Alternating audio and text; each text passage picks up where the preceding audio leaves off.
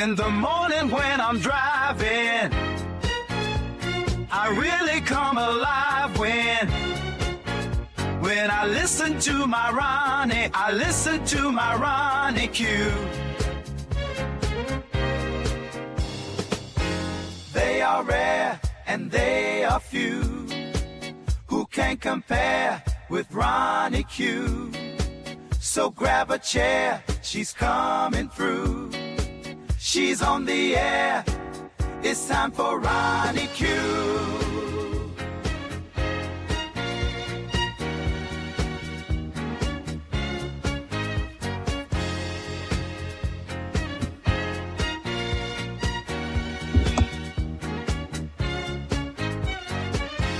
They are rare and they are few who can compare with RonyiQ. So grab a chair, she's coming through. She's on the air, it's time for RonyiQ. RonyiQ. It's time for RonyiQ. RonyiQ. It's time for RonyiQ. In the morning while I'm driving, Ronnie, I really come alive when it's time for RonyiQ. I listen to my Ronnie, I listen to my Ronnie. It's time for RonyiQ.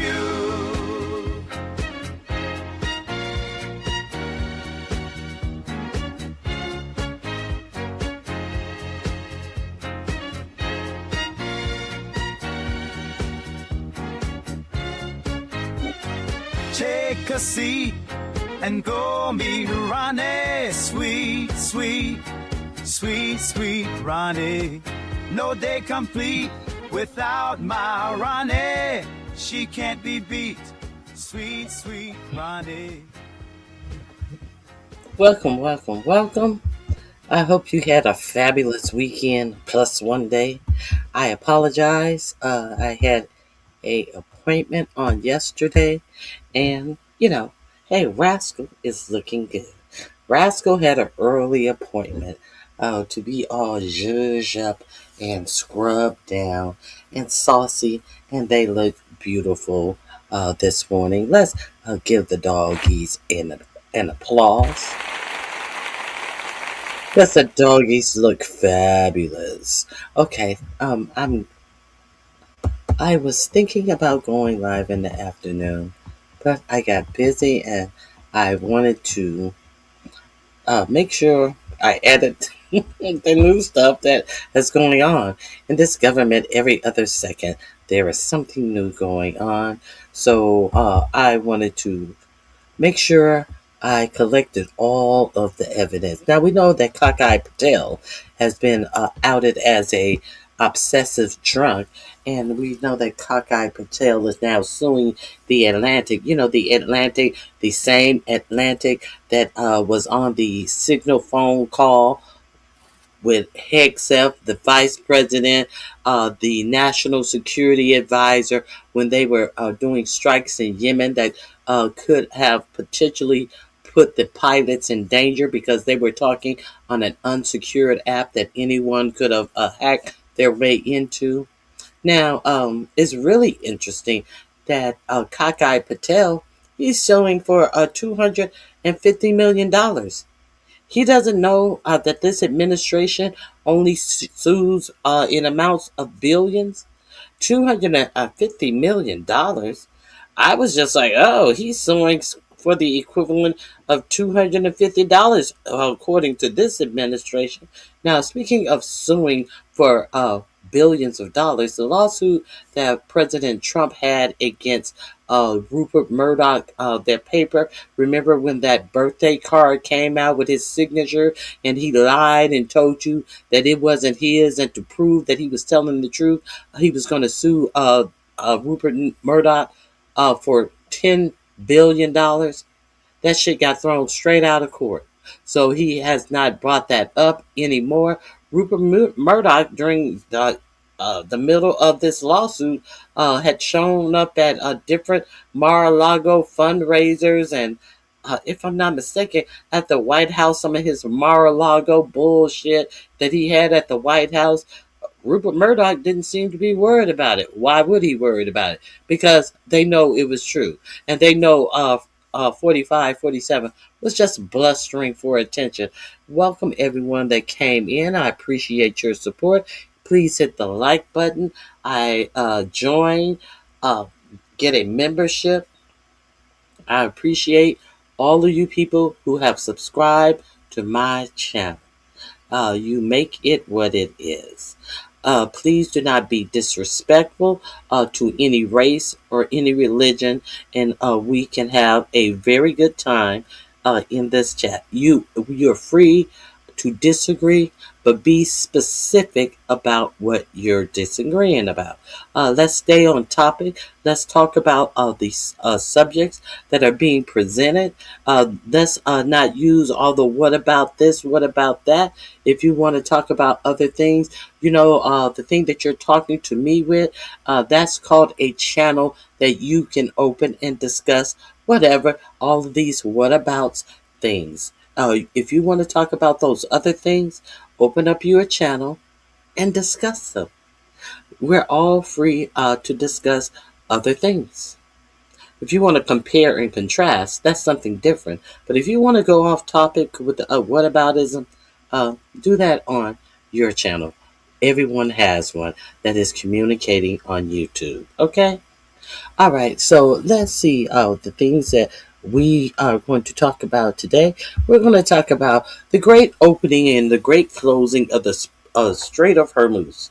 And we're going to talk about your president said that J.D. Vance was going to show up yesterday for the talks that were scheduled. But seems like over the weekend, of course, your president did try to do some slick shit, and the Strait of Hormuz were closed again. In addition to them being closed again, Iran said that, no, we're not negotiating anymore. You're not sending these three stooges up here on a premise of negotiating when you and Israel are following no negotiation agreements. So, it doesn't appear that there's going to be any negotiation. It appears now some reporter asked 4547 if J.D. Vance was on his way, and he couldn't say if J.D. Vance was on his way. To this moment, I don't even know if J.D. Vance was on his way. You know what? I really don't care if J.D. Vance is on his way.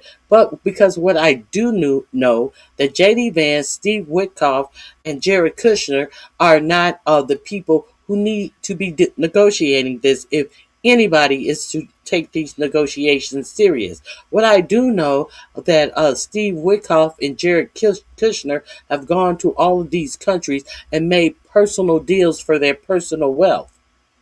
This is what I do know. What I also know is that Qatar is now telling the United States that they must prop up Qatar's dollar because Qatar needs to buy oil, and we wouldn't have been hit in our country if we didn't have military bases on our ground. So therefore, you need to pay us. Qatar is looking for reparations. We gave you a $400 million plane.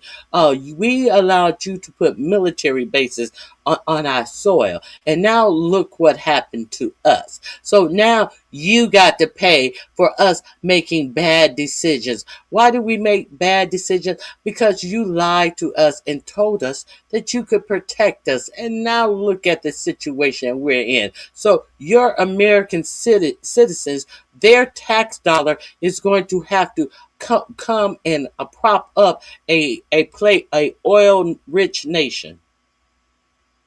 Because of the deals that you have Jared Kushner and Steve Witkoff and 4547 out here supporting. Oil rich, or do this, or we will start considering buying oil with the UN. Now, I have told you guys about the BRICS nations. for decades. It appears. I have told you about the BRICS nations that uh, these people use their own currency in trade to get from under the ability for the American to seize their money. You know, kind of like Iran money has been seized because of the sanctions that have been put on Iran. You know, the same sanctions that were taken off of Iran, so Iran could sell oil during this war. But you notice, one of the things that have been in negotiation is $20 billion. $20 billion that was locked up because of the sanctions. You know, kind of locked up like the sanctions that were released during the Obama administration when they made a deal about the uranium being enriched only to supply Iran with power to run the country and not to build weapons. You know how he released $1.2 billion back to Iran, which was being held in sanction that 4547, which is you believe is some payment that Obama made. Like it was a US dollars. No, it was sanctioned dollars that belonged to Iran that was given back. And your president 4547 with his deceptive lying ass would like you to believe that Obama paid Iran off. No, he released Iran's money. You know, the same thing that your president right now is talking about doing, releasing Iran's money. But curiously, you know, a funny thing about this is what your president is talking about is releasing $20 billion of their own money back to them. And he made a whole big stink about the $1.2 billion of their own money that Obama released back to them. So now, are we going to frame this as, oh, Trump gave them? He said Obama filled a 757 with cash money. So to pay this $20 billion, what is Trump? Is he filling two 747 400 with cash? No, he would need more than two to fill with $20 billion. He would need about 17 747 400 and fill them up with cash to pay them back. See, because all this is optics for a lie. This is this country's own money. So seems like the ceasefire did not work. We know that Iran is striking on no, what did Iran strike? We know the United States struck a shipping a ship full of shipping containers and loaded this ship. Now, this is what we know that they're doing right now. Iran said it is not going to negotiate with these buffoons that are being sent to negotiate with. Let me see what you guys are talking about. Hey, Detach. Hey, Sharice. Hard Rocker. Plain loads of money didn't make no friends. It wasn't supposed to make any friends. That was not the.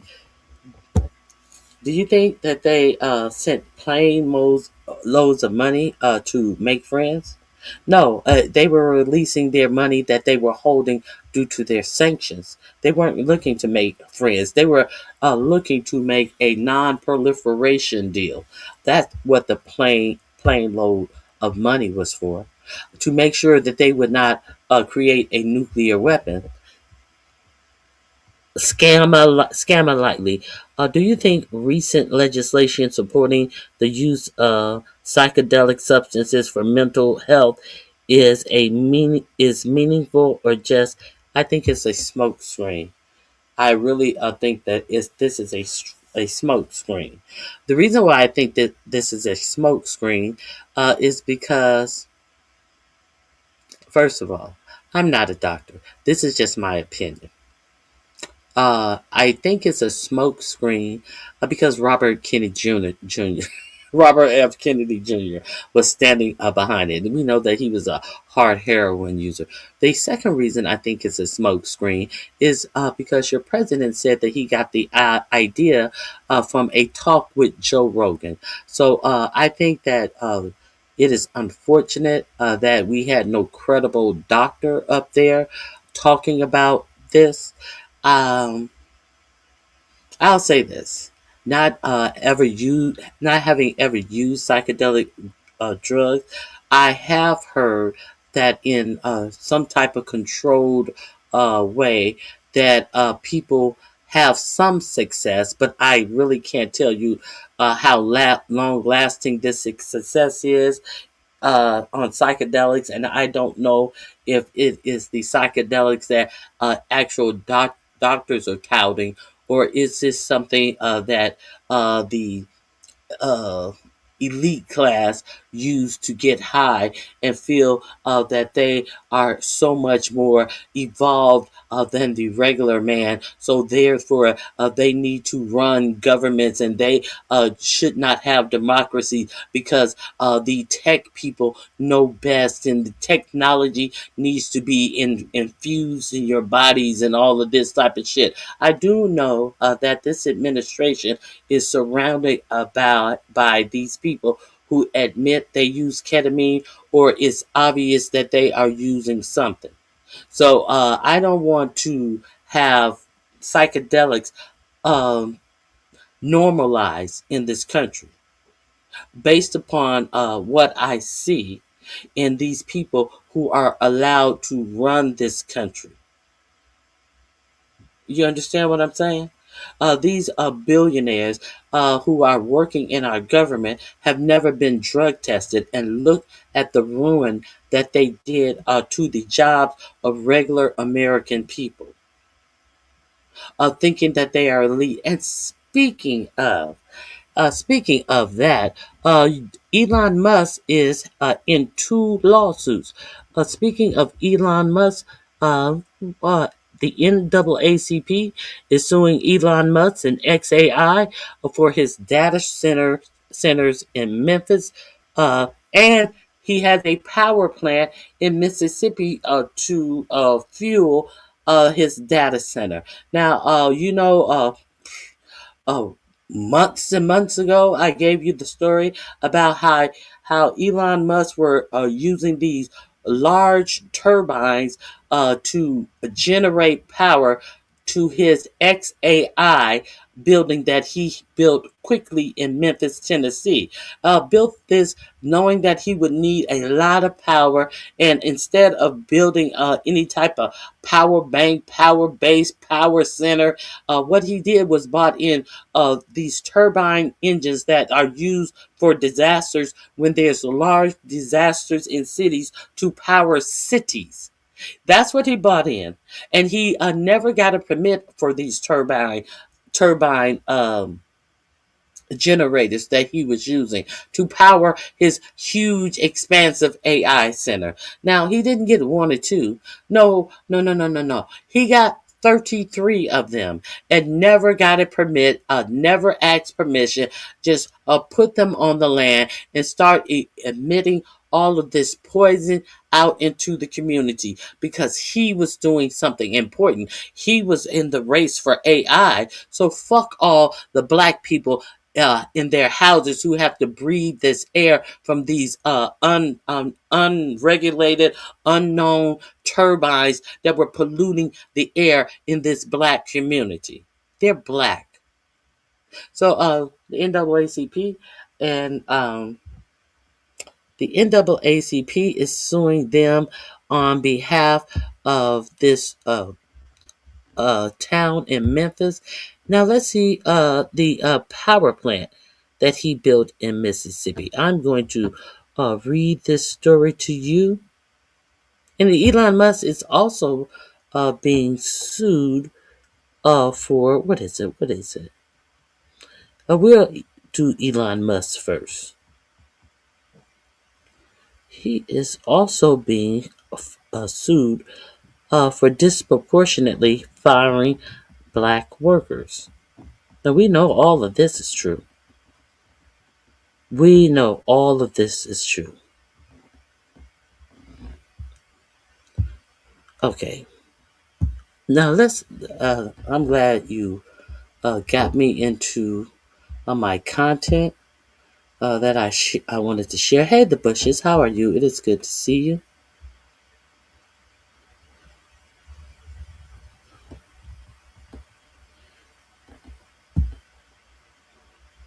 Oh, you're too hateful and uneducated? Okay, bye.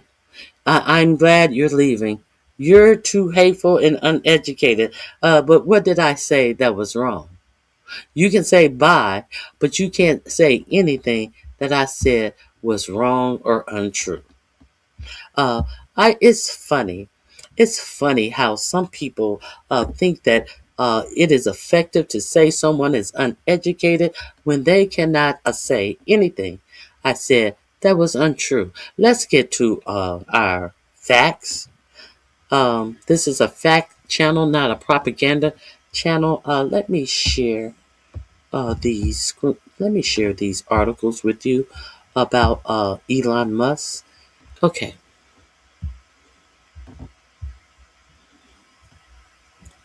Here is the first one, real quick. This came out 6 days ago. Okay. NAACP sues Elon Musk XAI over Memphis data center air pollution. Okay.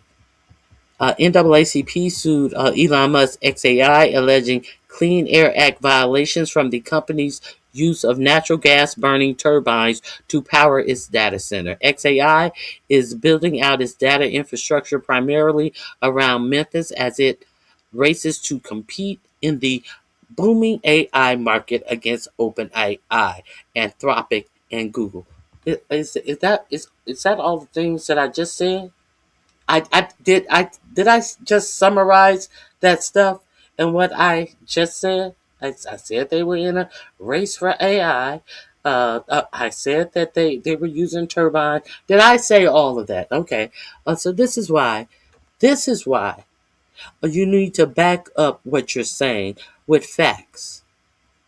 Because the ignorant people can then show their own ignorance as they calling you uneducated, as they call you ignorant. You know what they say about the hit dog? They holler. They show their true colors because you're educated in something that they had no idea about. So this is why I have started my channel, because my goal is to give you information on things that you may not know. And if you do not know some of these things, those are my goals. Those are the goals of every show I do. So if you want to hit me on my goals, you don't need to hit me on my goals to buy me coffee, to buy me anything. You need to hit me on my goals if you have learned something here today that can help you. Also, notice that I have some products. Please review the products. These are not products that I think that is going to make your skin look good, to do some superficial bullshit shit. These are some products that I believe we as Americans all need to make sure that we have in our homes to sustain us through this, what they call this new world order that they are putting in place for us. If you are unaware, why my thumbnail is saying that uh, these oil-rich Arab countries are considering using the Chinese yuan to buy oil. Now we all know that OPEC is on the dollar standard, but because your president decided to go in here on a war for no reason, nothing he can explain, when nothing was being done to the United States by Israel, on the behest of his master Benjamin Netanyahu. He is making this new world order thing really a thing. He is making it really a thing. Your president is actually ruining the U.S. dollar. Your president is actually, while he's trying to make monuments and arches and all of this shit, your president is in the midst of ruining the American empire. Because how has anything in your life changed for the good under this president? Where have any wages risen under the power of this president? Where the only thing that has risen under the power of this president is your cost of living, your cost of energy. These are the only things that have risen.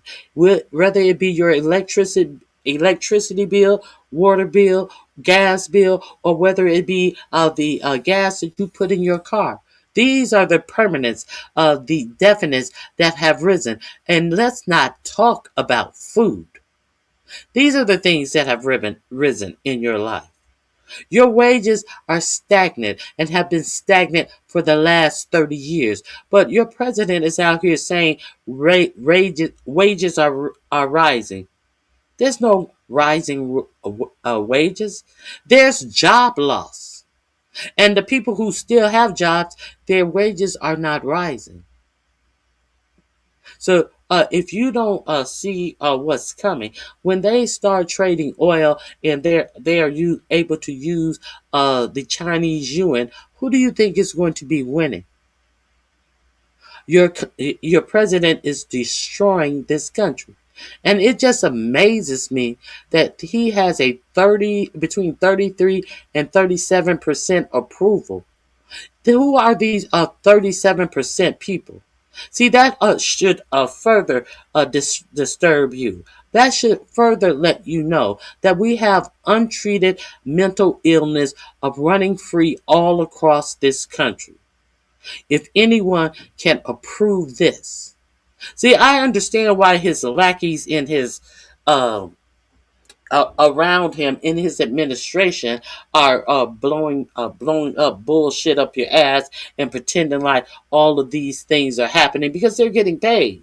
They're getting paid your tax dollars, and they want to keep these cushy jobs and keep coming in front of TV because they have no shame. They lie with no shame. It's all about money. They will do anything for connections to make more money. I understand why they are lying. But for the life of me, I have to put the fact that people at this time, this stage in the game, are still with all of this dumb shit, with no rationale behind it, with no factual opinions about how their lives have improved under this administration, walk into chats that are telling the truth and say stupid shit. When you say stupid shit in this chat, the only thing you are doing is raising your hand to say, hey, I'm a dumb bitch. Hey, I'm a dumb motherfucker. Hey, I think I can say something derogatory to you because you're a black woman and I'm supposed to make you feel some type of way since you're here telling the truth. No one cares about you. That's all you do is raise your hand and show your ignorance. Let's continue. Okay. But hey, keep raising your hands and showing your ignorance with no argument to support anything contrary to the facts that I have decided to present to you today. We can agree to disagree, but you're going to actually have to have a factual disagreement to go up against me. NAACP sued Elon Musk and XAI. Okay, I read all of that part. Let's continue. If you are unaware, this link will be in my description box. Please hit the like button. The company's Colossus 1 and 2 data centers in Memphis and a power plant in South Haven, Mississippi have faced protests for more than a year. I brought you this story a year ago when they actually discovered the 33 what were they? Gas burning turbines. I brought you this story over a year ago. Are they talking about this lawsuit in your for-profit media? Are they even talking about that this has been allowed to go on in Memphis, Tennessee for over a year? No, they're not. Okay, the NAACP filed a lawsuit against Elon Musk's XAI Tuesday, accusing the artificial intelligence company of violating the Clean Air Act, which its use of natural gas burning turbines to power data centers in and around Memphis, Tennessee. The suit filed in the U.S. District Court of Northern District of Mississippi alleged that between August and December of 2025, XAI and its subsidiary MZX Tech LLC installed and operated 27 gas turbines in South Haven, Mississippi, without an air permit or regarding the health of the and safety of people living nearby. Now, you mean they have put 33 in Memphis and an additional 27 in Mississippi? I didn't even know anything about the Mississippi power facility that they are powering with 27 gas turbines. Didn't even know about this. Understand these turbines are what they use for whole cities in the case of disasters. They have all 27 all piled up in one location in one area, polluting the people who live around these areas without permission, without announcing this, without any type of permits, because they know that it is unpermitted. But hey, under this new EPA secretary, we know that they may actually give them a pass. The Let me see what else it says. The turbines emit small forming hold on small forming pollutants and particulate matter that can lead to increased health risks and unpleasant odor, among other things. The NAACP is seeking de- declaratory and injunctive relief for the companies to cease operating the Colossus gas plant unless and until they obtain the required permits to apply the necessary pollution controls and to pay appropriate civil penalties for each day of the violation. Our right to clean air is not up for negotiation, especially when companies prove expediency, not people, is their priority. The NAADC Director of Environmental and Climate Justice said in an email statement. XAI did not immediately respond to a request for comment. Now owned by SpaceX after its merger this year, XAI has been using the natural gas burning turbines for months as its facility in South Haven, Mississippi, claiming that no federal permit was required because they were only for temporary use. Oh, so they said, oh, these are only temporary. So we don't need a permit. None is required. Nothing is required, sir. So we're just going to temporarily use this thing that is polluting the air around people who are living here. No permit is required to pollute our planet. Do you any of you believe this? This is what they XAI, a billionaire, is saying about polluting the air to to power his race for AI that is going to do what? Take all of your jobs, take all of your information, survey you, everything you do. And he's going to start by taking your air, your clean air. These billionaires, this is what they think of you. They go right into your community and boldly put all these turbines in your community. These people who are on hallucinogenics. These people are who are on psychedelics. But the Republican Party give them all the leeway that they need as they call you, say that you should be in drug for having a bag of weed. Understand that and make that make sense. I don't use any weed, anything. But look what they want to do to you. These people on these psychedelics. Okay. I'm going to put this link in my description box. You can further read this story. It will be in my description box. Since it's the first link that I read, this will be link number 1. I'm just numbering my links today, and go over there and finish reading the story. Google the story. It is available to you. I have shared this story a plethora of times over here. Let's see what else Elon Musk is being sued for, shall we? Since we are talking about these people who are on psychedelics and the things that they are doing in our country, I should share this suit with you as well. Here we go. Let's get to this one. I have to increase the size because this is quite small printed. Okay. Elon Musk's XAI sues over Colorado's AI anti-discrimination law. So Elon Musk is suing Colorado over their anti-discrimination law.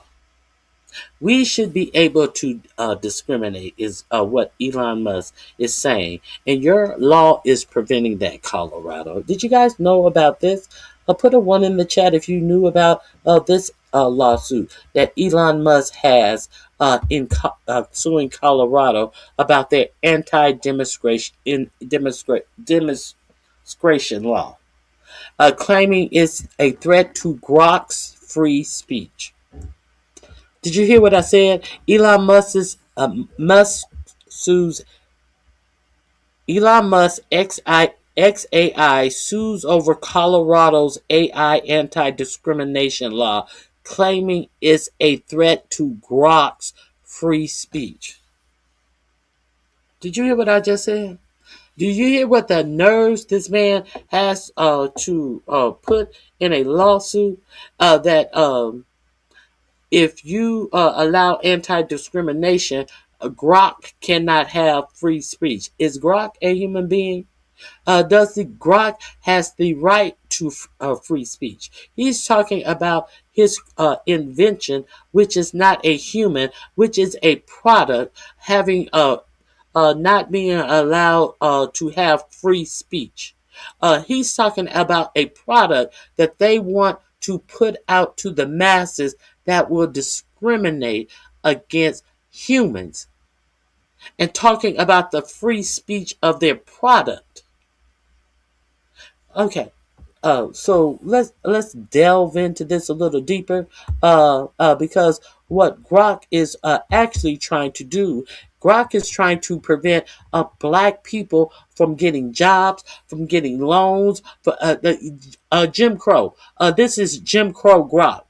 This and Elon Musk has created a Jim Crow Grok, and we know that they want AI to be over every industry that there is. So Elon Musk is mad that they are blocking this Jim Crow Grok. Did you know about that?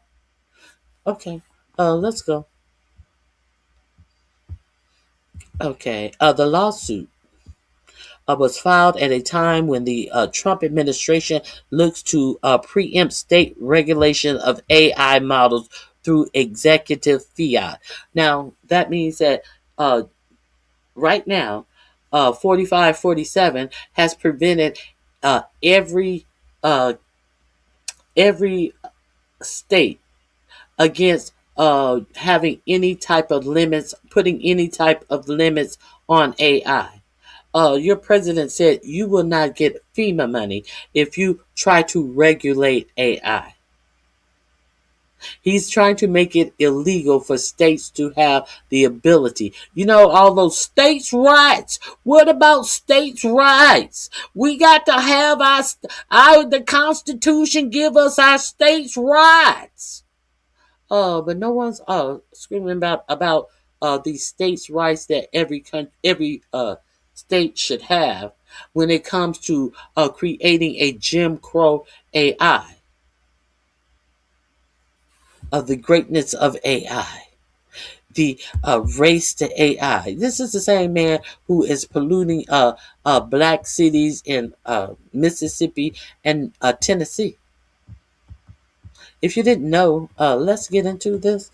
Elon Musk, XAI company, sued Colorado on Thursday in an attempt to prevent that state's artificial intelligence anti-discrimination law from going into effect. Senate Bill 205, passed in 2024, is one of the nation's first attempts to regulate high-risk AI systems and protect consumers from algorithmic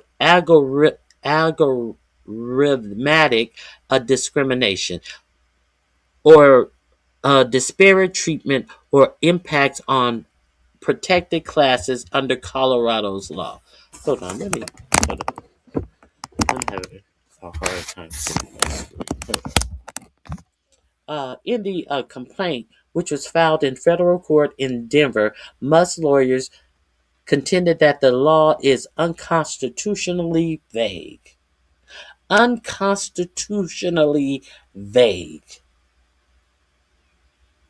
That's what his lawyers say. The law is unconstitutionally vague and invites arbitrary enforcement because it fails to define some key terms.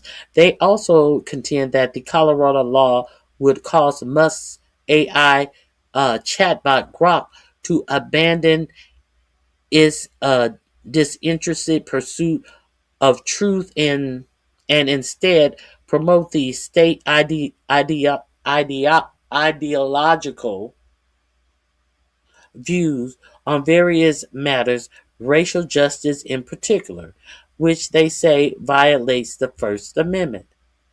But Grok is not a human being.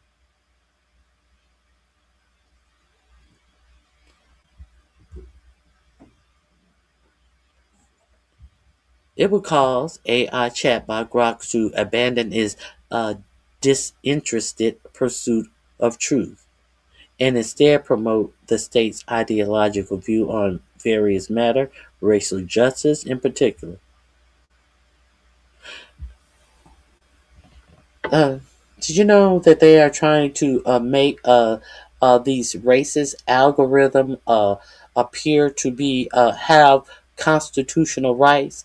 This same administration that have robbed you of your own, that is comfortable of taking the rights away from you as a U.S. citizen. We're going to get into some more things that Elon Musk and these billionaires are creating to erase your rights as a human being, as they put up their machines. We understand that Peter Thiel had a hard time saying if humanity should be able to thrive and continue. He and ultimately his answer after having a long extended pause. What Peter Thiel said that the only way that humankind should be able to exist is if the body is incorporated with technology. Are we clear that these are the people who have the ear of your government? As your government sit up and say everything is going well for the people, as you have this billionaire gay Scott Bassett come out and tell you, well, the polls may say this. I don't know why the people mark this stuff on the poll, but I know that the people are feeling good about this economy. When he's presented with actual factual polls, and he says that he don't know. I don't know why they're not telling this to the people on the polls. I don't know what they're thinking when they answer these polls, but I know that the people are love this economy. When faced with truth, this is what these billionaires are saying.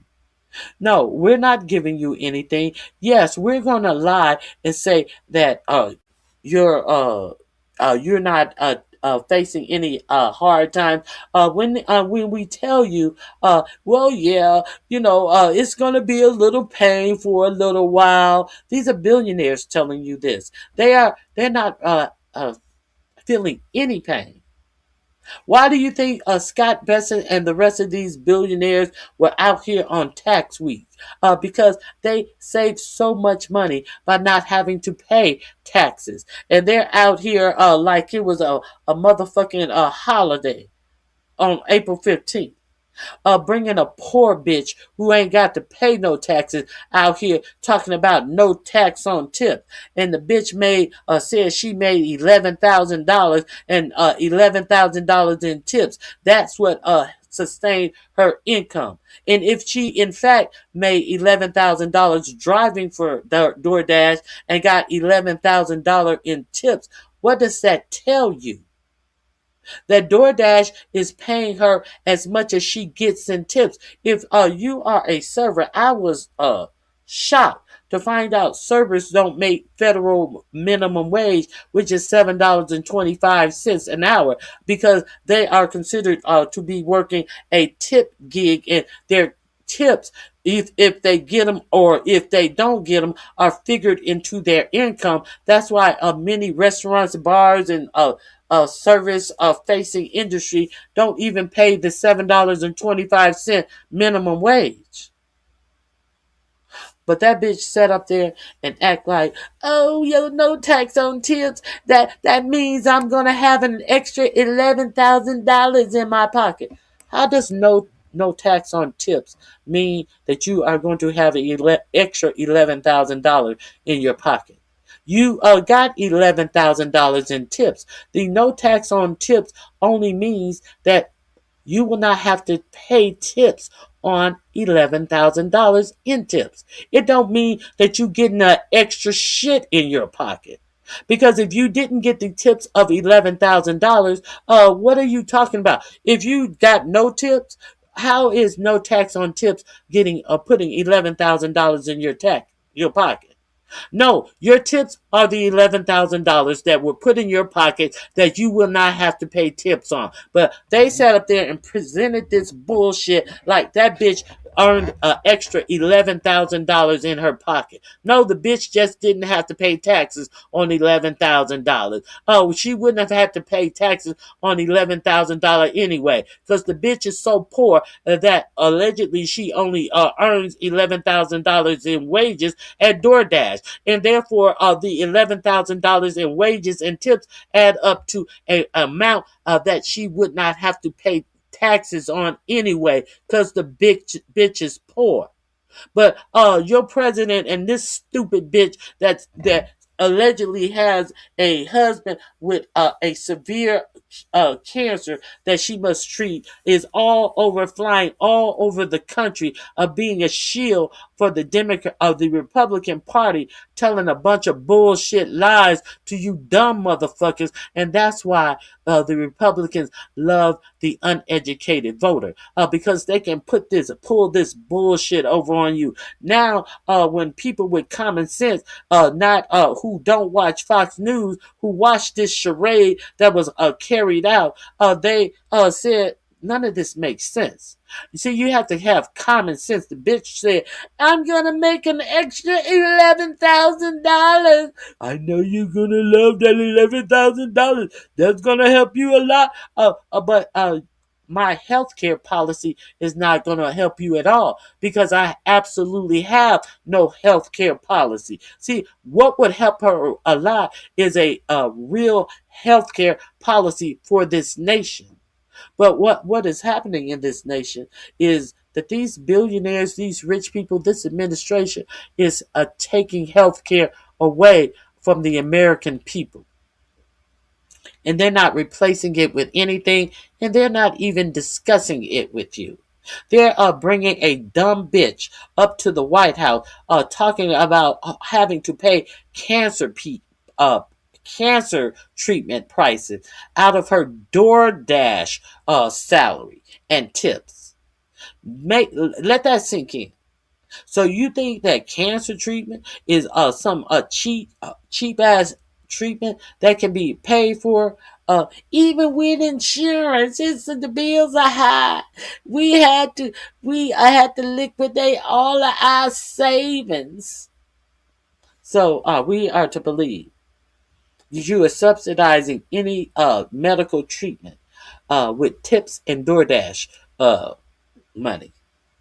See, this is the bullshit. But let me get back to this story. Fuck that bitch. Okay. Okay. Uh, where am I? Elon Musk XAI company sued Colorado on Thursday in an attempt to prevent the state's artificial intelligence anti-discrimination law from going into effect. Senate Bill 205, passed in 2024, is one of the nation's first attempts to regulate high-risk AI systems and protect consumers from algorithmic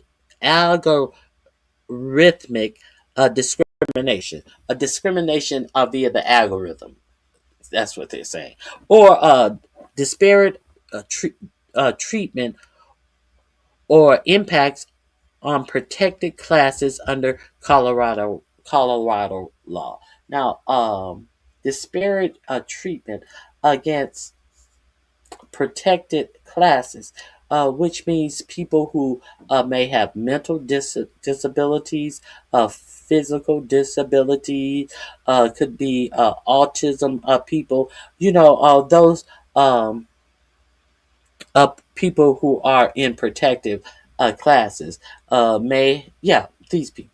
Okay. In the complaint, which was filed in federal court in Denver, Musk's lawyer contends that the law is unconstitutionally vague and invites arbitrary enforcement because it fails to define some key terms. They also contend that Colorado law would cause Musk's AI chatbot Grok to abandon its disinterested pursuit of truth and instead promote the state's ideological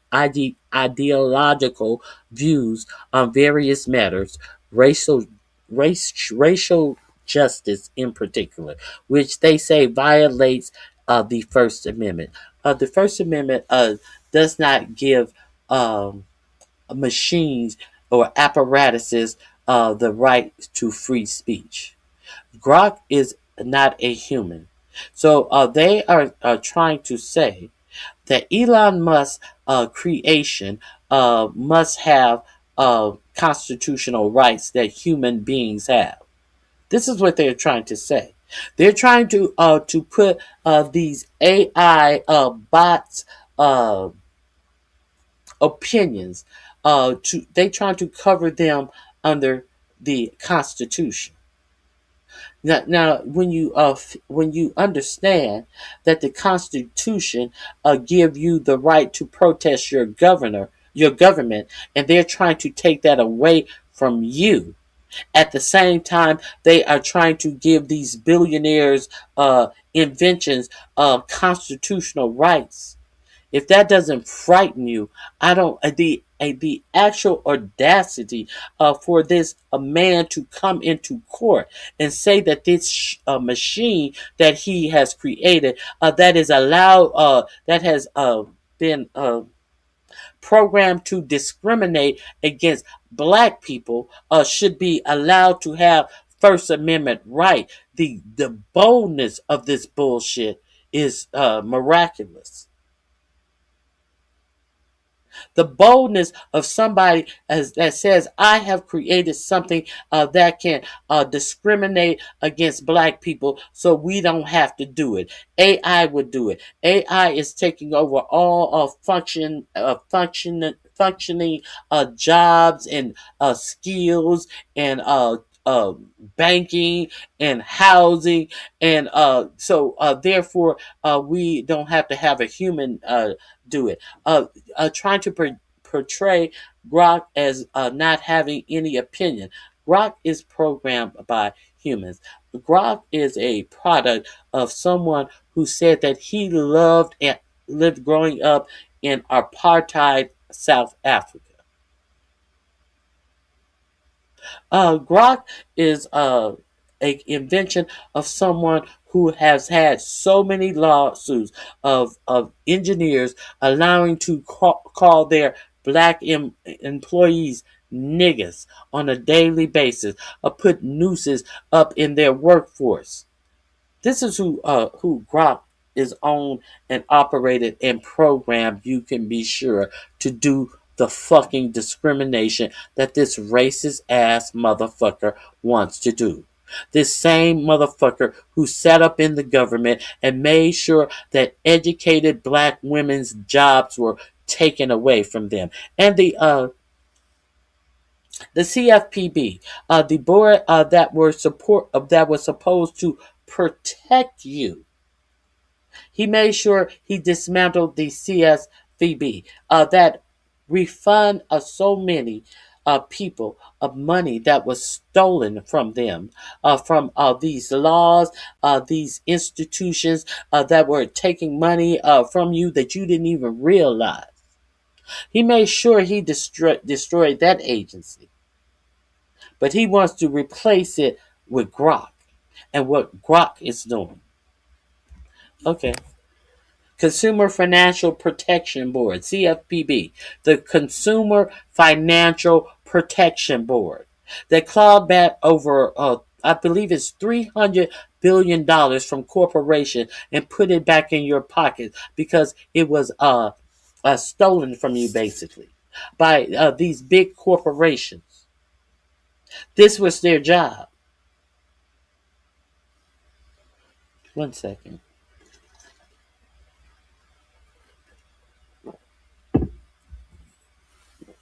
So they say it violates the First Amendment, Grok's First Amendment, trying to humanize Grok. Um, Unless the implementation and enforcement of SB 24-205 is enjoyed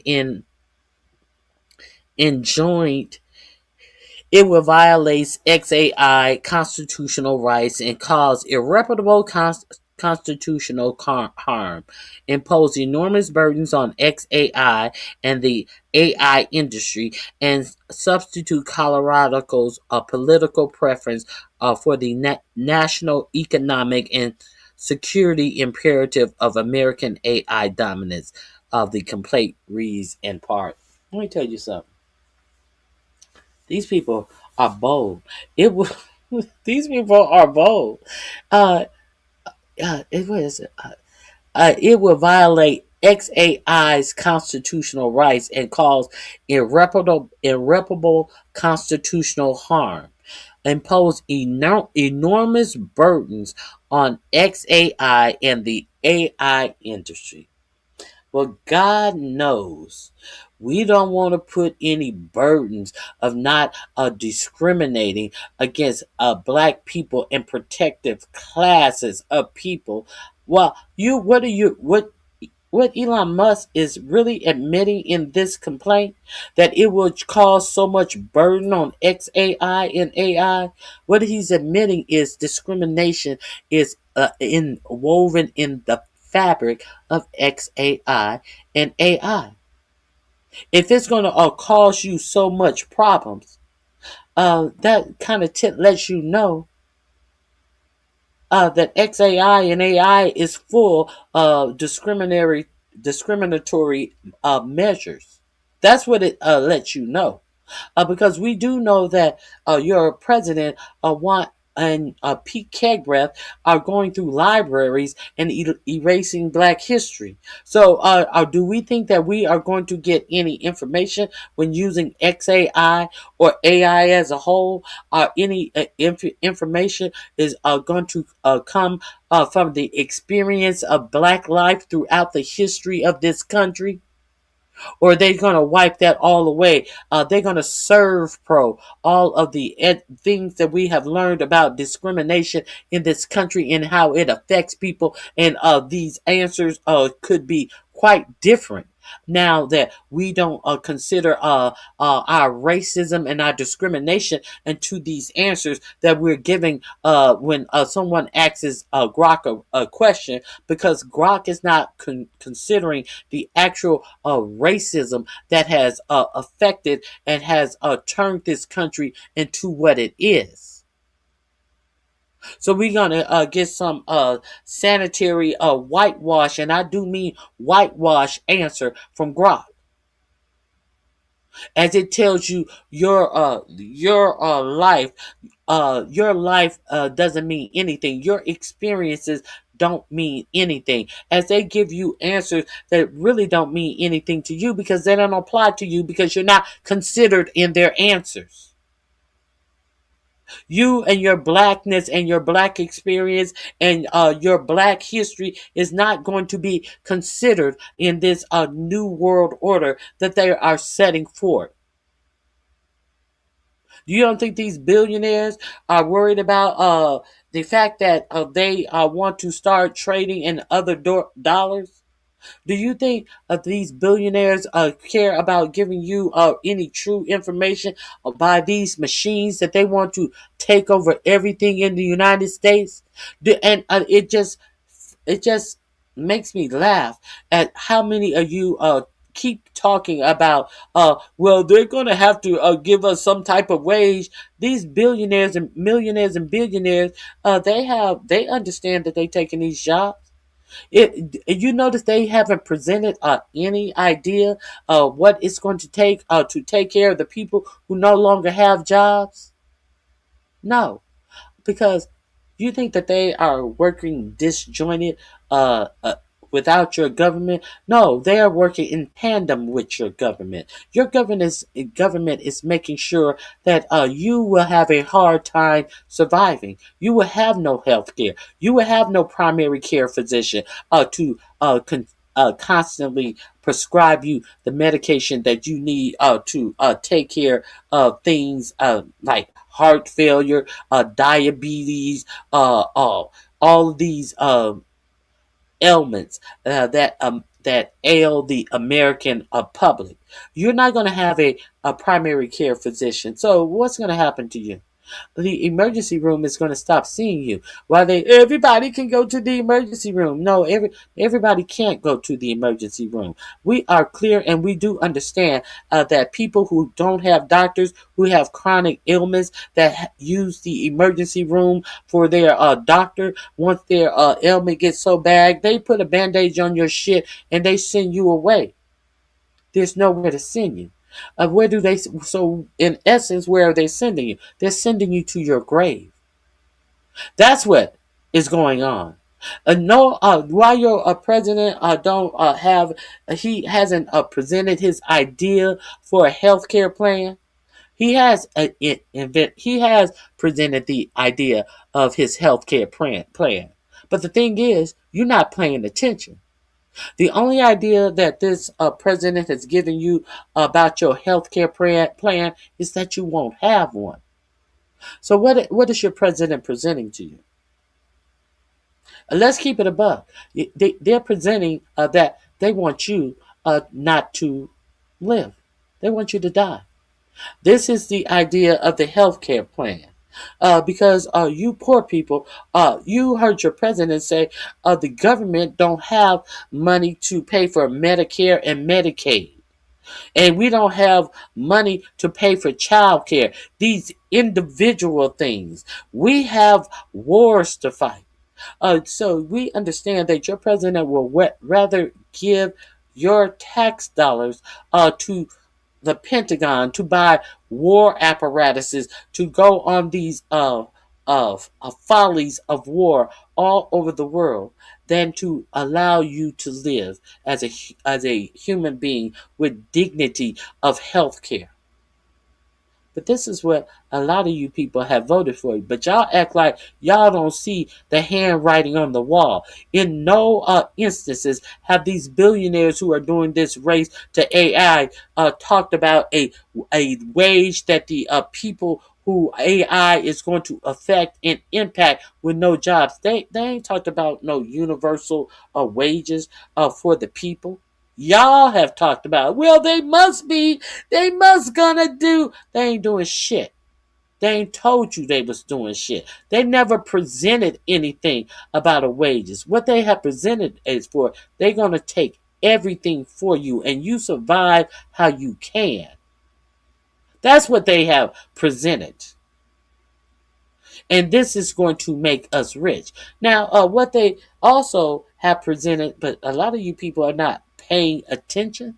They have presented ways that your government can identify you as a domestic terrorist. Those are the things that they also have been creating while you have not been paying attention, and that's NSPM 7. National Security Presidential Memorandum 7 has been creating ways that will classify you as a domestic terrorist. Not even because you did something. They are going to. They have figured out a ways to predict that you are going to be a crime and designate you as a domestic terrorist, even though you have not even committed the crime yet. This is what NSPM 7 is for. Is actually doing preemptively. Describing you as a domestic terrorist, which means you haven't done anything. But you're still going to be described as a domestic terrorist based on things that they have put in place via AI, via constant monitoring of what you do, what you write on social media, your belief system. If it doesn't line up to what the government believes it should be, you're going to be preemptively not committing any crime described and identified as a domestic terrorist. What your country is also doing that you are not paying attention to, they are constantly building more of these private detention centers that their billionaire friends are. Why would somebody just build a detention center? Why would they continue to build these detention centers when they tell you that there is zero people coming to this country? How many people are self-deporting from this country? How many people they have in ICE that they are going to deport from this country?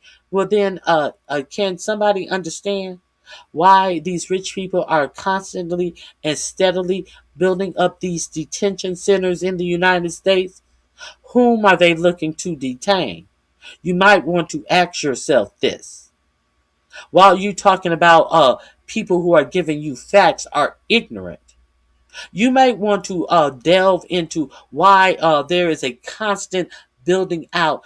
They are constantly looking for warehouses to allegedly house these detainees.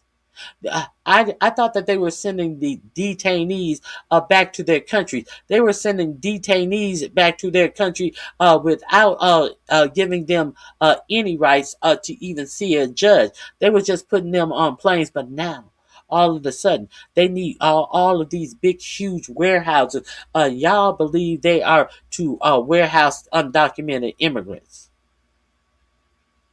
that they are throwing straight on planes and not giving them a opportunity to plead any cases, to see any judges. Y'all think that all of these warehouses are for undocumented immigrants. To your own peril, that is what you're believing. Um, got off message here. I apologize. Let me read the story. Let me read the story. Well, let me see what you guys are saying before I continue with the story, since I totally dropped out on my own story. You guys are not saying much. Please hit the like button. I would greatly appreciate it.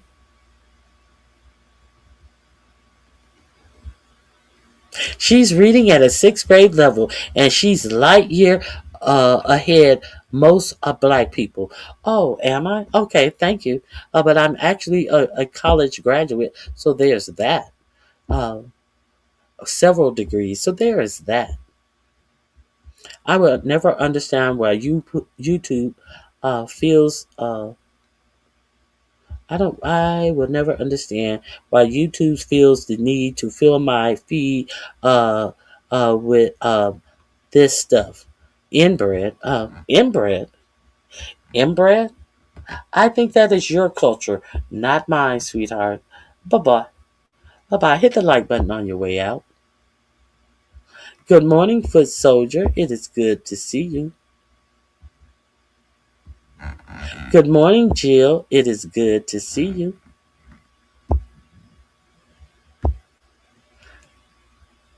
Oh, good morning. Oh, I spoke to you scam lightly. It is good to see you. Dismissing someone's perspective without fully engaging with it in a setting meant for open discussion and free expression. Why avoid addressing the issues? Keep speaking, RonyiQ. I will. Okay. Let's. I don't understand how he is able to do these things. I don't understand either. Mark my words. Psychedelics will be used to treat depressions in humans worldwide someday.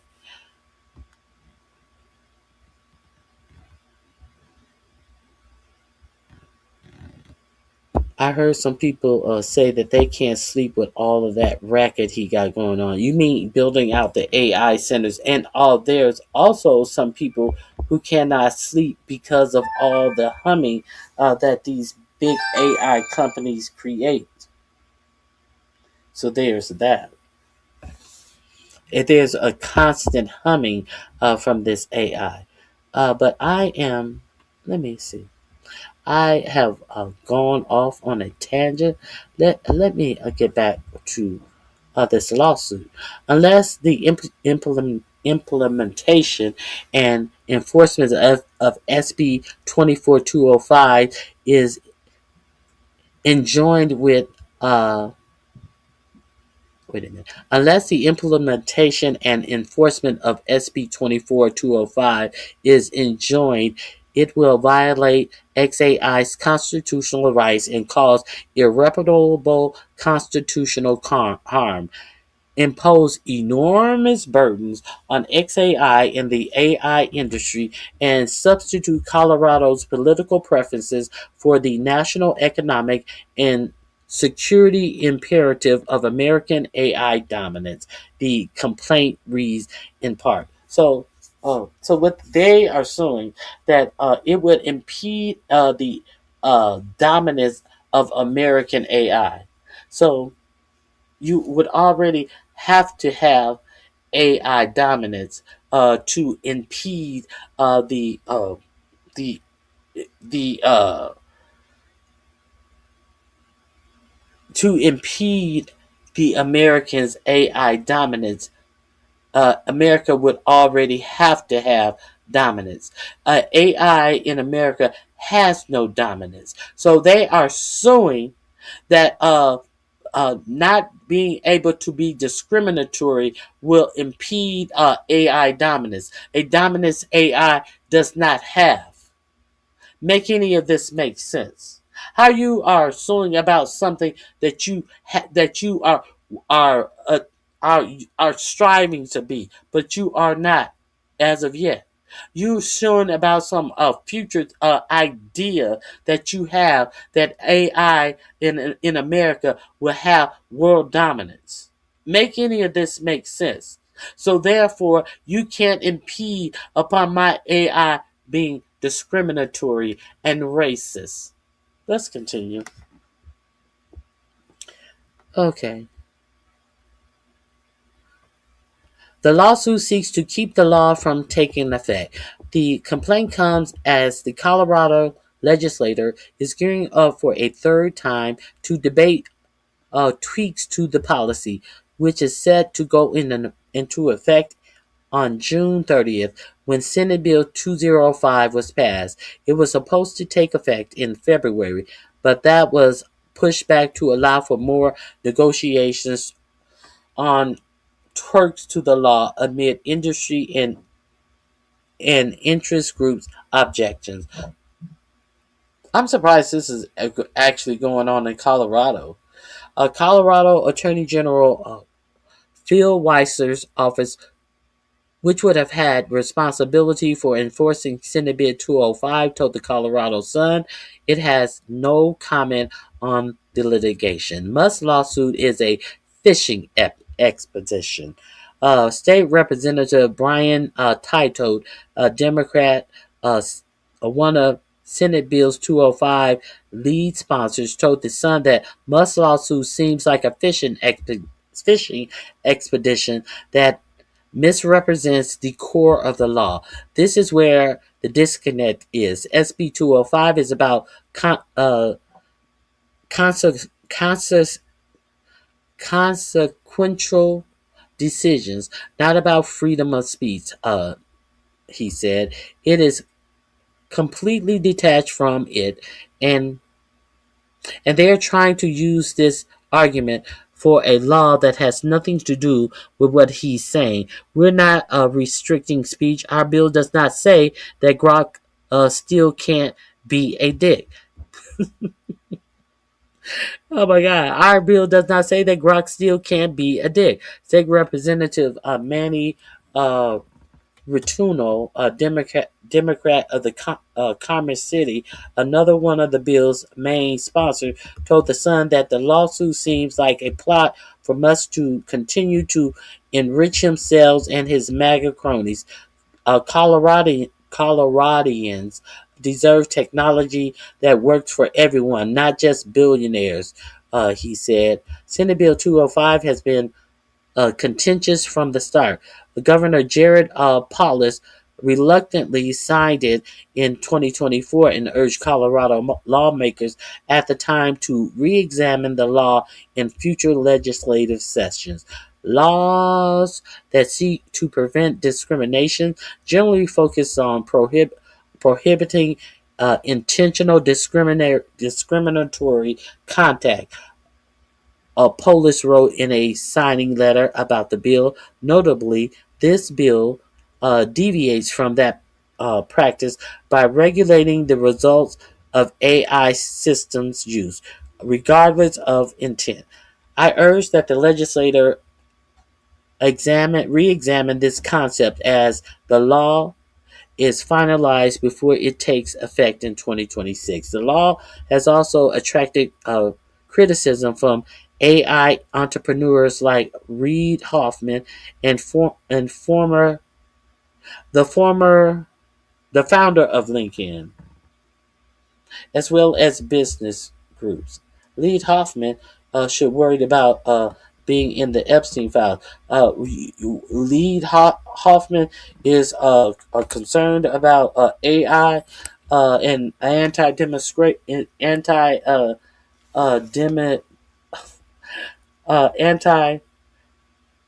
discrimination suits.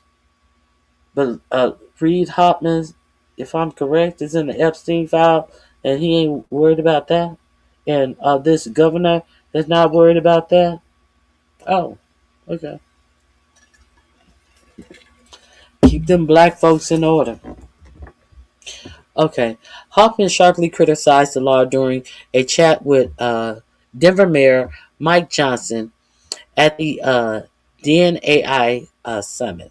Now, Did the mayor talk to Reid Hoffman about why he was in the Epstein files?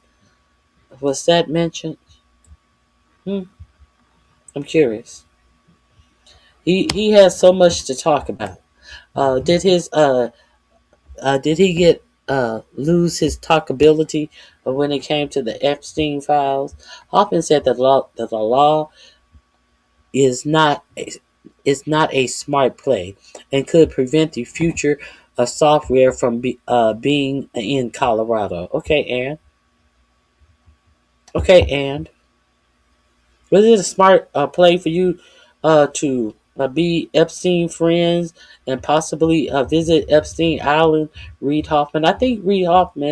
I think he stepped down from what was that that he created. I think he's even stepped down from LinkedIn because of being in the Epstein file. But Reid Hoffman want to be. These are the people who want to be out here telling you that it is unpopular to say that something is discriminatory and is not allowed in your state. Reid Hoffman. These are the people who feel that they have an important worldview because they have money. Reid Hoffman. That are going up to your elected officials. I don't think that anybody elected Reid Hoffman. But these are who some of your elected officials that are going to for advice. The likes of Reid Hoffman.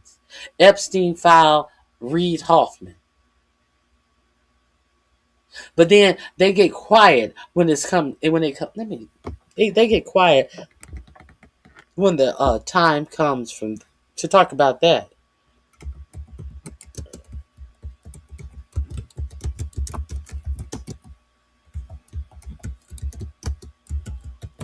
Let me see.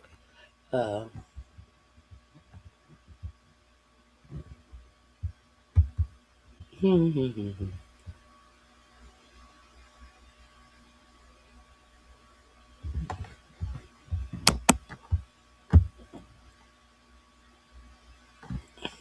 let's see who's talking. Let's see who these politicians are talking to, shall we? Let's talk about it. I think we need to talk about it. Let's see who our politicians are talking about because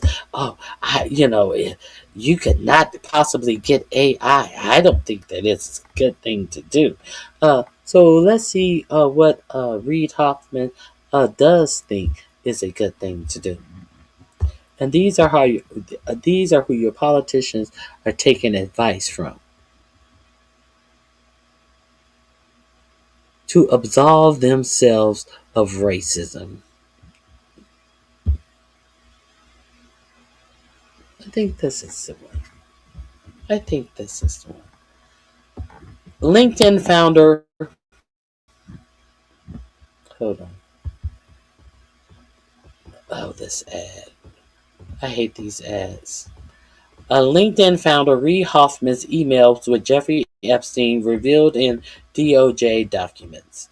Newly released Jeffrey Epstein emails revealed LinkedIn co-founder Reid Hoffman discussing visits to Epstein infamous private island, his New Mexico ranch, and his New York apartment.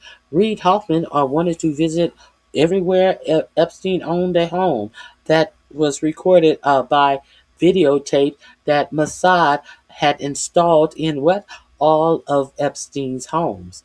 An apparent 2014 scheduling memo lists a variety of dinner parties as well as the line Jeffrey will have a Joby Ito and Reid Hoffman will go to the ranch for the weekend. JE did not give extended dates. And into the Japanese venture capitalist. Shoei Ito. Let me see. Jeffrey will have Joy Ito, I don't know who that is. And Reed Hoffman will go to the ranch for the weekend. Uh, J.E. did not give exact dates. Ito is a Japanese venture capitalist. So here we go. An email Epstein penned to his assistants under the heading "Trip to the Island" states Reed will take a Virgin American flight from San Francisco to Fort Lauderdale, departing at 8:20 a.m., landing at 4:40 p.m. The 2023 Hoffman visit in 2023 Hoffman visit Epstein's former Caribbean private island, Little St. James, also known as uh, Pedo Island. The Post previously reported. One In one bizarre 2016 email, Hoffman, a top Democratic fundraiser, sounded thrilled to recover an important personal item that somehow got buried in swag. Buried in swag? I don't know what that means. Sadida, please tell Reed that I have his passport found in the gift bag that they gave me, Epstein wrote. Oh, swag. Found in the gift bag. So, let me see. What else did they say about Reed Hoffman? Larry and me and your passport, Epstein later wrote Hoffman dryly about an event in Italy that referenced the former Treasury Secretary Larry Summers. Excellent, claimed Hoffman. Hoffman turned up in yet another email in 2014 messaging Epstein from SpaceX founder Elon Musk. Spoke to Reed Hoffman yesterday. Are you planning to do a St. Bart's again for Christmas? Epstein asked him. I don't know, was Musk's terse reply. Musk had sounded more than keen in November 2012 email. Do you have any parties planned? He wrote Epstein. The document shows I've been working to the edge of sanity this year, and so once my kids head home after Christmas, I really want to hit the party scene in St. Bart's or elsewhere and let loose, Musk continued. The invitation is much appreciated, but a peaceful island experience is the opposite of what I'm looking for. So these two, in my opinion, pervs, are the ones who are deciding if it's okay to discriminate against blacks. They are okay the discrimination that Grok will do to blacks. Now, let me get back to this. What are we trying to prevent in this Grok thing? Here we go.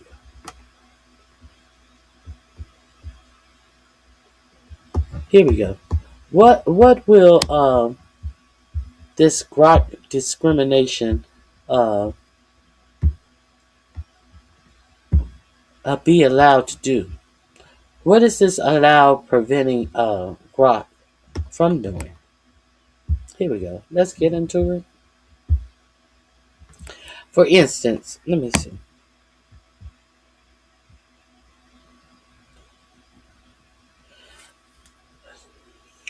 A Musk lawsuit was filed as lawmakers, state officials, and AI advocates are working on changes to Senate Bill 205. On March 17th, the Colorado AI Policy Working Group, a collective of state lawmakers, school district officials, and other AI technology consumers, realized a plan that seeks to address the concerns.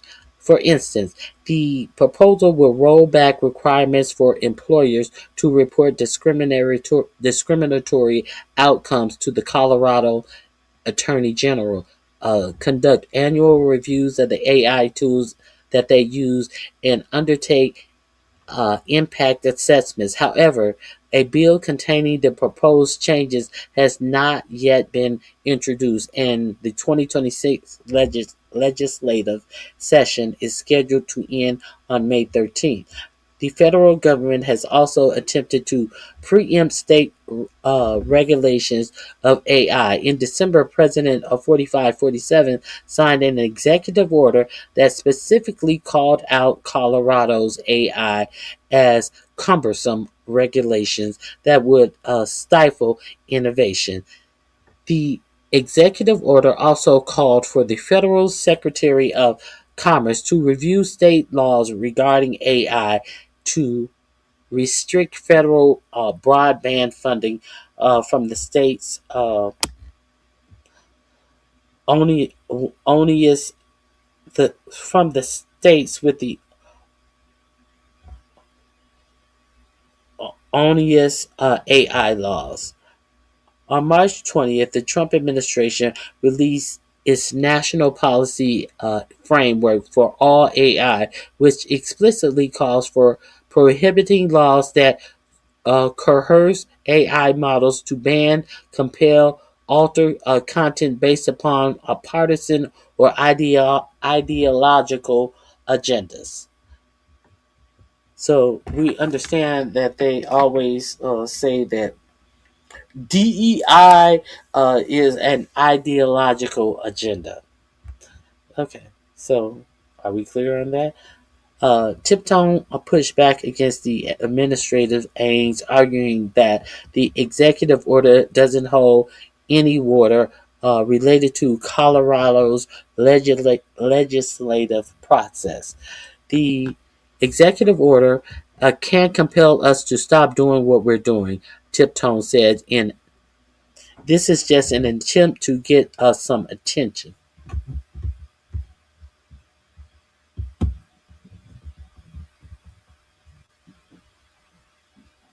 So that is the story. Elon Musk is fighting. Elon Musk is suing, and Elon Musk is being sued. So let's see what you're talking about. Let's see. Hey, Nappy Child.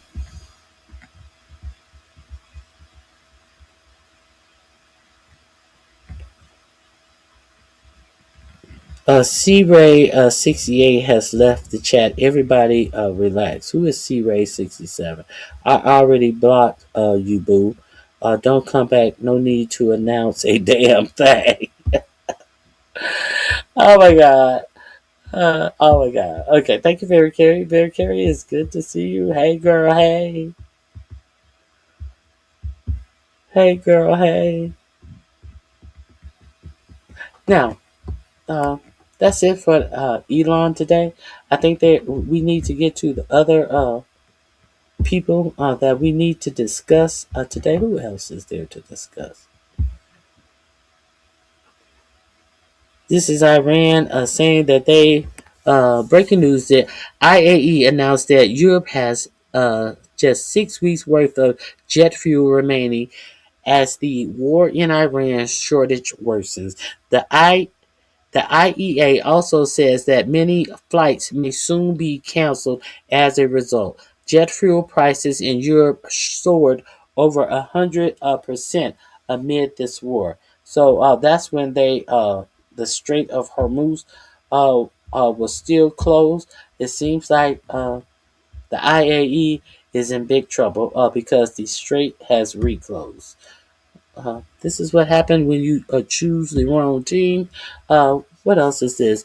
Uh, Breaking leaders of the Gulf and European countries believe that a peace deal between the U.S. and Iran will take 6 months to be reached, per Bloomberg. Now, this is when they closed the strait. They were figuring that it would take 6 months for there to be any changes in our oil prices. Now, I have heard estimates that it will take up to 2 years for for us to receive the benefits of the Strait and the war being over and the Straits being reopened because there has been bombing, you understand, at many oil facilities. So at the least that they're saying they can relieve some prices at the pump. It's within 6 months. But then they close the Straits again. So my whole point is you really need to make sure that you are prepared to sustain yourself and your families. I have a list of solar powered generators. Understand that we're going to be out of gas. There is going to be a big fight for gas. In the 70s, there were big fights for gas. There were big fights in the lines for gas that wrapped around blocks and blocks, and people trying to cut in, and people just needing to fill their generator, thinking they could go to the front of the line. Why put your life in danger? Understand that you may need to shop for one of these generators while you're giving your money away to YouTubers who are begging for bullshit that they should be able to buy for themselves in their own life. You may want to be looking for things that you should buy to sustain your life. I understand that a lot of you don't believe that this could happen. But don't get in the situation and not have these things and talking about, I never believed this would happen, and not be prepared. How many of you are storing away water? I have water containers here. You just cannot go to the store and buy water in these clear plastic bottles and think that it's going to sustain you. The average human person needs 5 gallons of water per day. 5 gallons per day. That is to sustain you, to cleanse your body. I understand a lot of you people don't bathe, don't worry about cleansing your body. But when you are put in a position of survival, if you think that you're going to sit your funky ass among people who are trying to survive, no, they're going to kick your ass out to the wind. If you are have some type of medical disability, you may want to make sure that you are prepared to sustain yourself. Because when push comes to shove, you're the first one who's going to be pushed out as well. If you're no benefit to your a group of people, it could even be your family members. If you're no good to them, then you're only a hindrance to them. So understand that if you are that person, you may need to understand that there may be a time where you have to drop out of the unit for the betterment of the whole family. So then, what are you going to do then to sustain yourself? Grandma. It's okay, Grandma. We'll come back for you. We'll come back for you, Grandma. They may indeed come back for you, but will you be able to survive alone? These are things that you really need to be thinking about. Because these billionaires don't give a fuck about you. They're trying to take over everything.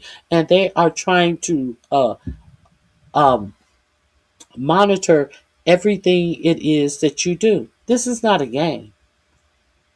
As the US dollar, as the UAE is telling America that you need to ante up some money to us. We need some money because you guys got our country fucked up. And if we don't get money from you, we're gonna start buying oil with the UN, with the UN. The same thing that Israel, that the same thing that Iran told you when it blocked up the straits. Now it is reported that 2 ships have paid the what's it, $2 million to get through the straits. They're not paying in dollars; they're paying in the UN. The only thing that this war is proving is that it is ruining America and the American dollar. That is the only thing. That this folly, that your president is too ignorant, too unexperienced to get out. It is reported that when they went on that little hunt for the missing helicopter or jet fighter that was lost in Iran, it has been reported that your president was not even allowed in the war room because he was too disruptive, too animated, too stupid to be in the war room as they planned these plans. He was too worried about how he was going to look, if he was going to look like Jimmy Carter when they had the hostage attempt that failed, when Jimmy Carter administration was uh, trying to capture hostages, and the mission failed. He's worried about that. They had to kick him out of the situation room. We have a fool that is reporting a bunch of lies to you. He reported that Iran agreed that they would not proliferate any more uranium, and that they will give over all the uranium to the United States. All of these things that this man is reporting is lies. And this is where we are.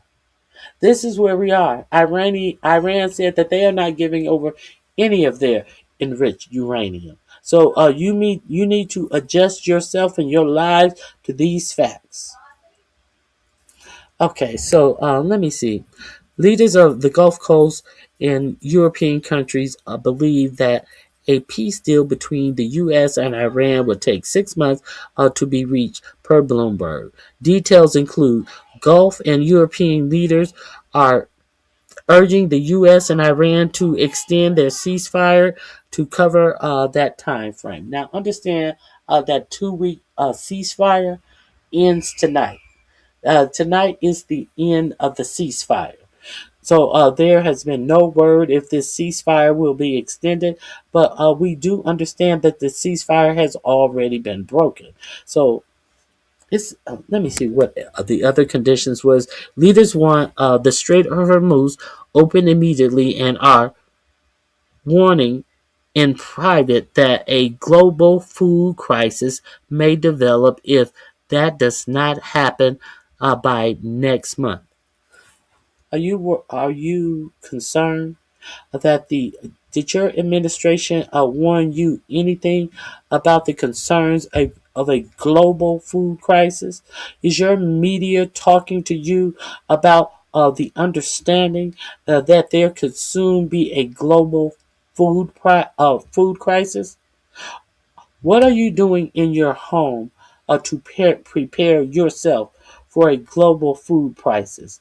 Are you listening to idiots out here on YouTube talking about where they're going to get their next DoorDash meal from? Or are you making sure that your house is ready in the case of an emergency food crisis?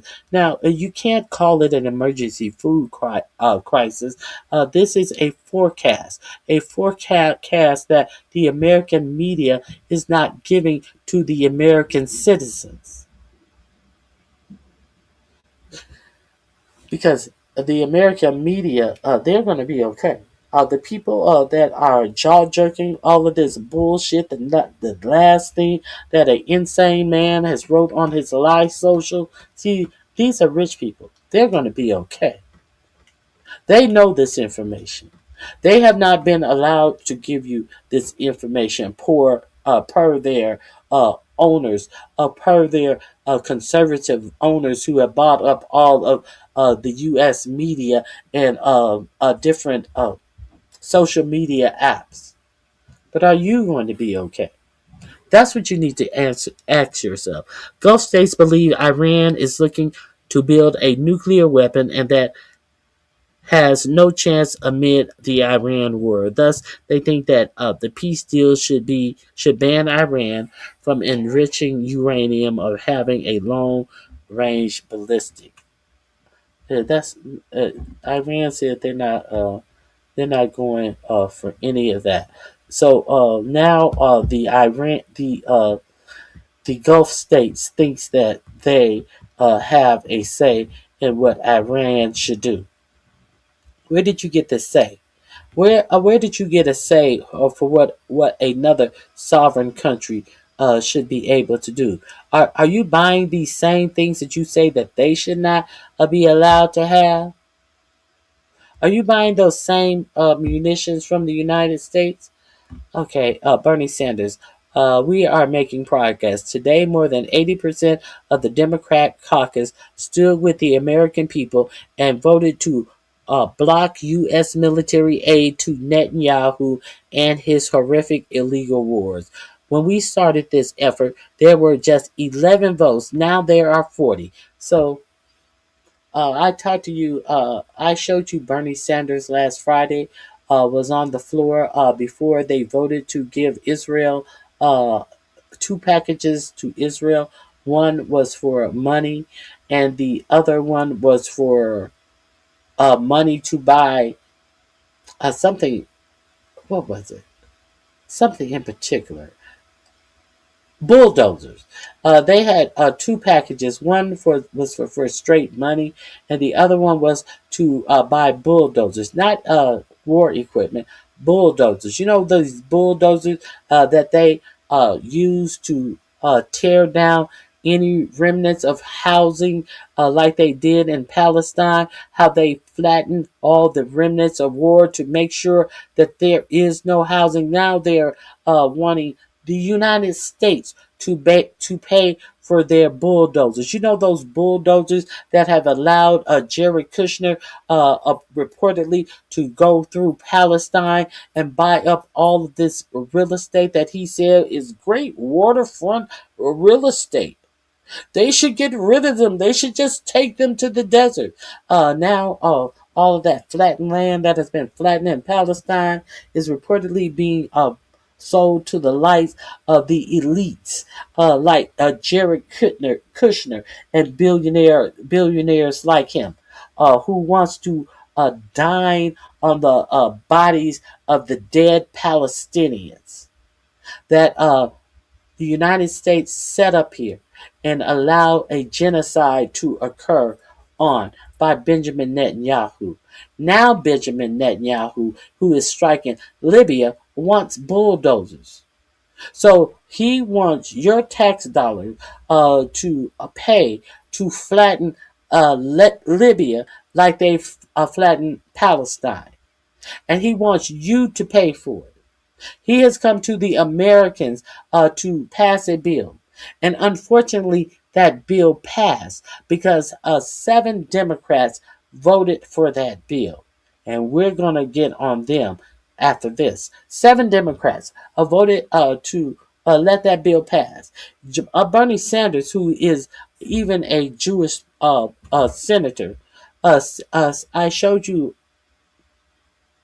on Friday how he spoke against giving Israel this money to do these things. But unfortunately, we had 7 more senators who allowed this bill to pass. And therefore, Israel will be getting its money for bulldozers. Now, understand that there was supposed to be a ceasefire because Israel said that, oh no, Libya is not included in the ceasefire, and they continued to fire. Now, in this second, no, Libya is included in this ceasefire. Netanyahu reluctantly agreed. Okay, well, okay, we won't strike Syria anymore, but we're keeping all the land that we've already conquered.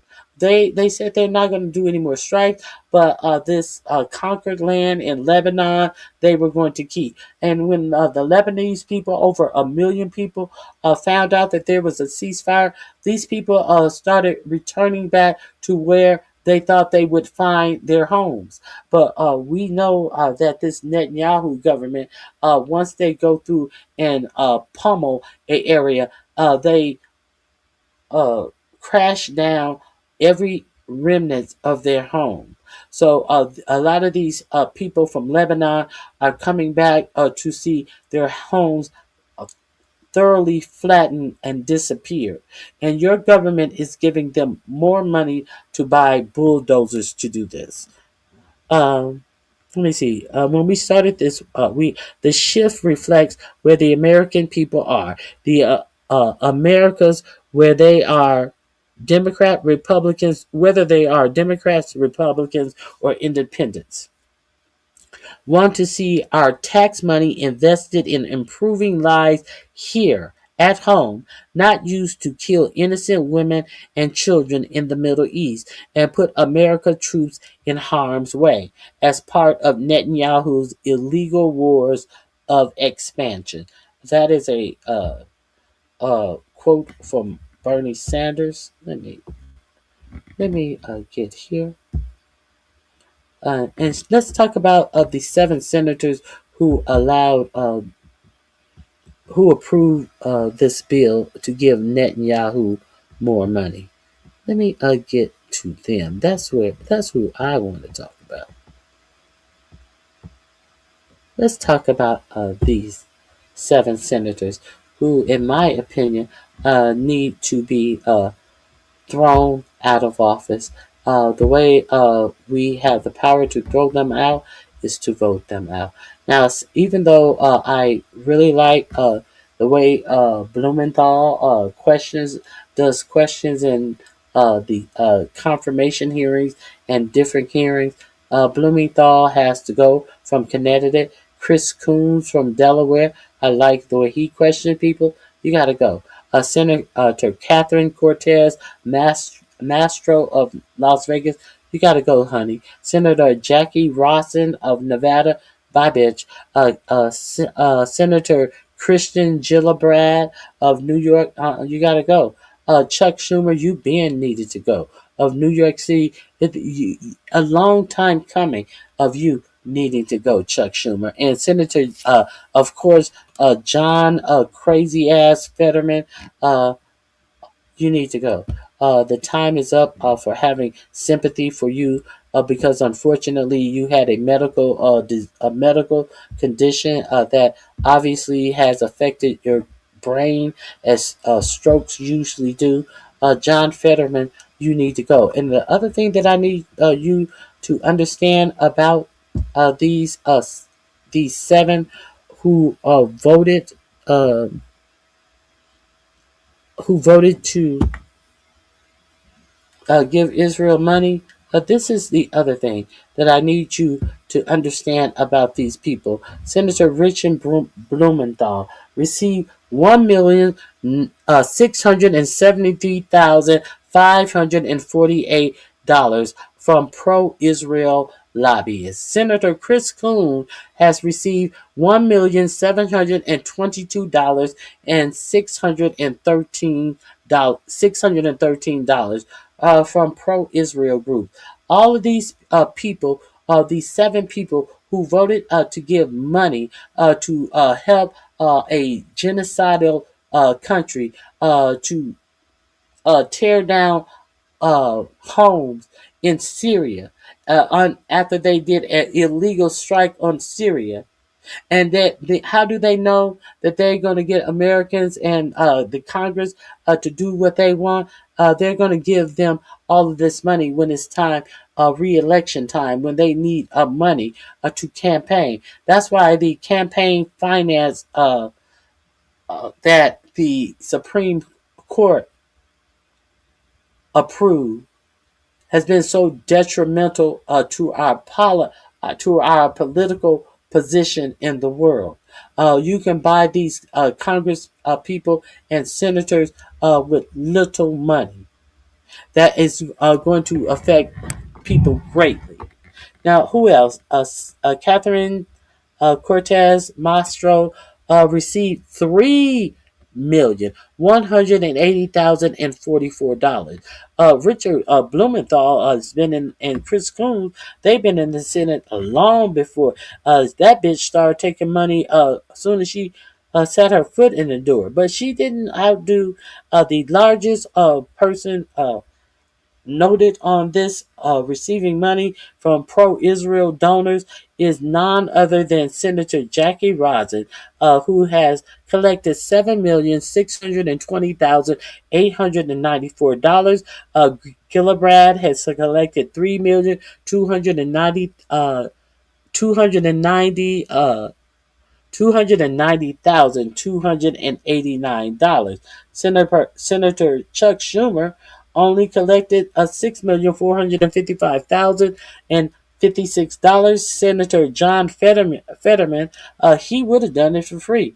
This dumb motherfucker would have done it for free, but even he received $1,898,963 from pro-Israel camp. And this is the reason why these politicians in the United States need to be looked at, and you need to understand who needs to be out of office.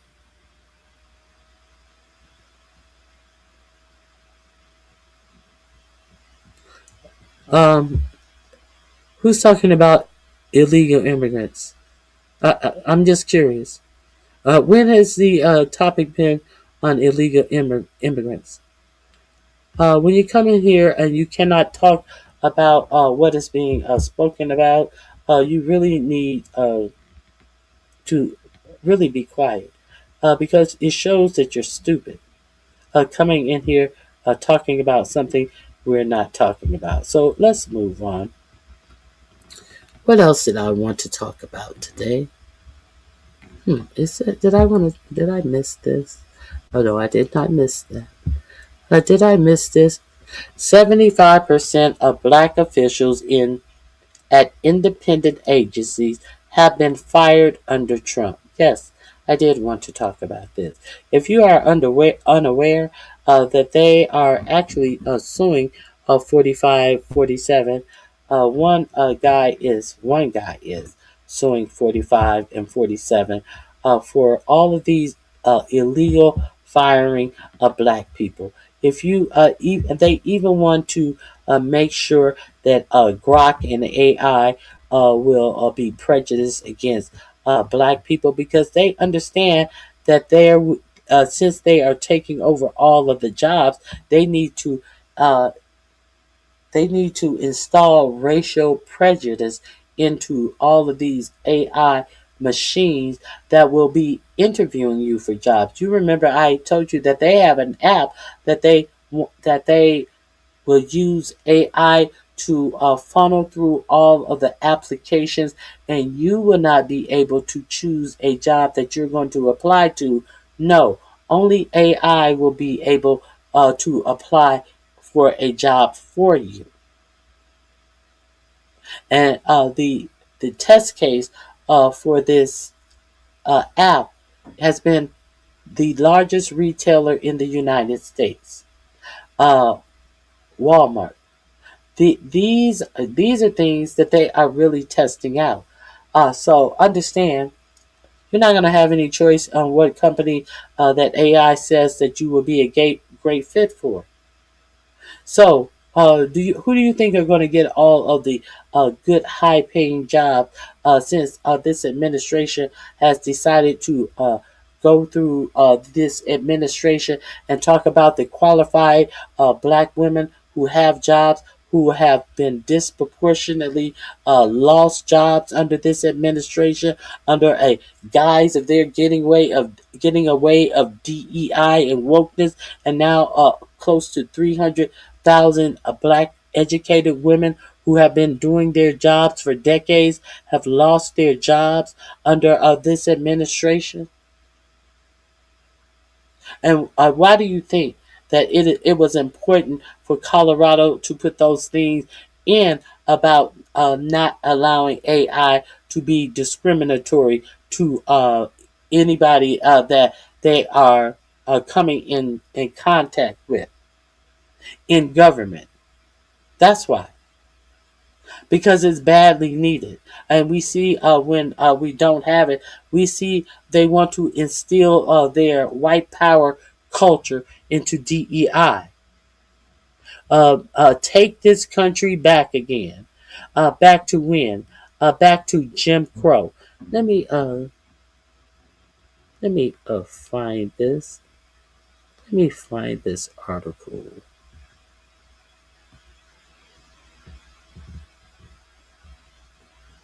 Mm-hmm. Hold on.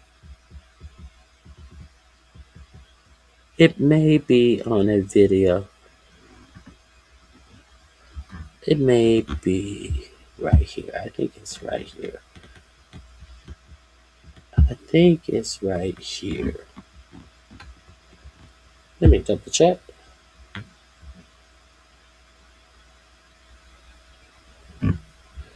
Hold on. I apologize.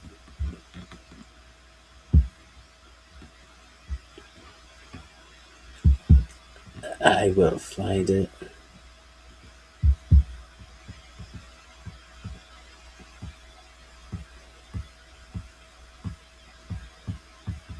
Mm-hmm.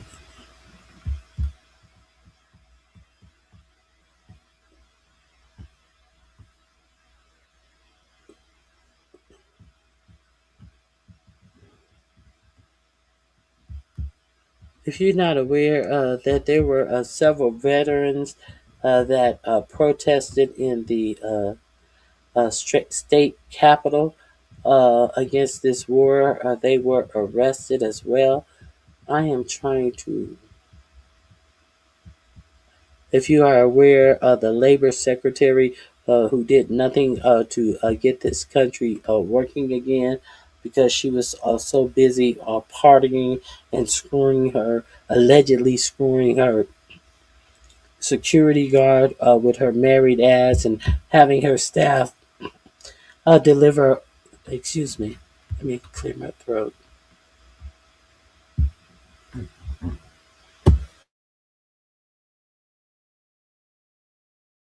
Having her staff deliver bottles of wine to her as she planned trips to places like Las Vegas to coordinate with her birthday to say that she was doing a business.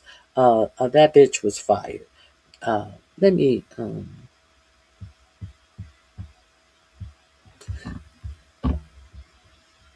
share with you the protests that the veterans did. Some of these are wounded veterans, and I think that it is worth seeing that they are protesting this war. Let me share this with you.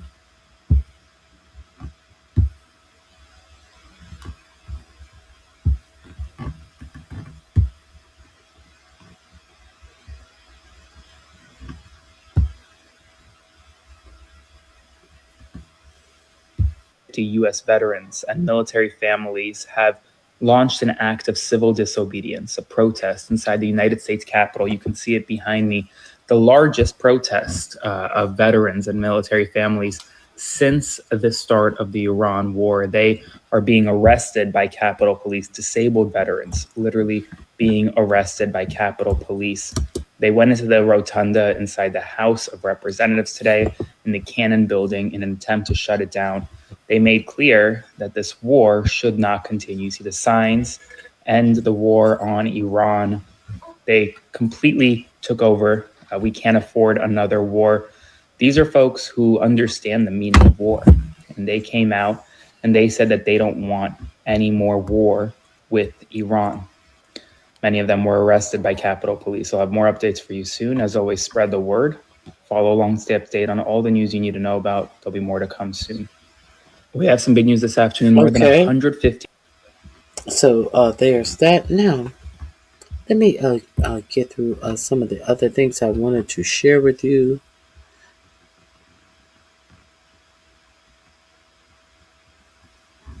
The escape route that the Arabs are thinking about using and how it is going to affect you. It is going to affect the American dollar, and that is exactly how it will be affecting you. So let me share this with you, just in case you are unaware of this. I think that we need to pay attention to this.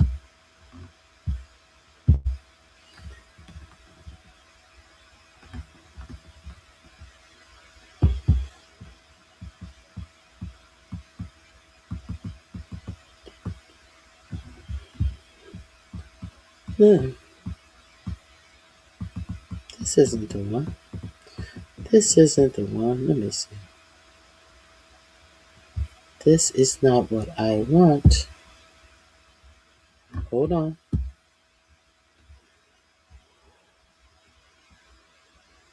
Hold on.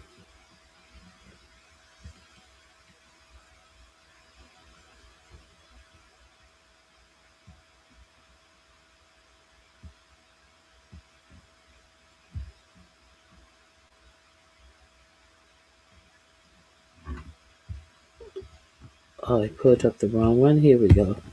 I was like, that isn't the one that I want. I want to tell you how our U.S. economy is about to bleed out, and our dollar is about to become trash and worthless, because of the actions of this administration. Let me share this screen with you. It's unfortunate that our media is not giving us this information and how it is going to, in fact, impact the lives of Americans. Political has written the article. This article is number 3 in my description box. If you'd like to peruse it for yourself, you're more than welcome. Okay. Escape route from Iran energy shock leads to China U.S. allies find. Let me add this to my description box. It is number 3, like I said in the description box. You may want to understand this and take a listen at what your president is doing to this country. If you don't know, now you know. Once you know, you cannot go back to pretending as if you don't know. You can try, but once you know, you know. Okay, escape route. Countries are navigating between the desire to spend up the green. Wait a minute. Wait a minute. Countries are navigating between the desire to speed up the green transaction as worries over Beijing clean tech dominance. Now, you also remember that your president didn't want any windmills and those types of things. Come to find out that China is investing in clean energy. And now these Gulf regions, drill, baby, drill. We're going to drill. Nobody wants to see these windmills. We're drilling, baby, drill. And look at where all of this oil dependency has left us. But it seems that these oil-rich nations are looking for China for their clean technology. You know, your president has something very wrong with his brain because he thought that he was going to make America great again by talking about how much oil he can drill and drill, baby, keeping you dependent upon oil to keep his rich oil buddies getting richer. You notice when he came back from Venezuela, the first people he met up with was oil executives. Okay. American allies, strung by soaring energy costs due to Washington's attack on Iran, are confronting an uncomfortable truth. The escape route from fossil fuel shocks leads straight into China's arm. From the European Union and the United Kingdom to South Korea and the Philippines, numerous countries have responded to the war-driven spike in oil and gas prices with calls to accelerate electrification and the rollout of clean energy infrastructure. If you don't know, that's the same thing that Biden had set up. And Biden, we got rid of all of that clean energy shit that Biden had put out. Okay.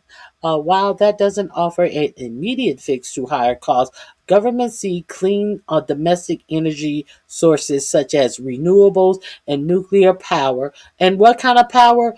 Nuclear power. We will refuse to allow Iran to enrich uranium. Many nations use nuclear power to power their nations. And they didn't even want Iran to be able to harvest nuclear power to power their nation. When many states in the United States do the same motherfucking thing. Unreasonable requests of a country that has done absolutely nothing to the United States. But I digress. Let me see.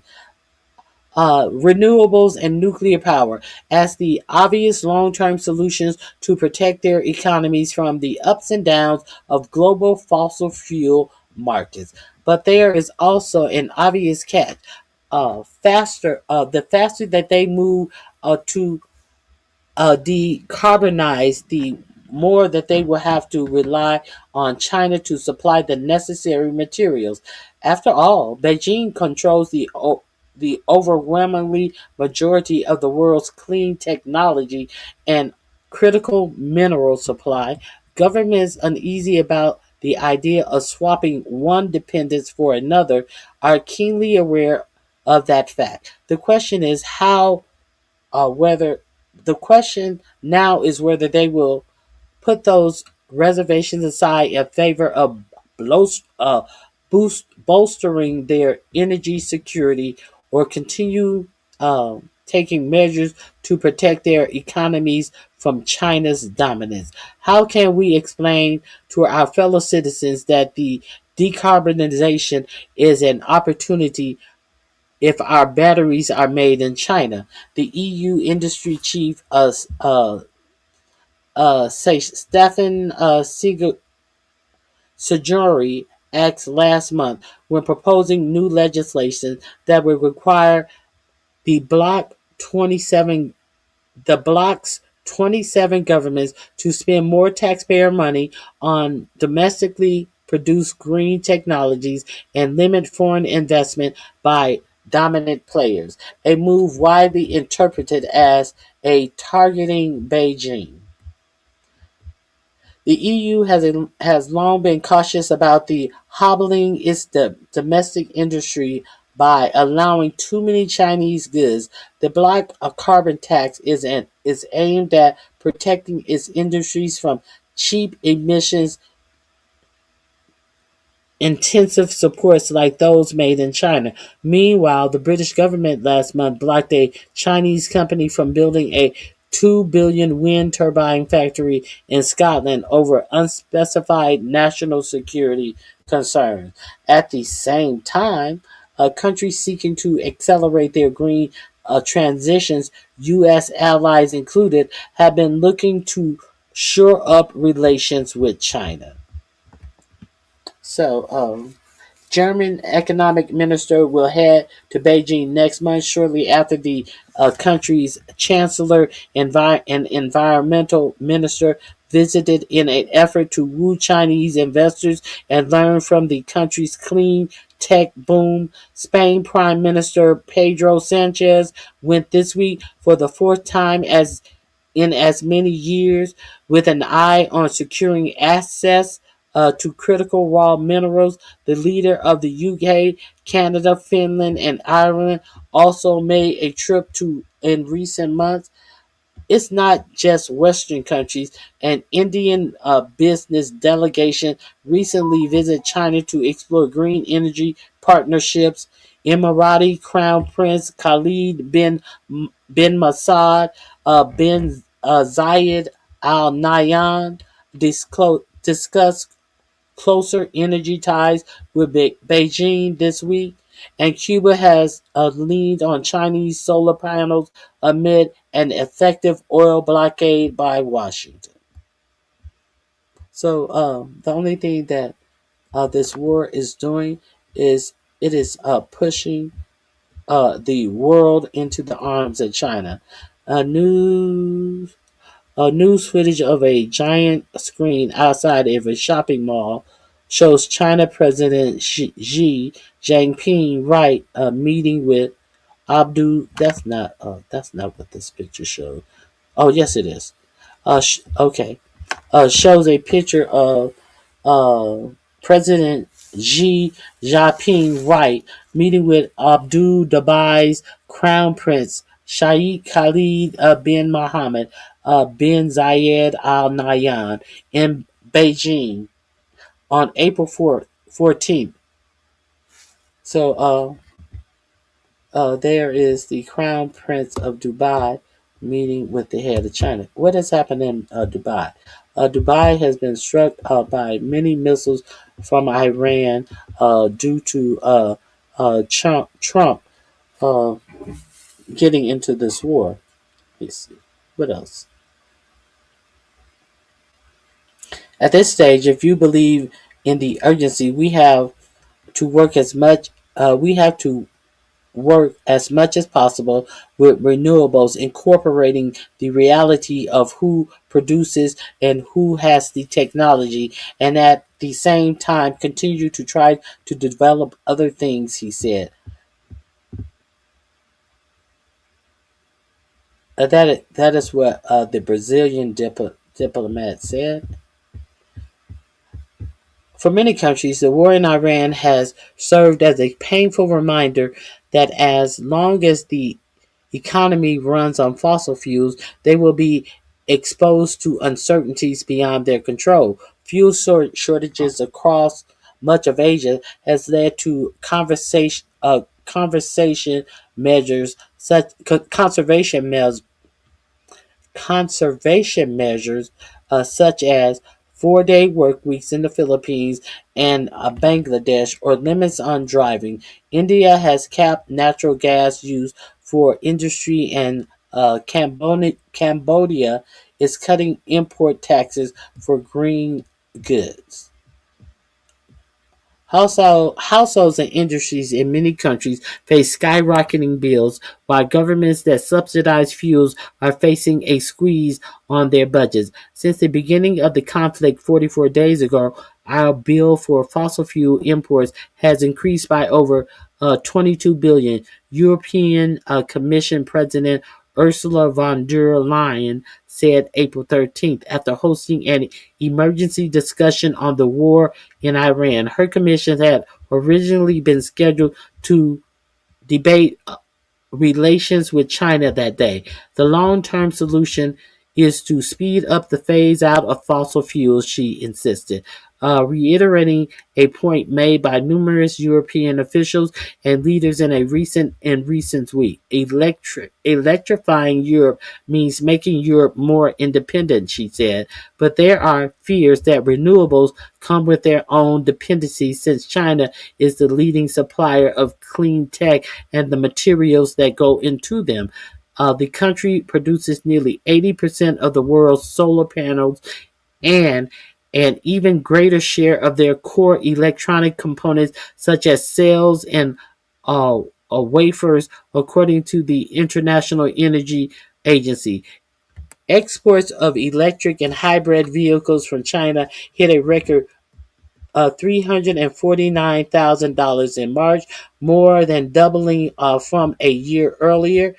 China also has a stranglehold on the critical minerals market, refining about 90% of rare earth used in production of wind turbines and electric vehicles, as well as the majority of the lithium, cobalt, and other materials used in the batteries. They should. We see them going over there in Africa, mining the fuck out of Africa with black bodies and Chinese supervisors. They should. But America never caught on. America never caught on. Drill, baby, drill. We're gonna go. We're gonna drill, baby, drill. And where are we now? Where are we now? Hmm? We're sitting up here with a stalled economy. Uh, um, Interest rates are high as fuck. Interest rates are high as fuck. People can't afford to buy anything in the United States as the prices are projected to grow higher in the United States. There is no relief in sight because no one is working to relieve the prices that are in the United States. You hear your government officials, oh, it's just a short term pain. It's just short term pain. The Americans, they support us even though they show that there's no support. So this article is also in my description box. It is uh, number 3, I believe. Yes, this is number 3 in my description box. I just want you to understand that most of the nation is saying, hey, we have to get out of this oil game and we have to get into renewables. We know that when your president came into office, he destroyed all of the jobs in renewable energy that Biden has set up and people were actually working in. And I also showed you a clip of a fool who had a job in renewable who voted for Trump. He had a steady work as an electrician working on these renewable plants, putting up these solar powers solar panels that they had. This idiot voted for Trump and lost his whole motherfucking job as the whole company that was doing this work in renewables lost their job. The last time he had talked to his job, it was estimated that they may have something for him to do in 14 months. A man who was going to work daily. But this is what is going on in our country. I wanted to make sure I share this with you guys. Let me see. I think there are a couple of more. Oh, another attorney who lost their law license. What was his name? He was helping turn 4547 lie about the election in 2020 to the point that he lost his law license. He has been disbarred. What was his name? I forget his name. Another Trump attorney who said that the election was rigged has lost his law license. What else? Oh, woe those who manipulate religion and the very name of God for their own military, economic, and political gain. This is the Pope. Dragging that which is sacred into darkness and filth. That is from the Pope. We cannot forget that Pete Kegbreath set his stupid, and I didn't realize it at the time. I on Friday, I did not realize that. I did realize that Pete Kegbreath was putting in a fighter pilot in the position of the alleged scripter that he was reading. But it never dawned on me that Pete Kegbreath stood his stupid ass up there and called himself reading from Ezekiel something and something and was repeating a line from Pulp Fiction that was created for Samuel L. Jackson's a character when he the line that he would use before he would fill someone with bullets. An assassin is what Samuel L. Jackson was. So Pete Kegbreath decided to intertwine the created passage of the Bible that was created by a writing team, and he decided to tell your military personnel to bow their heads as he read from Ezekiel. He read from actually absolutely Nowhere. He found a passage that he believed was in the Bible because he doesn't do what? He doesn't read the Bible. I don't read the Bible. And I'm not going to say, let's bow our heads to some passage of the Bible because I don't read the Bible. He talks about his faith and how he respects his faith, and have all of these white nationalist preachers coming in to manipulate and bastardize the Bible until they are all white Christian thinking. They're white supremacist Christian thinking. Then you have this fucking idiot sitting up here bastardizing the Bible.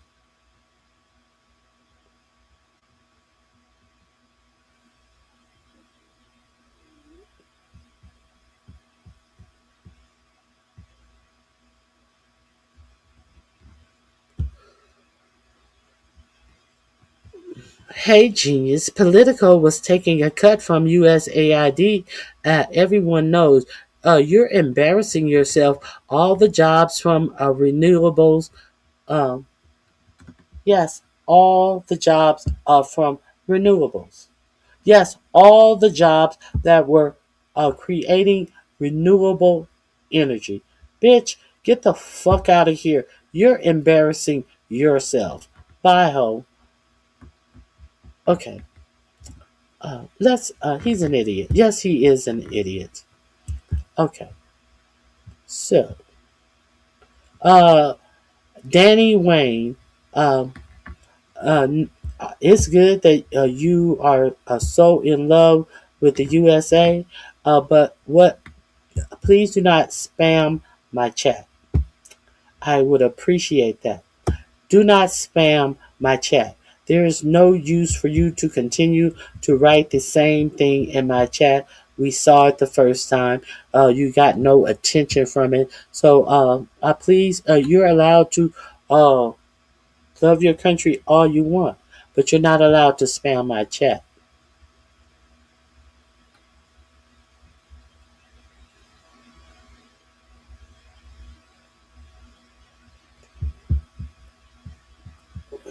Okay, Steve War, you're off topic. No one cares about what you're spewing.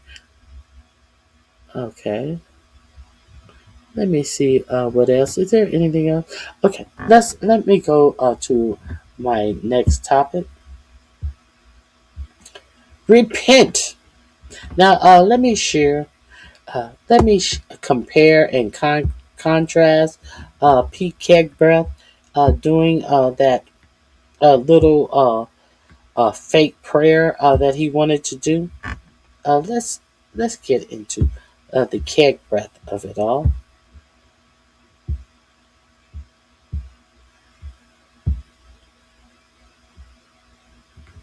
Okay, here we go. Yeah, let me share my screen with you now. Uh, I have some video clips that I want to share with you. If you're not familiar with these channels, I hope you familiarize yourself with this content on these channels. So let's get into this.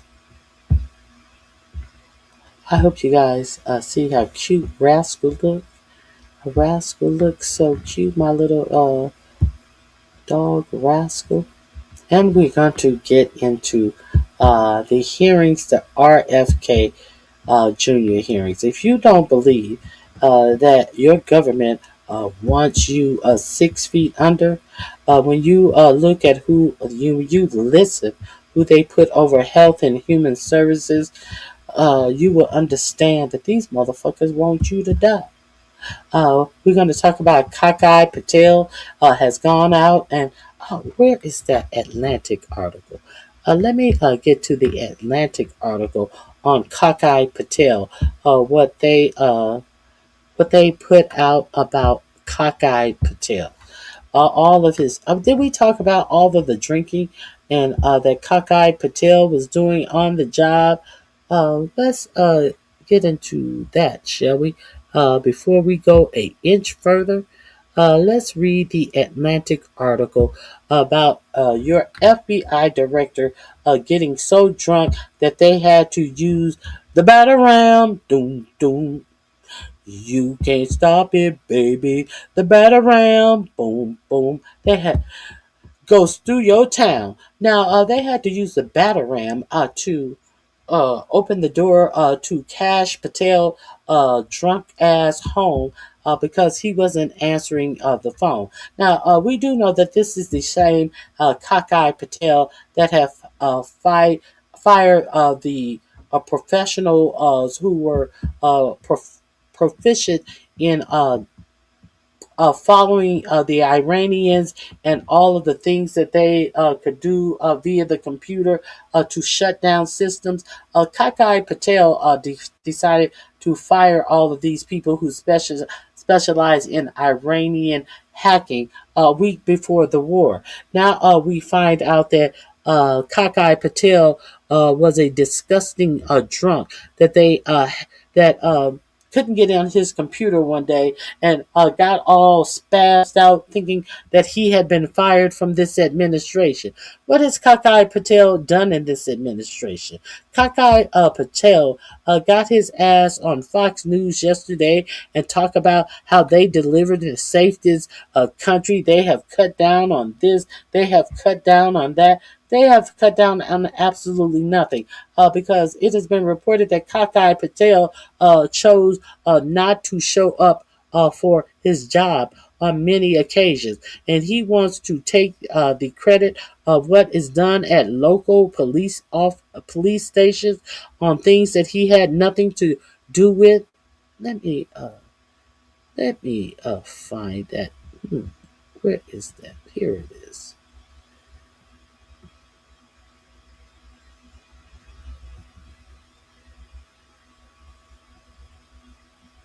Here we are, Mr. Cockeye. Here we are. You and your lies. You said you ended crime. Let me see. Here we go. Let me share my screen with you. Cockeye Patel. Let's get into the lies and the alibis and the actual story that was brought up about Kakai Patel in the Atlantic. The same Atlantic that Pete Kegbreath and your vice president had on that secret signal call right as they were to about to do a strike in Yemen on the Houthis. Yes, that same paper. So let me increase the size of the print and let's get into that story. If you guys have not seen that story, it would be in my description box under link number 4. Uh, go avail yourself to the link yourselves. Oh God, I'm not gonna do a free trial. I think I'm already subscribed. Let me see.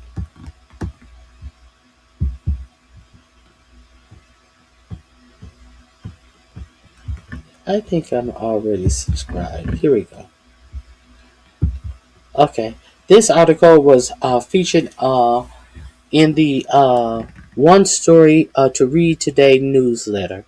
Okay. On Friday, April 10th, as FBI Director Kakai Patel was preparing to leave work for the weekend, he struggled to log on to an internal computer system. He quickly became convinced that he had been locked out and he panicked, frantically calling aides and allies to announce that he had been fired by the White House, according to 9 people familiar with his outreach. 9 people. 2 of those people described his behavior as a freakout. Now, understand that Kakai Patel is suing the Atlantic for $210 million for this story that is sourced by 9 people, two of whom said that he had a freak out. And you know what the Atlantic said? Go ahead, make my day. Now, let's see where this lawsuit goes, because the Atlantic said they're not pulling this story. They're not apologizing to Cash Patel. They're saying that this is the facts that have been given to them in doing this story. So, what does the story say that Kakai Patel is so worried about? Patel oversees a agency that employs roughly 38,000 people, including many who are trained to investigate and verify information that can be presented under oath and in court in a court of law. Now, I guess I'm not signed up to this. Let me hold on. Let me see if I'm signed in. I thought that I was signed in to the Atlantic. I may have to make a couple of adjustments to because I want to share. Let me see.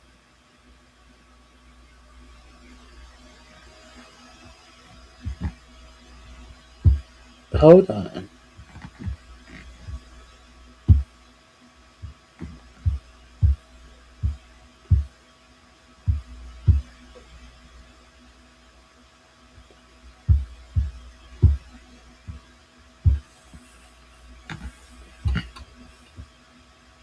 Hold on.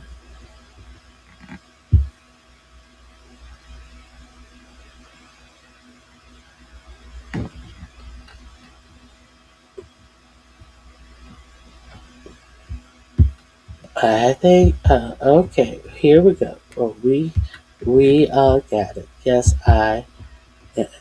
Hmm.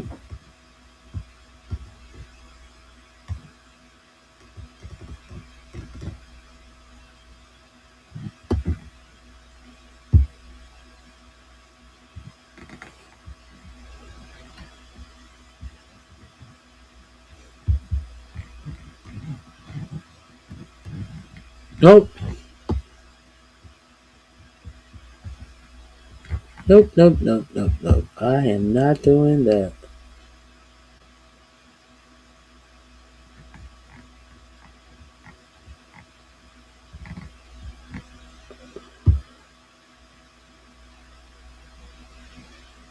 I am not signing up to the Atlantic for no motherfucking $79.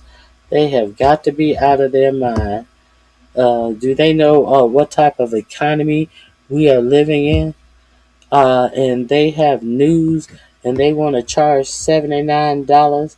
No, thank you, the Atlantic. Uh, I will read up until the point that I can read this story in, but I am not going further in this story in the Atlantic. Where are we? Where are we? Mm. I ain't even doing no free trial with the Atlantic. Patel oversees an agency that employs roughly 30,000 people, including many who are trained to investigate and verify information that can be presented under oath in court in a court of law. News of his emotional news of his emotional outbursts ricocheted through the bureau, prompting chatter among officials, and in some corners of the building, expressions of relief. The White House fielded calls from the bureau from members of Congress asking who was now in charge of the FBI. Cash Patel thought that he was fired and freaked out to the point that they had Congress people saying, "Hey, who's in charge? We hear Patel was fired." So, if you did not know that, the link is in my description box. Let me drop it in the chat as well. You can avail yourself to the Kakai Patel freakout. Now, we do know that Kakai Patel is not qualified to be in the FBI in the first place. We do understand that. So here we go. Uh, It is also in the description box.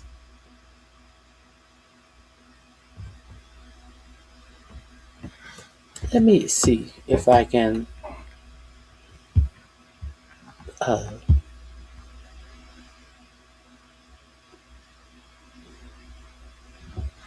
let's move on. It's nothing to see here. He's suing for $2 million. Now, what I found peculiar is that after all of this DEI talk that they talked about people getting positions that they are not qualified for because they were black, and that they could possibly have these high positions, and that they lowered standard to get black people higher up in these administration. Don't you find it peculiar now with some of the most uh, important positions in government? What are they doing? What are they doing at the FBI? They are lowering the standards and the qualification that it takes to get into the FBI. Also, what they are lowering the quality uh, the quality and the experience that you need to work in another agency, as they lower the standards for this agency. And you would never be able to guess what agency this is after all of the planes that were crashing at the beginning of this administration, where your president, before a plane crash, could be investigated, anything, any knowledge of who was flying, where they were flying, any knowledge. Your president blamed the crash on DEI because it was too many black air traffic controllers. So obviously it had to be DEI. Obviously that they had to lower the standards for air traffic controllers. Well, now your administration is hiring air traffic controllers, of which jobs they have lowered the standards of the people that they are accepting applications from. You no longer have to have the prior experience that you used to have to be a air traffic controller. The only thing that they are saying are our requirements is that you have 1 year job experience. They don't say where. They say 1 year job experience. Period. Dot. End here. 1 year job experience, and you know who they are also putting a star against your resume.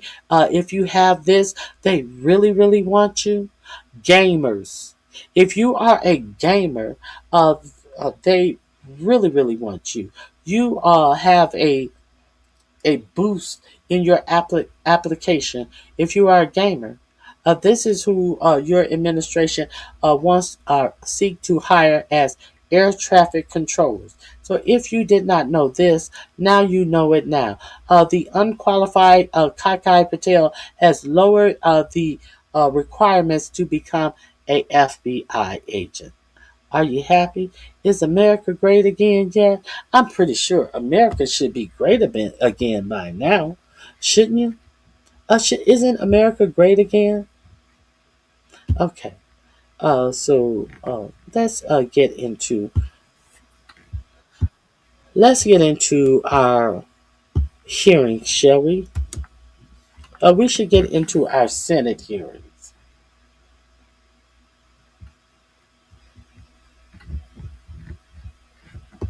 Hold on 1 second.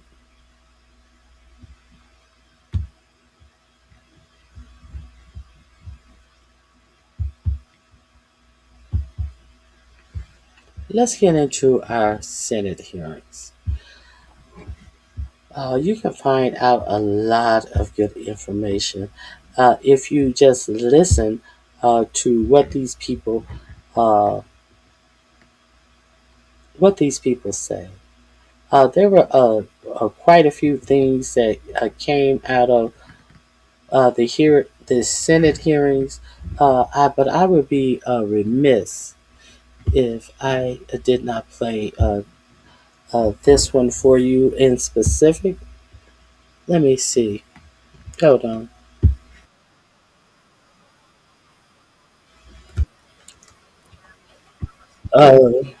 I want to separate this out.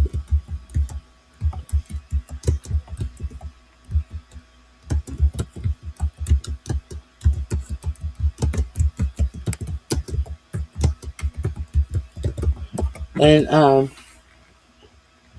this is very easy to fact check. Uh, he said it the first day when he was before the Senate, and then when he was asked about, he denied ever saying it, and then when he was asked about it, when he was questioned by Congress, he never said, "Oh, I was mistaken and I forgot I said that." He just sat there quietly. And the reason why I feel that this is important to also go along with this story is because what he said was a fucking lie. What he said was a lie. Let me open the next tab, and I'm going to share this with you. What Kennedy said about young black children. Let me share the link with this. Here we go.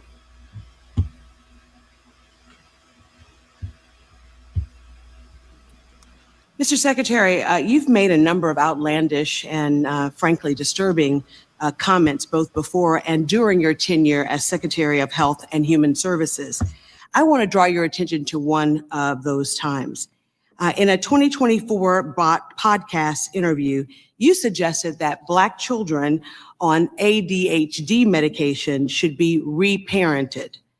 You said every Black kid is now just standardly put on Adderall, SSRI, benzos, which are known to induce violence, and that those children are going to have to go somewhere to get reparented. There is a lot to unpack in that comment. I know that you've already answered several of the questions I was going to ask, and so I'm just going to rephrase them. Mr. Secretary, you've already admitted that you are not board certified physician, and you've already admitted that you did not go to medical school. Have you ever reparented, or parented, I should say, a Black child? I don't even know what that phrase means, and I doubt that a yes I or said no it. answer. I doubt that I said that phrase. No, Absolutely. I'm not going to answer something that I didn't say. You absolutely said it. Oh, I'd like to hear the recording. So to be Because clear, it doesn't make any sense. I don't even know what it means. I don't either. That's why I'm asking. And by the way, so to be clear, you're not a doctor, you have no medical degree, and you have no formal medical training. You have never parented a Black child. 24 of the 26 HHS secretaries have not had medical degrees. This is my time. And I say to the chairman, I want to reclaim my time. So you are not a doctor, have no formal medical training, and you've never parented a Black child, and yet you are suggesting that the federal government should take Black children away from their families and reparent them and send them off to some wellness farm instead of providing them with evidence-based. You're just making stuff up. I am absolutely not making this up. Mr. Secretary, in your opinion, what factors should the federal government consider when reparenting a Black child who has been on ADHD or ADD? I don't even know what you're talking about, Congressman. I don't know what you're talking about. I don't know what reparenting even means. I don't either, but you said that. I did not say that. Mr. Secretary, for Black families in the United States, the issue of family separation is not new.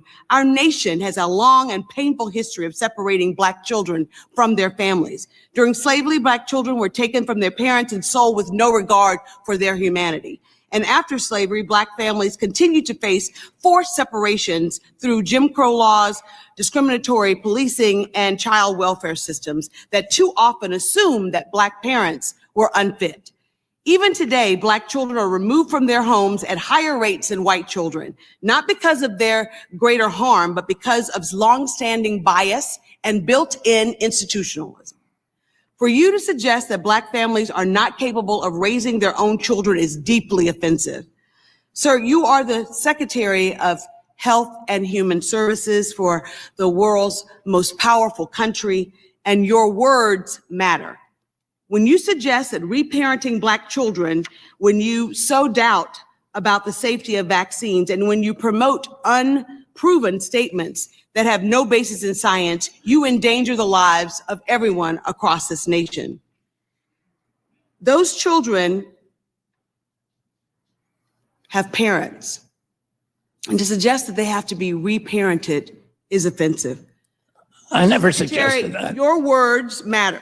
When those words are careless, communities pay the price. When your words are they create confusion. And when your words are dismissive, they cause real harm. So you don't have the pleasure, because of your position, to speak first and think later. Not in this job and not because of your responsibility. I supposedly said in 2014. And the American people expect that you choose your words with sincereness and with seriousness, the seriousness that your position demands. American lives are at stake, and it's time that you start acting like it, sir.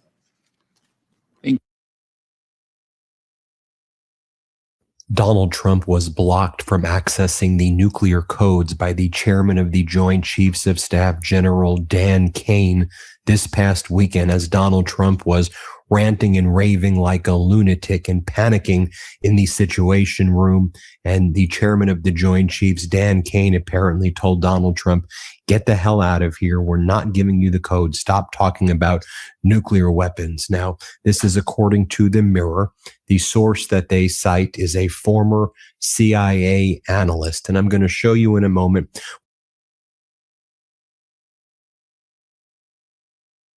Excuse me, hold on. I'm going to get to that. What I want to get to is what we just reviewed about John F. Kennedy Jr. Stating that the majority of Black children are on ADHD medication, so therefore they must be taken from their parents and rehomed like some pets, reparented like some pets. So let's go into this information. This is from Attitude, the ADHD Science and Strategies. Strategics. Wait a minute. Strategies. I'm sorry. Let me. I'm gonna put this in the description box, so you will be able to peruse this yourself. All of this information that I just played will also be number 4 in the description box of what exactly Robert F. Kennedy Jr. Said about children with what was it? ADHD, and I think he also mentioned don't sue me. I think he also mentioned children who were autistic. So these people are automatically put on these drugs and become violent, is what he said. The overwhelming of Black children. So what does the study say in their own material? A study explores medications and decision making for African American children with ADHD.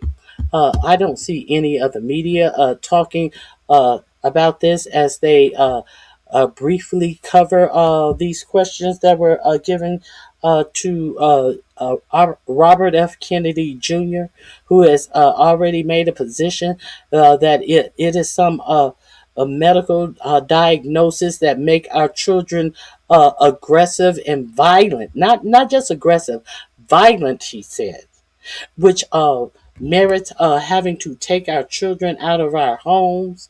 What does the study say? R.F. Kennedy said that he was no doctor. I'm sure if this was not sourced in some type of hippie ass bullshit that he is always trying to certify under Health and Human Services. He has not studied it. So let's see what this former decades long heroin addict did not tell you about the study about ADHD medicine. Study explores medication decisions making African American children with ADHD. The synthesis of 14 existing studies, researchers have concluded that African American children with ADHD are significantly less likely than their white counterparts to treat their symptoms with medication for three main reasons: caregiver perspective on ADHD and ADHD like behaviors, beliefs regarding the risks and benefits associated with stimulant medications, and the belief that ADHD represents a form of social control. So let's be real clear that African American parents are not allowing their children to take this ADHD medicine. Many African American parents, I said, fuck that. You're not putting my kids on no medication. That's the first thing y'all want to do is put black children on medication. So how does this actually, how does these opinions about ADHD medicine suddenly means that it's so many but that's the first thing black parents do, he told you, is put their kids on. That's the first thing they do. That was the first lie. So we see this study finds that there are three reasons why African Americans don't even put their children on this medication. So let's see how that works out. Nearly 79% of white children with ADD, hyperactivity disorder, take medication to manage their symptoms following a thorough diagnosis and a prescription by a medical provider. 79% of white children. Among African American children with ADHD, this number is only 27.3%. Are we clear on this? 27.3% among African Americans who are diagnosed by a qualified medical physician, and only 27.3% of them are taking the medication. While 79% of white children diagnosed are taking this medication. So, if they have the same prognosis, why is it that R.F. Kennedy Jr. Didn't say that there's a higher number of white children who the first thing they do, their parents put them on these drugs? That 79% of the people diagnosed are white children. Would you wonder why he didn't say the same outcome comes from the same disease, taking the same medication, that these 79%, this far higher number of white children are not violent? Because he's a racist. That's why he never connected the violence to white children who by a far larger margin are diagnosed and take this medication once diagnosed. So we're going to add that into the bullshit and the racism that R.F. Kennedy was, not JFK, R.F. Kennedy Jr. was spewing when he was running for president. Let's not leave that out. A small fact that you may want to know. Let me make sure I have copied and pasted this to my description box. See,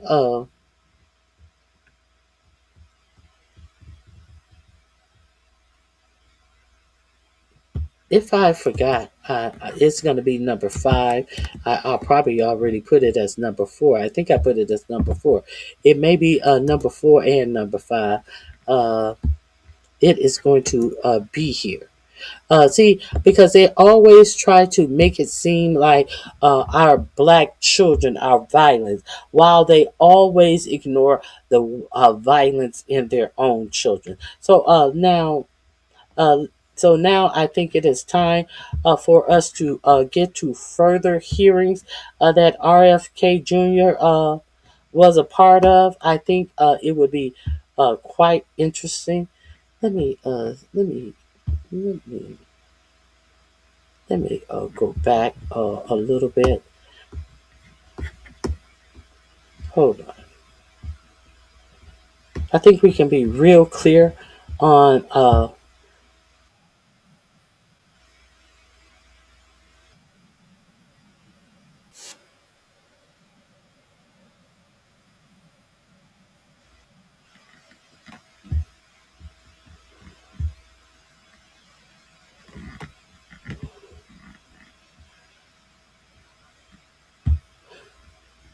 okay. Let me share the facts of where.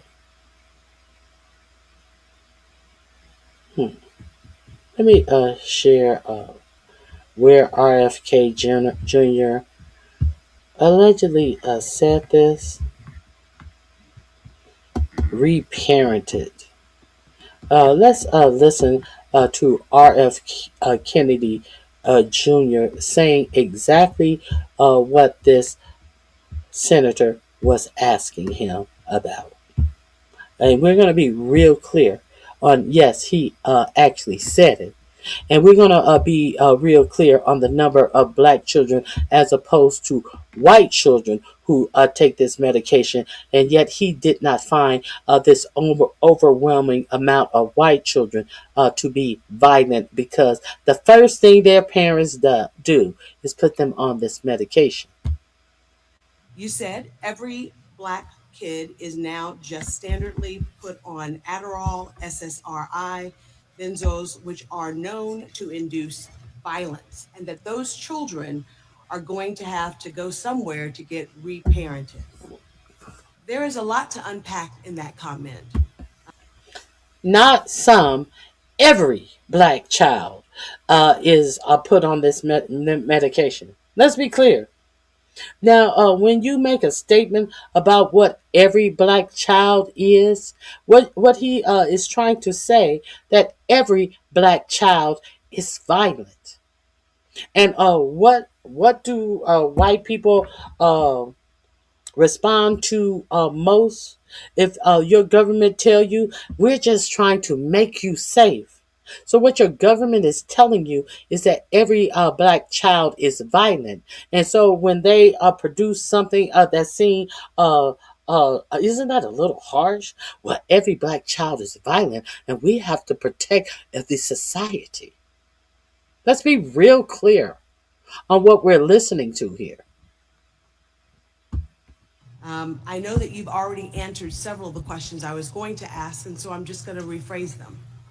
Mr. Secretary, you've already admitted that you are not board certified physician, and you've already admitted that you did not go to medical school. Oh, I apologize. You said every black kid is now just standardly put on Adderall, SSRI, benzos, which are known to induce violence, and that those children are going to have to go somewhere to get reparented. There is a lot to unpack in that comment. I know that you've already answered several of the questions I was going to ask, and so I'm just going to rephrase them. Mr. Secretary, you've already admitted that you are not board certified physician, and you've already admitted that you did not go to medical school. Have you ever reparented, or parented, I should say, a black child? I don't even know what that phrase means, and I doubt that. Yes or no answer. I doubt that I said that phrase. No, absolutely. I'm not going to answer something that I didn't say. You absolutely said it. Oh, I'd like to hear the recording. My big Peace Corps program. You know, my uncle started the Peace Corps. He started the space program. My Peace Corps program.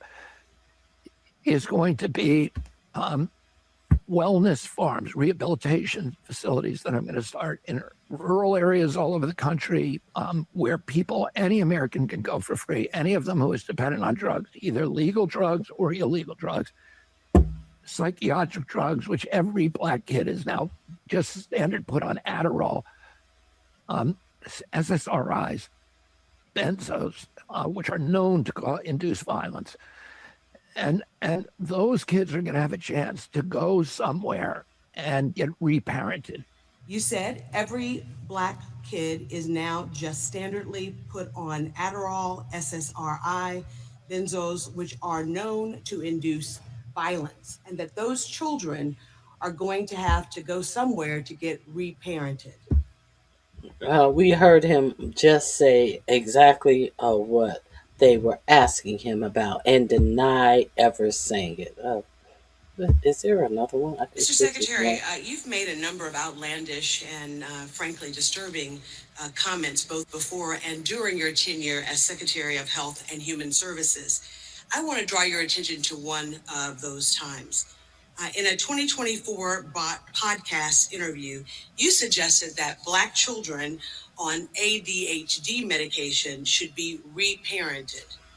You said every Black kid is now just standardly put on Adderall, SSRI, benzos, which are known to induce violence, and that those children are going to have to go somewhere to get reparented. There is a lot to unpack in that. Hold on one second. Let me address something.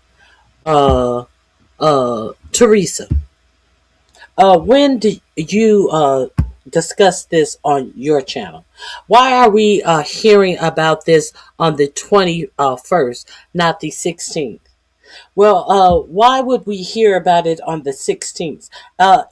Why are we just hearing about this on the 21st? If we just heard about it on the 21st, then why are you asking about the 16th? Why are we just hearing about this? Bitch, go on your fucking page.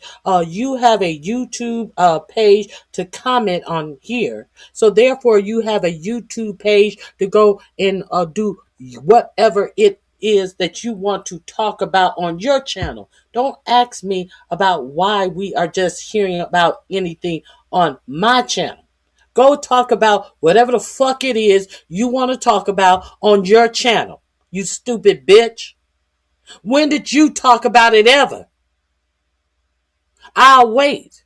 Whenever did you talk about it? Whenever did you talk about the fact that only 27.3% of Black children are even on this medicine, as opposed to the 79% of white children are on this medicine? But they want to talk about Black children are violent because they are on some medicine that they are taking far less than white children, bitch. When did you talk about that? Don't come over in my channel talking some dumb shit that you ain't never decided to talk about, that your fucking media is not talking about as they talk about this. They're not talking about the fact that 79% of the people who take this is white children, as opposed to 22.3%. Talk about the whole story of how he said all Black children. This is what all Black children, he want to lie and tell you that all Black children are on this medication to make you believe that therefore all Black children must be violent and treated as so. Bitch, I talk about it when I want to talk about it. But who else have never talked about it, you stupid hoe? What other media outlet has never talked about it to this day? The fucking nerves of you to bring your stupid ass over here saying some stupid shit, bitch. Talk about the facts, ho. Take your ass over to your channel and go talk about some shit. Let's continue.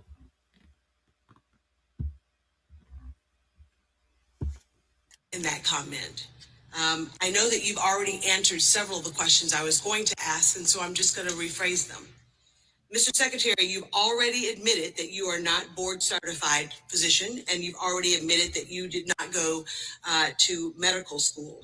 Have you ever reparented or parented, I should say, a Black child? I don't even know what that phrase means, and I doubt just that a yes I or said no it. answer. I doubt that I said Say that it. phrase. No, Absolutely. I'm not going to answer something that I didn't say. You absolutely said it. Oh, I'd like to hear the recording. Well, I found that recording. It's from June 2024 on a podcast with 19 keys. Here it is, and you can let me know what you think. A big Peace Corps program. You know, my uncle started the Peace Corps. He started the space program. My space program, my Peace Corps program is going to be wellness farms, rehabilitation facilities that I'm going to start in rural areas all over the country where people, any American can go for free, any of them who is dependent on drugs, either legal drugs or illegal drugs, psychiatric drugs, which every Black kid is now just standard put on Adderall, SSRIs, benzos, which are known to induce violence. And those kids are going to have a chance to go somewhere and get reparented, to live in a community where there'll be no cell phones, no screens. You'll actually have to talk to people. And the basis, the model for this is a community that I had direct contact with because a family member of mine went there. And it's called San Padrignano's in Italy. Mr. Secretary, you've made a... Okay. So let's be clear. He was on heroin. It is reported for 15 years, all through college. Lawrence O'Donnell. You hear Lawrence O'Donnell talk about him actually having a class with him, and he nodded out every day, all day, in every class. So this is the person who is over Health and Human Services. This is what he has to say about Black children. But notice, this is the same person who's talking about the scourge of drugs and legal and illegal drugs. But this is the same person that stood behind your president with a scowl on his face, like he really didn't want to be there, as they signed into law psychedelic drugs that will be able to use. Not a doctor in the White House in this administration suggested this. No, not even this unqualified person who's over Health and Human Services. No one from the CDC recommended this and had a signing ceremony in the Oval Office. None other than Joe Rogan was credited to bringing this psychedelic drug to the attention of the president, to the extent that your president had Joe Rogan in the White House as he signed this executive order or whatever the fuck this bullshit that he signed. But the reason why he actually did this whole big photo op is because Joe Rogan has talked against this Iran war. So he wants these young people who follow Joe Rogan as we get close to the midterm. He wants you to understand that Joe Rogan and him are still good pals and good buddies. So look, Joe Rogan was even in the White House. He's worried about getting this vote that comes from people who listen senselessly to Joe Rogan, and Joe Rogan, is that what happened? I'm kind of thinking I really don't like this war. He's trying to look for you dummies that take the advice, the voting advice from Joe Rogan, someone who is, I think Joe Rogan is very, very rich, who tries to dumb himself down to be as dumb as you. So you think that he is one of you as he sits in the seats of billionaires at the inauguration. But you want to think Joe Rogan is one of you as he put on his dumb act. Oh, something about this is really creepy. This Epstein file, he finally gets around to something that's creepy. I don't like this war. There's something about it. Couldn't there be a better way? But he's sitting his ass up. He says none of this stuff at the that fight that he is at with Donald Trump. He says nothing about this as Donald Trump put his signature on some executive order to bring more drugs to the United States. So there can be a photo out with Joe Rogan at a time when Joe Rogan has come out and said some things that might not be so fond of Trump and what he's doing in the White House. So now all of a sudden this photo op and John F. Kennedy Jr. Sitting there like a lump on the log, like he's pissed about it. Let's be real clear. Now let's get into some of the other shit. Now let's get into some of the other fucking answers that this numbnuts couldn't answer as he's over the head of Health and Human Services. Somebody asking me why I didn't talk about this on the 16th. Hey, Abalo Ra, I appreciate your information on ADHD. I never tried to profess that I know something about things that I do not know about. But what I did know about is that RFK Jr. Is a... Now, I've never seen so many cases of... I guess they called it something different back in the day. Autism. I think I know that I know a woman who had a baby in the mid 70s, and he wasn't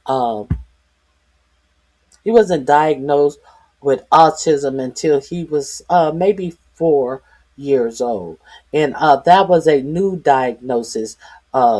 They were new at diagnosing autism, and there are many different branches of autism that people now they since it was new, they did not know that they grew to learn out that there were many different types of autism.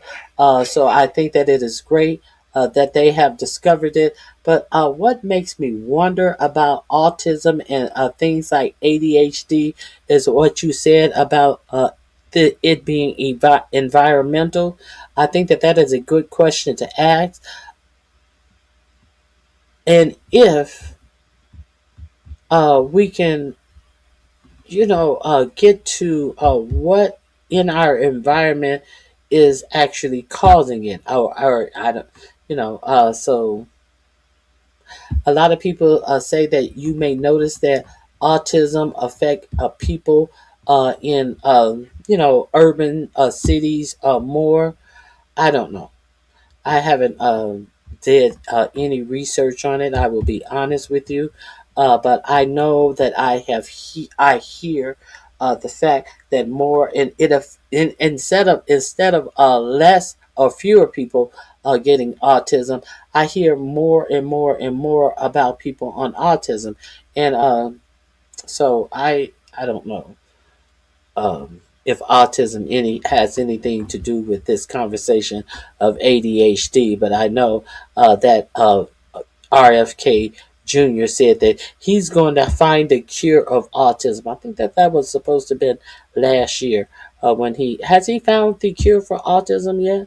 Is everybody on the spectrum with autism? Have they been cured yet by the findings of this fucking motherfucker who said that he got out of the car on a road trip with his family and saw a fresh raccoon kill, and he decided while his family was looking out the window to cut the boy parts out for the raccoon because he wanted to examine the penis of the dead raccoon later at home. And this man who tells you that his children were in the car with him and looked out and saw him doing this to a dead raccoon is telling you that black children need to be reparented under the lie that all black children put their kids on ADHD medication. So let's go back in time while he's talking and having some good reverie of what he did when he was younger. Uh, whose children really needed to be rehomed? He said this in 2024 that all black children are being put on drugs and benzos and ADHD medication, so they all need to be rehomed. This is a motherfucker who was on heroin 15 years. Do you think that he was on heroin 15 years while he had children? Could he possibly been on heroin when he had his children in the car looking at him come upon a raccoon that had recently lost its life and cut the penis off of said raccoon while he was still in the car? And is it possible that he was on heroin then? But he wanted to talk about the black children who need to be rehomed because they are reportedly all put on ADHD medication when the facts show that 79% of diagnosed white children are on these ADHD drugs, where only 23.7% of black children diagnosed with this are put on that medication. And I gave you the reason why the numbers are so low. Because black parents are not putting their children on that. They feel that you guys, the black parents, are not trusting the government after all of the shit that black families have gone through with you being test bunnies for these supremacist doctors and supremacist programs. Like the syphilis program that the Tuskegee Airmen were subjected to under government research. What they did to actual warfighters. What they actually did to people who were fighting for freedoms. This is what happened. Do you think black people are trusting any of these motherfucking tests? Do you wonder why they're not? You know why they're not. You just pretend like you don't understand. Uh, let's get to these hearings. Why don't we? I'm going to try to say as less as possible. A lot of these hearings speak for themselves, but I feel that it is always important that we hear what goes on in these hearings. We can get these table talks and all of this stuff where people come up and present a narrative and all of this type of stuff. But I think it's important that we understand how the sausage is made, and these hearings and this over. You can better see how the sausage is made. I have always carried these hearings. Unfortunately, I was not available to carry this hearing, but I am carrying it today. So let me make sure I am sharing this with you. I will be going over the bootlickers. You will be able to find this hearing in my description box. Let me tell you, I believe it would be number 6 in my description box. And you can peruse this hearing in its entirety at your leisure. But there will be some people I will obviously be skipping over because they're not going to be asking any questions. They're going to be doing a lot of bullshit and bootlicking and changing narratives. So yes, this is number 6 in my description box. The oversight hearing of this idiot. So let's start this. And food systems, and for using HHS as a platform to demanding better from our health and food systems, and for using HHS as a platform to make America healthy again. Our health system is full of misaligned incentives. The most glaring being that reimbursement is concentrated to patients who are already sick and does too little to help Americans stay healthy. Just this week, we held a field hearing in Florida on preventive care, where we heard from local medical professionals who, because they are at the forefront of modern medicine, help their patients get back to the basics of a healthy life: nutrition, wellness, exercise, and preventative medicine. It was clear from witness testimony that the movement that you help lead has begun putting lots of thought into how we realign health incentives in support of this goal. It is not just lifestyle choices undermining the health of the American people. Industry consolidation, with huge companies swallowing up various parts of the healthcare system, has helped pad the bottom line of big corporations while doing little to support the health or well-being of working class Americans. 16 years after Democrats promised Obamacare would be the silver bullet for lowering prices, healthcare cost and insurance company profits have never been higher. That's why the Ways and Means Committee is focused on addressing consolidation and vertical integration in the healthcare industry to expand access and lower cost.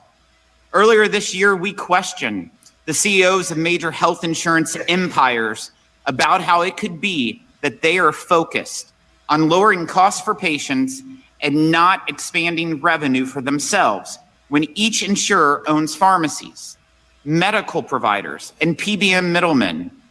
It would not surprise you to know they did not have good answers. Soon, we will have the same conversation with large hospital systems that have driven up prices without expanding access to care. That lack of access is especially important for the 60 million rural Americans who have higher rates of chronic diseases and have 43% higher mortality rates than urban Americans. We also need to do more to protect access to rural health care. I want to thank you for distributing the first installment of funds to states from the $50 billion Rural Health Transformation Program that Republicans enacted in the Working Families Tax Cuts. Rural communities in my home state of Missouri are thrilled to have this program to protect access to care and expand the quality of services offered to patients. I'd ask that you and your department work with Congress to continue stewardship and oversight of those critical funds to transform how healthcare services are delivered to rural Americans. And I hope we can find ways to work together to meaningfully reverse the incentives in healthcare that make it profitable to consolidate access at the expense of rural communities. Another critical priority of your administration is the First Lady's Fostering the Future program. Mrs. Trump joined the Ways and Means Committee yesterday in this very room for a special roundtable featuring 2 foster youth who shared their stories and highlighted the importance of this initiative to help more foster youth live a life of their own choosing. Members of this committee have introduced bipartisan legislation that complements the First Lady's initiative and represents the most significant reforms to the Chafee Foster Youth Program since 1999. We look forward to your partnership in turning these policies into law and then implementing them. We also need to work together to address fraud in our healthcare system. Every dollar stolen by fraudsters, illegal immigrants, and criminals is one less dollar that benefits the American people, including the $60 billion lost in waste, fraud, and abuse in Medicare alone. We must hold the criminals who steal billions from the American people accountable. One has to look no further than the alleged $3.5 billion of Medicare hospice fraud in LA County alone to know that this is a massive scandal that is waiting to be uncovered. I applaud your work and to help uncover numerous outrageous examples of fraud, and look forward to providing you and the department the tools you need to root it out. I'm glad that the Trump administration is taking proactive steps to lower healthcare costs and expand access to rural communities. And the president's new anti-fraud task force is so important for identifying and prosecuting criminals. I look forward to discussing these issues and others today, and I'm pleased to recognize the ranking member, Neil, for his opening statement. Thank you, Mr. Chairman. Mr. Secretary, welcome. We share a heritage as sons of the Commonwealth.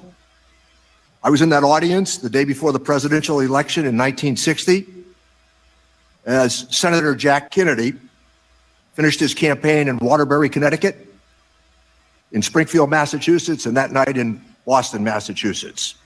24 hours later, he was the president-elect. The joy in our home can hardly be calculated in just comments like this. Stayed up all night for that result. We watched him declare victory the next day, and we were delighted. I passed out pamphlets for your dad when he ran for president in 1968. I was a delegate for Teddy in 1980 when he ran, and I ran his campaigns in Western Massachusetts. Great friends with your brother Joe, your nephew Joe, and your cousin Patrick. Together, with witness 2 days ago, when 5 governors of Massachusetts, Maura Healey, Mitt Romney, Bill Weld, Mike Dukakis, and Deval Patrick all gathered to celebrate the signing of what we believe to be the antecedents of the Affordable Care Act. All very capable people, regardless of party. We built in Massachusetts a mecca of healthcare for the world. We're proud of it. It's the gold standard. It has drawn investment. 2 days ago, Spain announced another $200 million that they would invest in our hospitals because they are destinations for the world. Our success has been beyond our wildest hope. Boston is the center of healthcare innovation in the world. CDC, NIH, Kendall Square, a fact, the highest concentration of research and development in the world in about an 8-block area. Our colleges, our hospitals, our nurses, our professionals, our advocates, all are extremely proud of what we did, regardless of political party, and we don't want to see it dismantled. And by the way, as a footnote, Mr. Secretary, we also like Dunkin' Donuts coffee. We watch daily as the threats to this healthcare system that we have constructed, whether it's talking about measles and vaccinations, we remember what it was like before Dr. Salk's polio vaccine. My mom, who was a devotee of the Kennedy family, she said the way we prevented polio in the 50s was to stay out of fresh water in August. Let me say this, nothing has changed about the science of vaccines. We need people not to be preyed upon by demagoguery, and there should not be a politicization of these very issues. Let me go to some of the contradictions that the administration has made as we talk about budgeting. $1 trillion cuts from our healthcare system, putting 440 hospitals at risk so that we can have a tax cut for the wealthiest among us, and that's based on tax distribution tables. That's not made up at this moment. Baseless claims about Tylenol and autism, this damage could be catastrophic. The administration's agenda includes obstacles to better health care. Costs are sky high, but that has much to do right now with a lot of issues, including tariffs in Iran. We want to push healthy eating for everybody, and I've not met any candidate anywhere who ever said, vote for me, I'm for more fraud. That doesn't happen. We want a fair and balanced approach to looking at it. A proposed cut of 12.5% to HHS. Let me remind all in this room, and you're going to be familiar with this name, Mr. Secretary, Silvio Conti. He was the Republican member of Congress in the district next to mine. He was the author of the LIHEAP program, and it has worked beyond any objective measurement that we believed at the time. He wanted to make sure that people had an opportunity in the climate of New England to heat their homes during the winter. 159,000 families in Massachusetts relied upon LIHEAP last year. Attacking child care providers and delaying their payments means more parents will choose between the child care and their paycheck. Families see through podcasts and campaigns. 60% of the American family worries right now about affording health care. We should be fixing and repairing the parts of the healthcare system that we want to improve for all members of the American family. We should not be offering just to deflect blame. We should be pointing out this achievement. People should not have to choose between medicine and child care. We delivered historic relief with Medicare negotiations. We capped out-of-pocket costs and we lowered premiums. We need to come to the aid of the American family at this very difficult time. Republicans need to understand that Americans deserve a fair shake. I'm going to close on the note that I opened with, and Mr. Secretary, I think you're well aware of it. What we built in Massachusetts over these years since Senator Kennedy became president, it was done with Republicans and Democrats, but together we're immensely proud of what it was that we achieved, and we don't want to see it dismantled. Thank you, Mr. Chairman. Thank you, Ranking Member Neal. Today's sole witness is the Secretary of Health and Human Services, Robert F. Kennedy, Jr. The committee has received your written testimony and it will be made part of the formal hearing record. Secretary Kennedy, you have 5 minutes to deliver your remarks and you may begin when you're ready.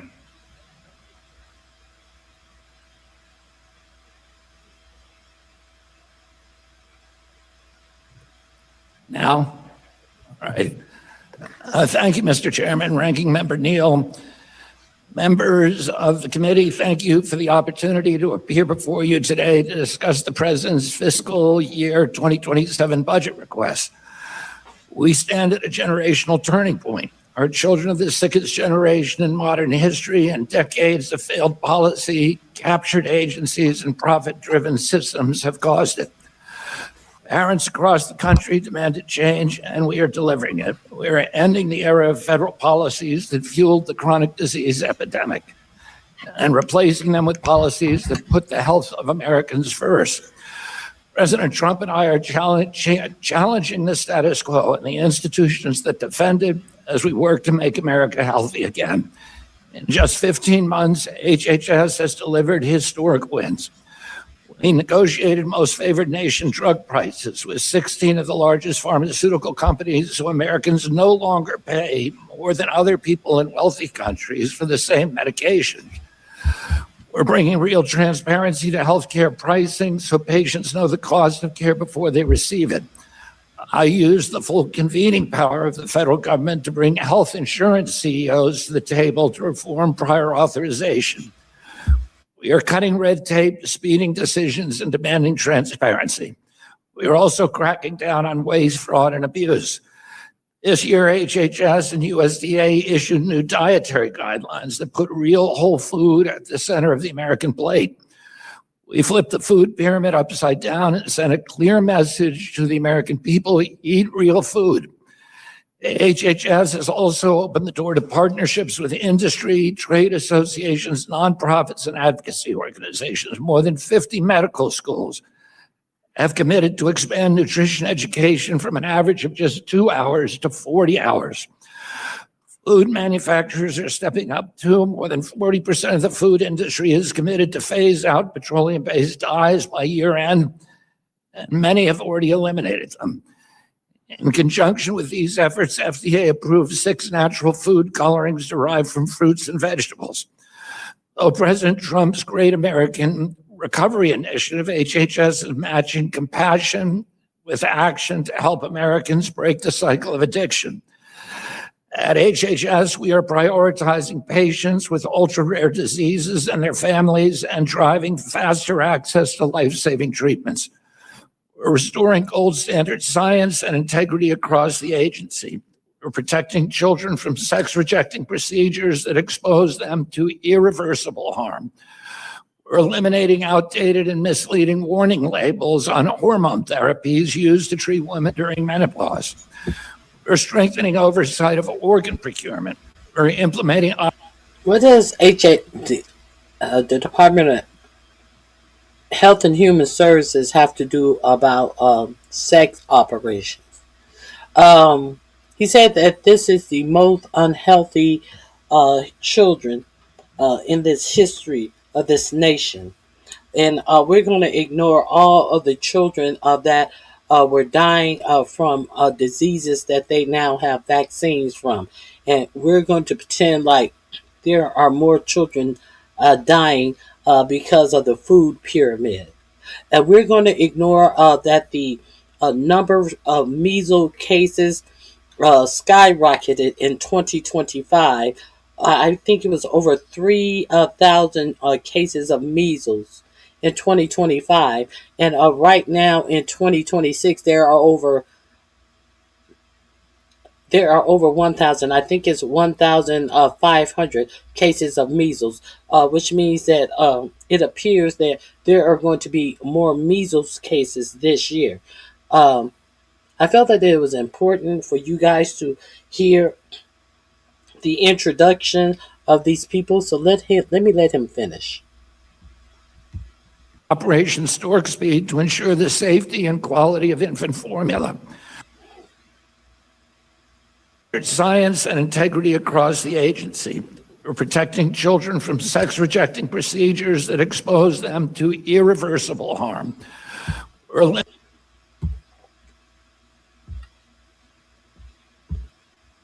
Okay, excuse me.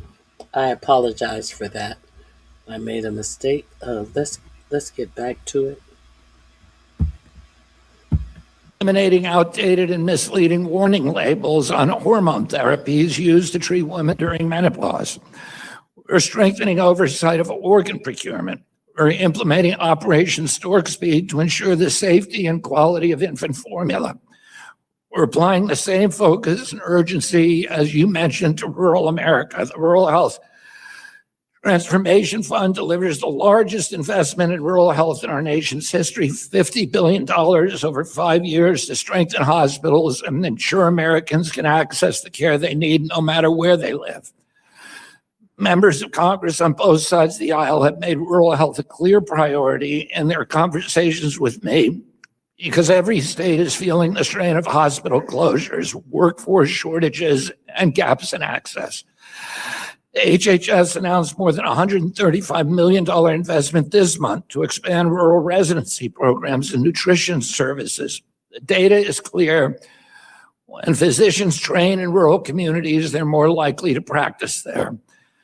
The president's budget puts all these priorities in action. It invests in prevention because preventing disease costs less and delivers better outcomes than treating it. As my uncle, President John F. Kennedy said, progress is a nice word, but change is its motivator, and change has its enemies. We see those forces clearly: entrenched interests, defenders of a failing status quo, and institutions that put profits ahead of the American people. That resistance underscores the urgency of this moment. We can reverse the chronic disease, improve public health, and lower costs. I stand ready to work with this committee and Congress to seize this opportunity, implement and codify lasting generational reform in American healthcare. For our country, for our children, and for the health of the American people, together we can make America healthy again. Thank you very much. Thank you. Without objection, each member will be recognized for 4 minutes to accommodate the Secretary's time.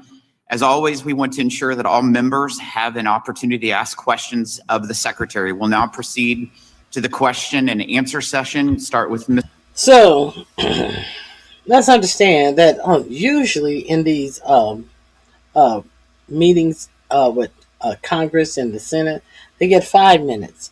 The one of the most important things to you and how you live your life, your health, and the Health and Human Services person only has 4 minutes each. Let that sink in. They're shortening the time for your Congress to question the head of Health and Human Services. Let's continue. Mr. Buchanan. Thank you, Mr. Chairman, and I want to thank Secretary Kennedy and your leadership. It's been incredible in my mind. So therefore, we are going to He is in, this link is in my description box. If somebody's thanking Kennedy and the chairperson, we know we don't want to hear from them. You can peruse his questionings yourselves. The link is in the description box. For 20 years. We're now bringing new members on who have a clear mission. We're going to have much more frequent meetings. We're going to have for the first time transparency. We're making huge investments at Secretary, fighting fraud is bipartisan here. As I noted earlier in my remarks, that nobody ever campaigned with a bumper sticker that said, vote for me, I'm for more fraud. So fighting fraud certainly has considerable support across this Congress. And nothing makes me or you or others in this room madder than those who might rip off Medicare. So I think those who commit fraud ought to be held accountable. So let's talk about. So the reason that they're talking about this Medicare fraud or Medicaid fraud is because this administration has decided to not pay any Medicaid claims in Minneapolis because of the YouTuber who came up there and pulled on doors to different addresses and said, "Let me see the kids." Let's be clear that under President Joe Biden, the Medicaid fraud was and has been prosecuted. Let's be real clear. But however, since a YouTuber came out there and pretended like there was still Medicaid fraud going on in Minneapolis, the Health and Human Services has denied paying a lot of claims. So this is what this congressperson is about to get into, I believe. About Lawrence Duran. He perpetrated what at the time was the largest therapy issue-related Medicare fraud in history, hundreds of thousands of false claims. He was sentenced to 50 years in prison, and he and other collaborators were ordered to pay back $87 million in restitution. His sentence was commuted by the president. Did the president... Did you hear that? The largest Medicaid fraud. And we would be remiss if we did not note the other one of the other largest Medicaid fraud that was enacted by the sitting senator of Florida. What is his name again? Rick Scott. We will be remiss if we did not talk about Rick Scott, who defrauded Medicaid and is still a sitting senator. First he denied, and then he admitted, and then he pretended like he didn't know what was going on. A sitting senator.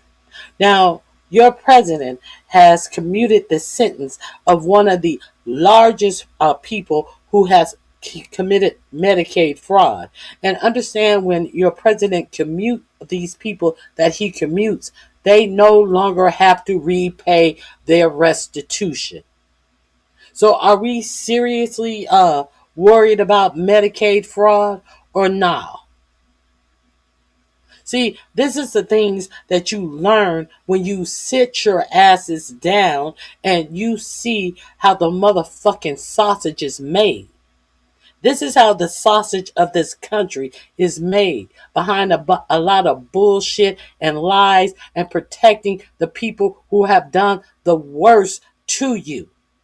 But no, you rather sit up and hear propaganda spewed out by these pundits that sit on TV, these pundits that are having shows on networks that are owned by the president's friends. All of these FCC, all of these mergers that have to go through the FCC, and Brendan Carr, who is demanding that comedians be fired. We can do it the easy way, or we can do it the hard way. You won't get this merger unless you fire a comedian. But y'all think that you guys are getting news from these agencies that are in bed, friends to this administration that allows this to happen to you and your Medicaid dollars. But y'all don't want to say anything about that because you don't want. I don't like politics. Politics is so boring. Yeah, I don't want to. No, I don't. I don't want to call out somebody who told me to vote for Trump because his policies was so in line and would be so helpful. A whole black unicorn out here acting like he's a 40-year-old white woman, a whole gay black unicorn trying to assert himself as some high middle class person that the Trump administration's policies would benefit his black gay ass in his life. But then when it all comes crumbling down, they have nothing to say. All of this, RonyiQ don't know what she's talking about when she alerts you that this administration is going to automatically start enlisting your children at the age of 18 in the selective service. RonyiQ act like people are about to be drafted to a war. Well, we're in a war now. And what did Caroline Leavitt say when they asked, was the president thinking about drafting? She said, he's not taking anything off the table. So this is why you should watch these hearings, because this is your government. What they do in this government affects you directly in how you live your lives. Hey, Z Sarah, thank you for being here. Consult you as we pursue this fraud. With Brooke Rollins, my partner in this, and doing the I don't know anything about that case. Fair enough. A congressman for 20 years, now bringing. So I think those who commit fraud ought to be held accountable. So let's talk about Lawrence Duran. He perpetrated what at the time was the largest therapy issue-related Medicare fraud in history, hundreds of thousands of false claims. He was sentenced to 50 years in prison, and he and other collaborators were ordered to pay back $87 million in restitution. His sentence was commuted by the president. Did the president consult you as we pursue this fraud? I don't know anything about that case. Fair enough. Congressman, I can say this. This has not been, although it's a bipartisan issue and there's bipartisan passion for this issue, the application, the implementation of anti-fraud has not been bipartisan. So let me go to the next one, Mr. Secretary. How about Joseph Schwartz? He pled guilty last year to bilking taxpayers out of more than $38 million, paid himself millions of dollars along the way. His negligence as it related to nursing homes is well known to all of us. President Trump pardoned Mr. Schwartz. I'm assuming he didn't consult you. It's bipartisan, but all of the ones that have been commuted, the shit that you should definitely know about, I have no knowledge of that case. But you want us to believe that you seeking out fraud in health and human services in Medicare and Medicaid is bipartisan. But all of a sudden you don't know nothing about the cases where these people, well-connected people, have been pardoned for their fraud and their crimes that they have been sentenced to jail sentences for, that your president have commuted. Oh, it's bipartisan. Yeah, right. On that either. If we're going to talk about fraud, it's not the people just at the lower end of the economic scale. If we're going to pursue fraudsters, it's not just the people who might make simple, honest mistakes that could be corrected. It's the Oh, yeah, it is. That's who it's directed at. The common man, not the connected to the president man, but I digress. People at the top that help to perpetuate this fraud. And the administration's position seems to be that it's only the recipients and not the providers that commit fraud. We are not defending fraud. We're not cheering for it. We're not excusing it. But there needs to be an even-handed approach, including not passing out pardons to people that might be supporters of the administration. So let me, on a nice note, thank your staff here in front of all for helping me out recently, or helping my constituents out on an issue that related to daycare. Your staff came to the aid of a Head Start provider in my district and really helped out 100 families. The problem is that we don't want that to be something that can be completed by senior members of the Ways and Means Committee coupled with a group of administrators who know the problem and have come to the assistance of those who need it.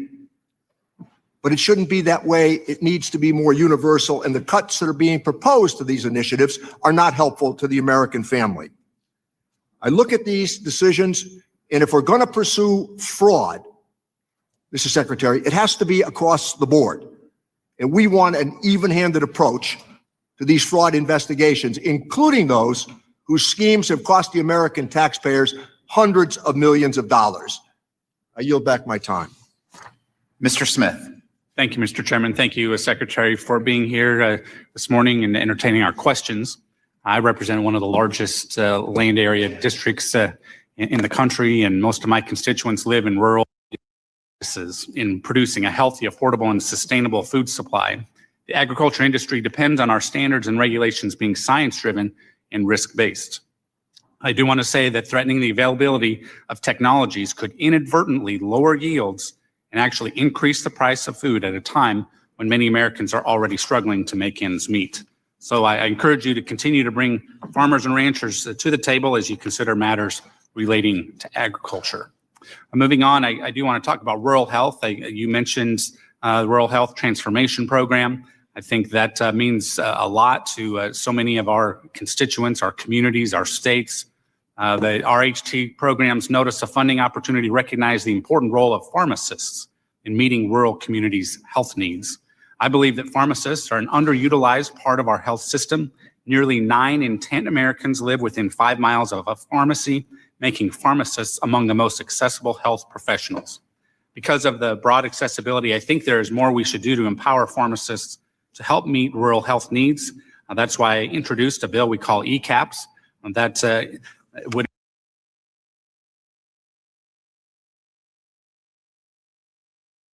So this Republican congressman who understands that this big bloated bill is going to close down a lot of rural hospitals. He wants to empower pharmacists. He wants you to be able to go to your local Walgreens, and your pharmacist is going to be tasked with prescribing you medication that you need. Okay, so the pharmacist, who is not a doctor, who who do not know all of your medical history, is going to fill in for these closed rural hospitals. Let's continue. I think we're going to skip him. If you want to hear him, you can go back to him. I'm not in the mood to hear dumb shit.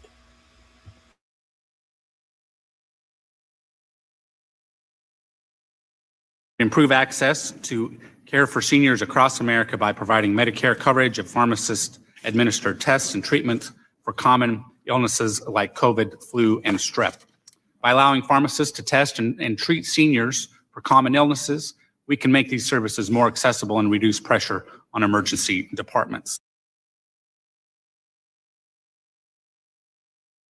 So you have worked all of your life, you have paid into this system, and when you become a senior, the best thing that your country is going to be able to offer you is a visit to your local CVS, Walgreens, whatever pharmacy. You got it? Okay, I got it. Let's.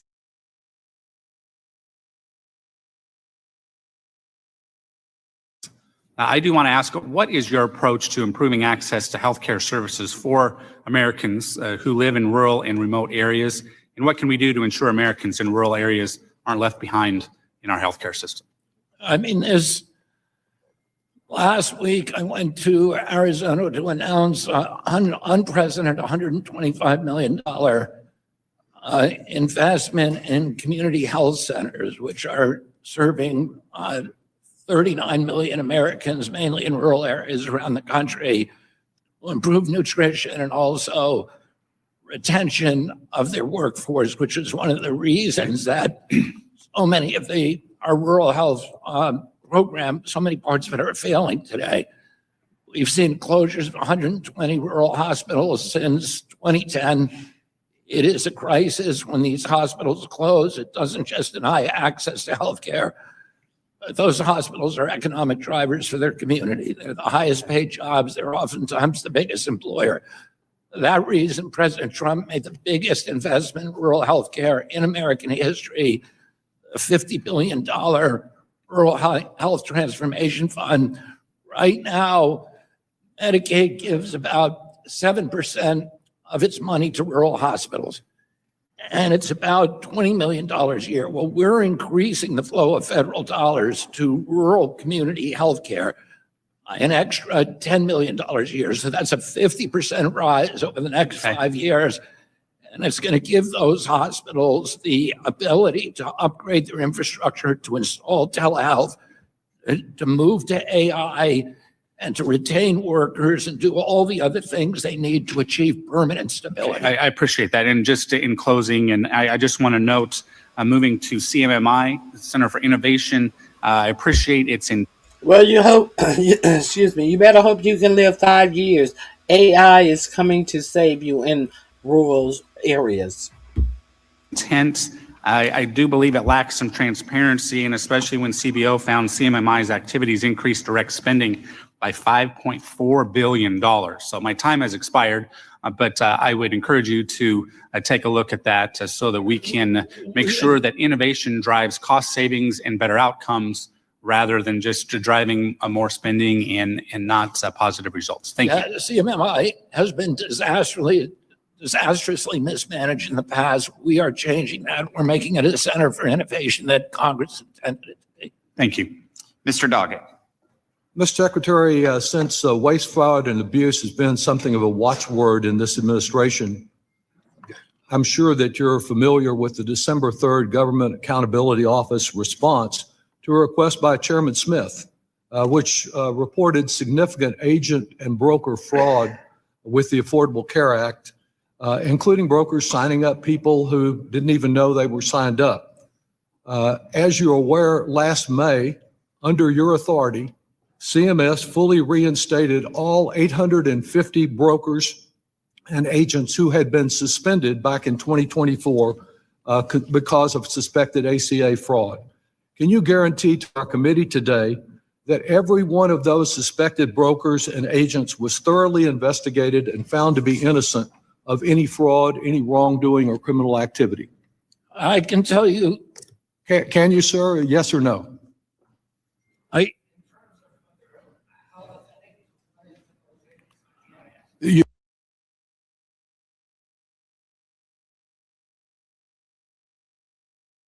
No, he can't tell him. They want to talk about waste, fraud, and abuse, but they rehire people who have committed fraud by signing up people who did not know that they were being signed up.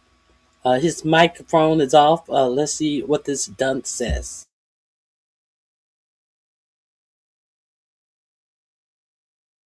You can't answer that. That is very troubling, I must say. 850 people accused of fraud, suddenly reinstated all at once. Do you know whether any of these suspected fraudsters who were reinstated so swiftly were subject to any additional oversight under your authority? Have there been guardrails that have been put in place to ensure those 850 agents don't continue to commit fraud? Congressman, I'm a lifelong Democrat, so I was shocked. I don't care your party affiliation. We're all against frauds. I was shocked when I came into this agency. Were you shocked to see that 850 people who were suspended for fraud had been reinstated all at once? I was shocked to learn that President Biden had directed my agency to stop all program integrity Yes, sir. activities Well, and focus on Taking enrollment. back my time, sir. And that's what caused the problem that President you're talking Biden's about. administration was the one that suspended 850 suspected fraudsters. Your administration was the one that let them all go back to work. You notice how I was surprised when President Biden. No, he cannot answer the question if all of these people were interviewed and found innocent of their fraud. They just reinstated these people. That is the answer. Deflection. Let's continue. Have any of them President Biden fired everybody in May agency except for 6 people who were involved in program in fact, integrity. The entire under department your was leadership, eliminated. you have suspended the very people at CMS who are responsible for overseeing any fraud in the program. But We've let me done ask you, more to with combat regard- fraud than I any understand. administration. If you want to in history. filibuster, go to the Senate. But would you please try to answer my question, sir? Have there been any new complaints against these 850 brokers? As I said, I'm happy to talk to get my staff to I'm not contact asking the if staff. you're happy to talk. I just want to know the answer to my question. Have there been any new complaints of fraud against these people? I don't know why those people were reinstated. For as far as I'm concerned, it may be because of a lawsuit. I have to check on that. Well, I wish I you can would. guarantee you there is Thank you, no sir. administration. Reclaiming in my history. time, sir, as it runs. I don't know why those people were reinstated. That was the answer. Well, that was the answer. You don't know because you are not in touch. You are not running this agency. You are just meeting up with your friends and people who lobby you, people who want to get close to you. You don't know the actual workings of your actual agency because you're unqualified. Let's keep it above. It's just all that and what Biden did and Biden and Biden and Biden. No, I don't know. It could be lawsuits. I don't know. Well, if it's a lawsuit, then you would be able to know. You worried about fraud and 80-something people who were fired from your department are brought back and you didn't take the initiative to find out, hey, why are we rehiring these people that were dismissed because of fraud? Is that what you're saying since you're so concerned about fraud? Let's continue.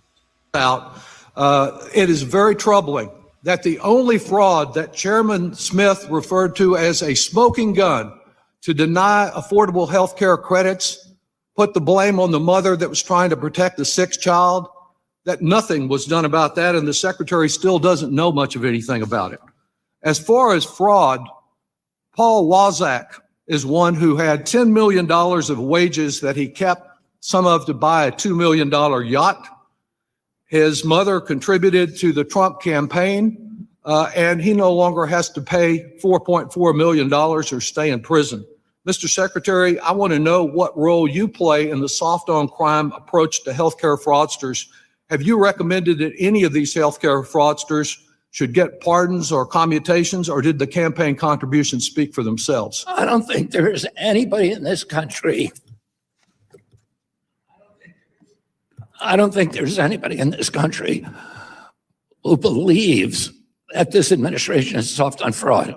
We're the first administration. Just the fraudsters who have the money in the cottage industry to get themselves pardoned and not even have to restitute what they've taken from those they've defrauded.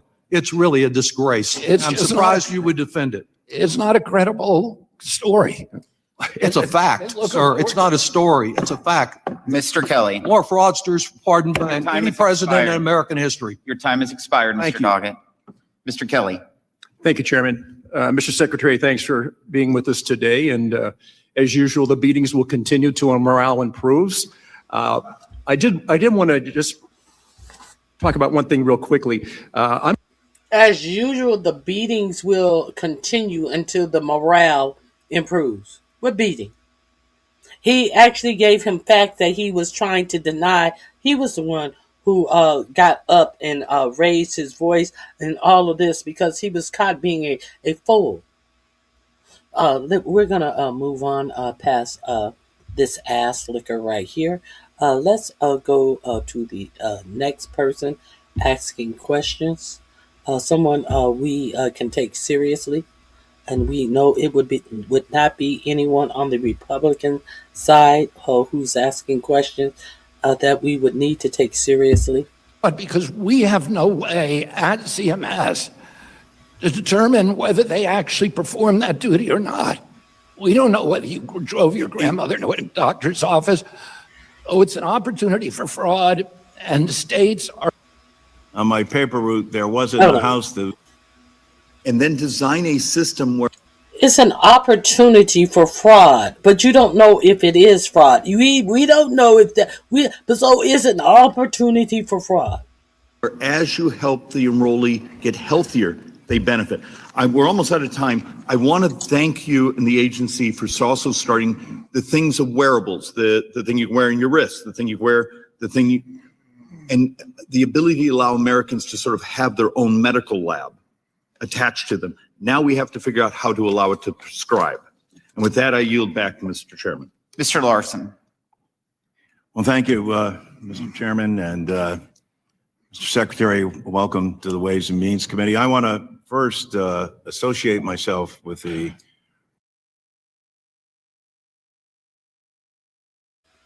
If you don't know, he's good. remarks of Leader Neal, especially as it relates to the great legacy of your family. Thank you. There wasn't, on my paper route, there wasn't a house whose door I didn't knock on where there was a picture of Pope John the 23rd and John F. Kennedy. That's how deep and incredible. Well, you didn't go to any black households because there was a JFK, a picture of Jesus Christ and Dr. King in black households. Let's continue. Influence that the President of the United States, the first Catholic elected, had on generations of people, and still every bit as much relevant today as he was in the 1960s. Your family and its legacy of public service deserves always to be acknowledged for the enormous sacrifice and their willingness to serve and to serve in the public interest. Well, Mr. Neal also pointed out, as my other colleagues, I think you can understand and appreciate the incredible frustration. President Kennedy said that science is the quiet power. And whether it comes to sending a man to the moon or vaccinations, President Kennedy was out front in terms of his belief in government and his belief in making sure that vaccines were provided for the health and well-being of the American people, and the children were all sworn to serve and protect. I would like, Mr. Chairman, if you would, to submit for the record the Connecticut Department of Public Health testimony on the establishment of vaccine standards. Without objection. Thank you, Mr. Chairman. I would also, Mr. Chairman, like to submit for the record a stark divide. Americans more confident in career scientists at the U.S. health agencies than leaders. Without objection. And I guess that's what it all comes down to. When we look at the vaccination process, and I think everybody's entitled to their opinions and views, but we're not entitled to our own facts. And the facts, I think, speak clearly on this. When I confront doctors in my community, they say they're spending more time counseling people about taking their vaccination shots. We know what we were able to do. Just 4 years ago, the state of Connecticut braced for what they thought might be an outbreak of measles because a case was reported. But as it turns out, that was the only case. And it was attributed to the fact that people were vaccinated. And that's what prevented that.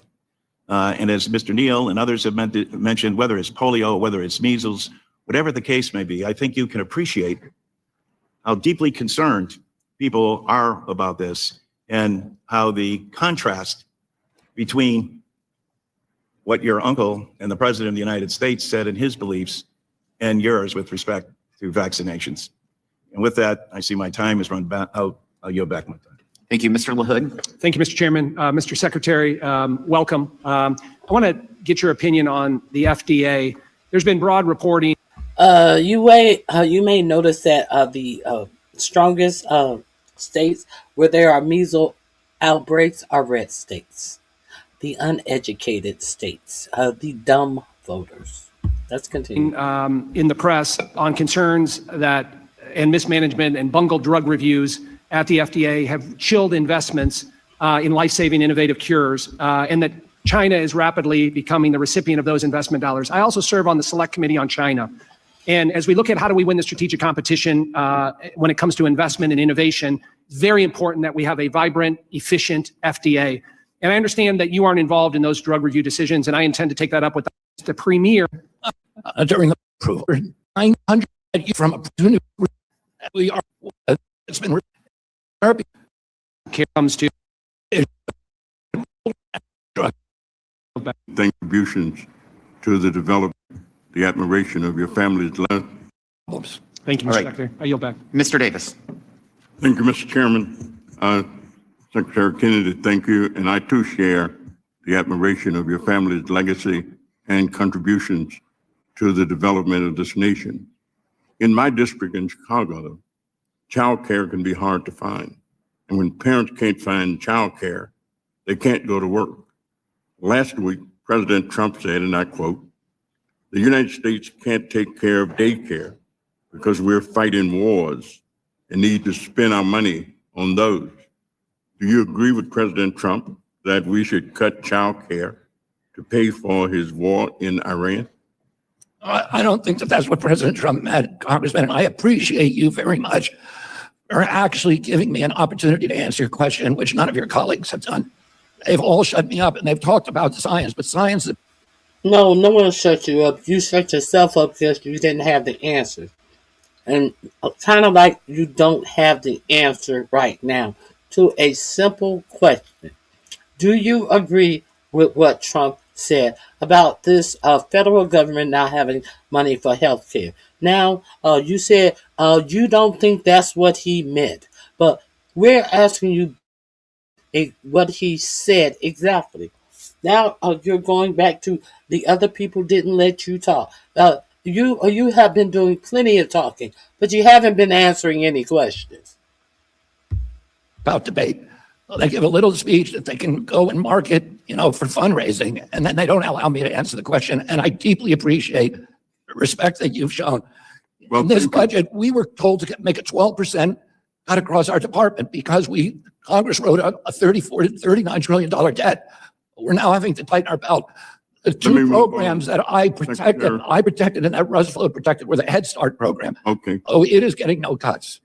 And incidentally, there have been no cuts to Medicaid. Look at the another CBO. question that I need to ask. Black women are nearly 3 times as likely to die from pregnancy-related causes as white women. Yet the Trump administration... Healthcare disparities. I want you to hear what the head of the Department of Health and Human Services has to say about healthcare disparities, as if he has never heard of such. This is not the question that I had wanted to pinpoint you to about because I didn't hear this question asked.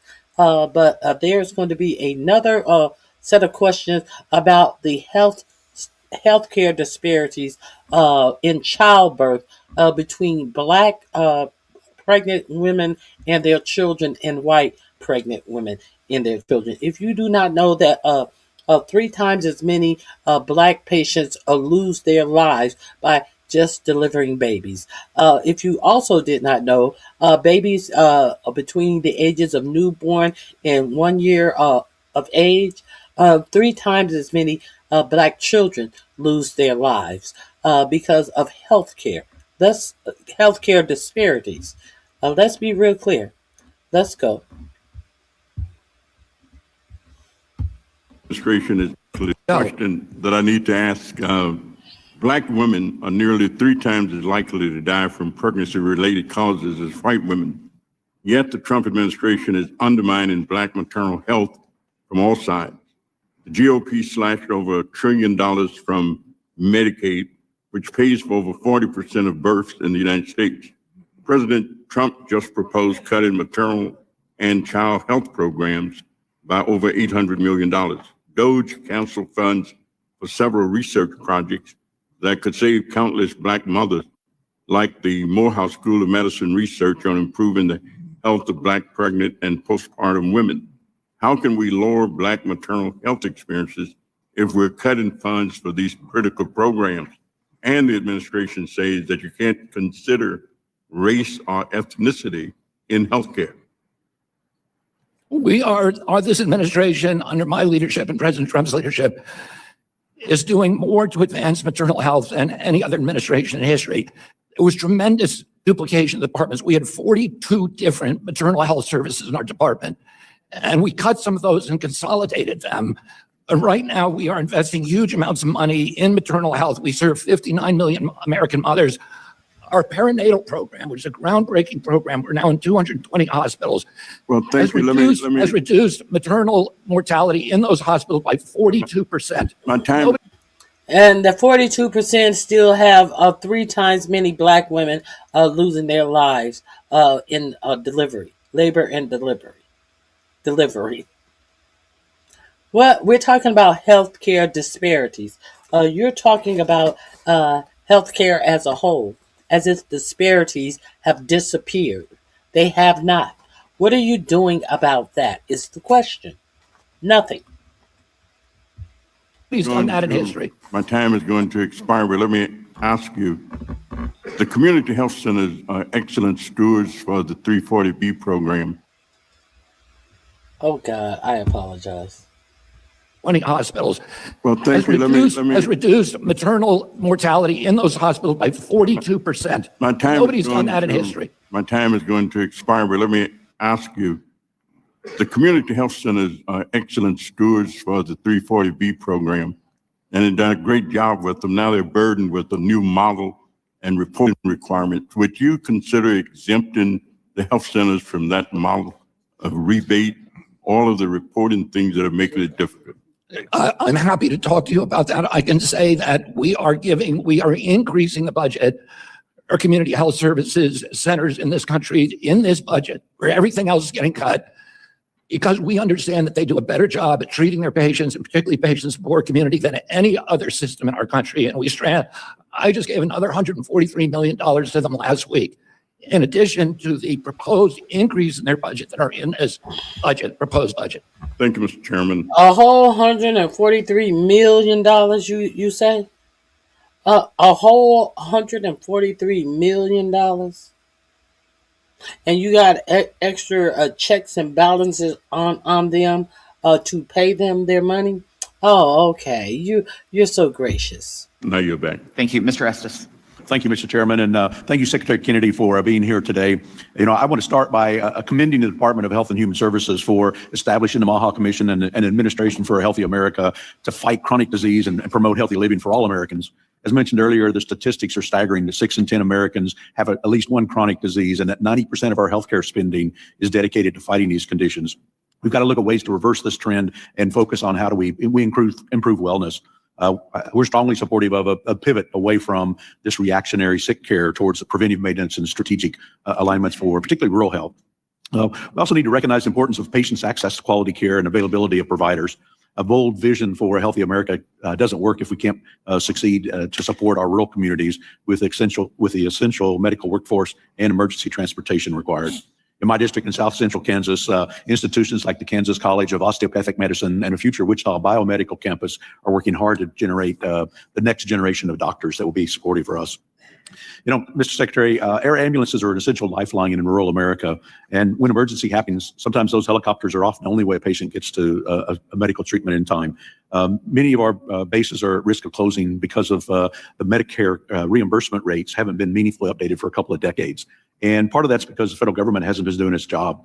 5 years ago, the No Surprises Act was required the Department of HHS and Department of Transportation to collect those cost and operational data. And to date, those rules haven't been finalized. And I wanted to just ask, how can we work together? How can we get HHS and Department of Transportation to work to update? I am happy to work with you on that. I can tell you that the No Surprises Act was passed with the best intentions, and it was a great law, but it was not implemented by the Biden administration. And those proposed regulations on the No Surprises Act were left to languish. We are now in the final process of finalizing them. And I'm happy to work with your office to talk about the air ambulance problem. And these are huge. This is a huge issue, particularly in Alaska. So I hear from them all the time. You have been in a year, and you're talking about what Biden didn't do, and you haven't finalized them. They have completed them up to finalization, and you've been in office a year, and you still haven't finalized them. Okay, then. About the same issue. And but we've also found a lot of fraud in that area. So we need the kind of audits that you're talking about and then the kind of information that you're talking about. We're really interested in that, and I look forward to working with you on it. Great. Well, thank you. And one of the things we're also concerned about is the real threat of retirement of so many providers in the physician workforce. And as we look particularly of how that's going to impact patients, particularly in rural communities, many of the communities lack specialists. And particularly with the number of physicians at an older age in our rural communities. And we're seeing now more patients are approximately seeing 50% more specialists than in the year 2000. And so I want to see if there's things that you're doing in administration to help ensure that our rural patients can get access to some of these specialty care.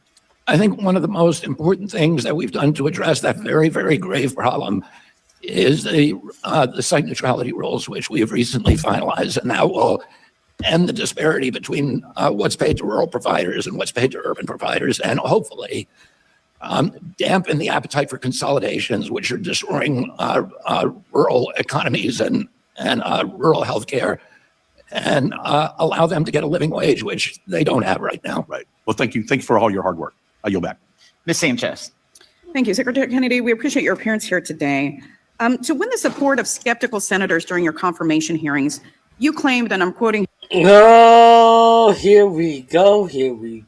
It's about to get good." Welcome everyone who is in the chat. I appreciate you being here. Please stay for a little while. Like, share, subscribe to the channel if you choose. We can agree to disagree, but we will not be disrespectful. Let's continue. Here, I support vaccines. I support the childhood vaccine schedule. I was skeptical about those comments because prior to your nomination, you espoused numerous disproven theories that childhood vaccines, including the measles vaccines, were linked to autism, death, and other adverse effects. Not surprisingly, we were right to be skeptical of your promise to support the childhood vaccine schedule because at your direction, the CDC removed its universal vaccine recommendations for children, covering 7 immunizations, including things like flu, COVID, hepatitis A, hepatitis B, and rotavirus. On Fox News last year, you stated, and I'm quoting you again here, "There are adverse effects from the vaccine. It does cause deaths every year. It causes all the illnesses that measles itself causes." A deadly measles outbreak in Texas killed an unvaccinated 6-year-old, the first such death in a decade. So simple yes or no question. It's not that we don't want to let you answer. It's that we all have limited time and you have plenty of time to answer questions and you have plenty of time to give testimony at the beginning. So simple yes or no answer will do here. Do you agree with the majority of doctors that the measles vaccine could have saved that child's life in Texas? It's possible, certainly. Okay, thank you. I want to look at some very important data. In 2024, under the Biden administration, which apparently seems to be responsible for every ill in the world, in 2024, under the Biden administration, there were 258 cases of measles. And in 2025, under your leadership at HHS, it ballooned to over 2,000. That's a 675% increase. And we are now on track to surpass that this year with over 1,600 confirmed cases in just 3.5 months. If we project those numbers out for all of 2026, we can expect a whopping 6,400 cases of measles. That's a 2,380% increase in a preventable disease. CDC data also shows that about 80% of children who died from flu this season were not vaccinated.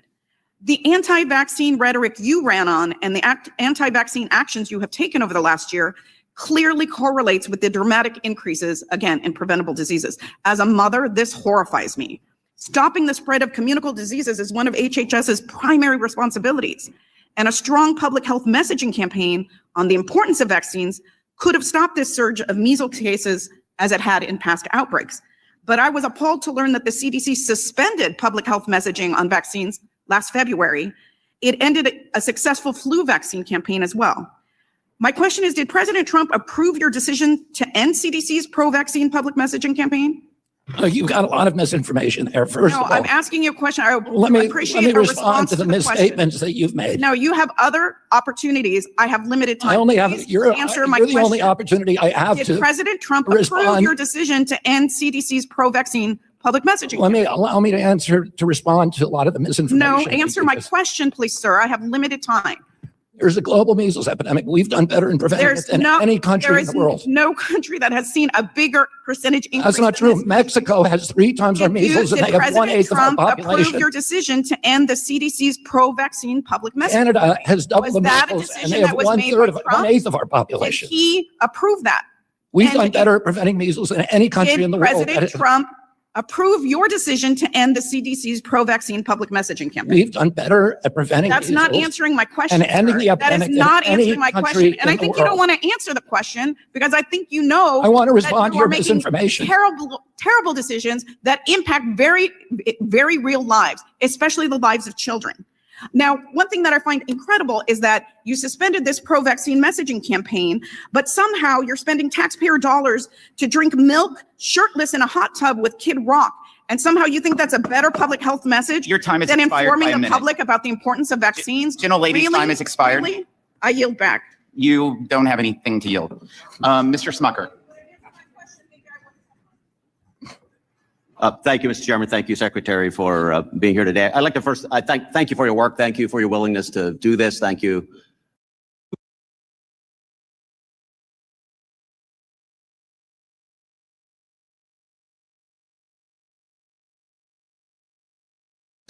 Food as medicine interventions like produce and poultry is created specifically to test new health counseling. This. And all of these members have ignored this for as long as they've been in office. This then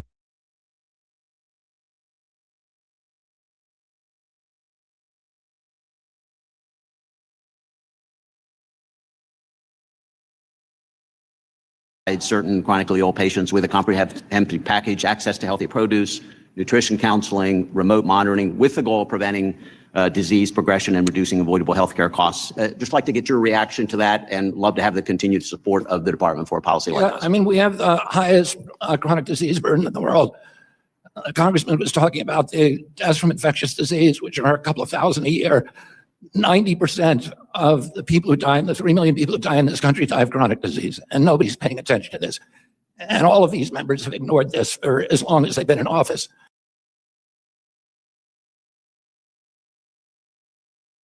You find it funny that all of a sudden all of the Democrats have ignored this while they've been in office, or someone who has just gotten in office, who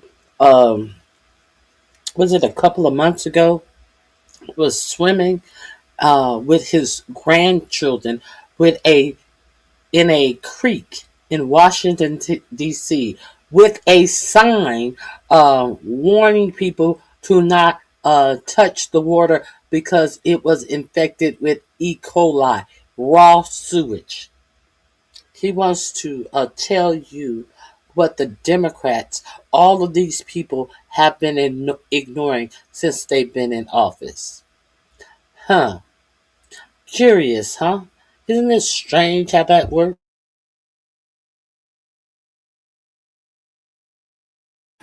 This is the real threat to American health. In fact, during COVID, we had the highest death rate of any country in the world. And when you ask CDC, why is that true? They say, well, it's because we're the sickest population. The average American who died from COVID had 3.8 chronic disease. Well, what was killing them, COVID or the chronic disease? We have to understand chronic disease, infectious disease has a very hard time killing a healthy person.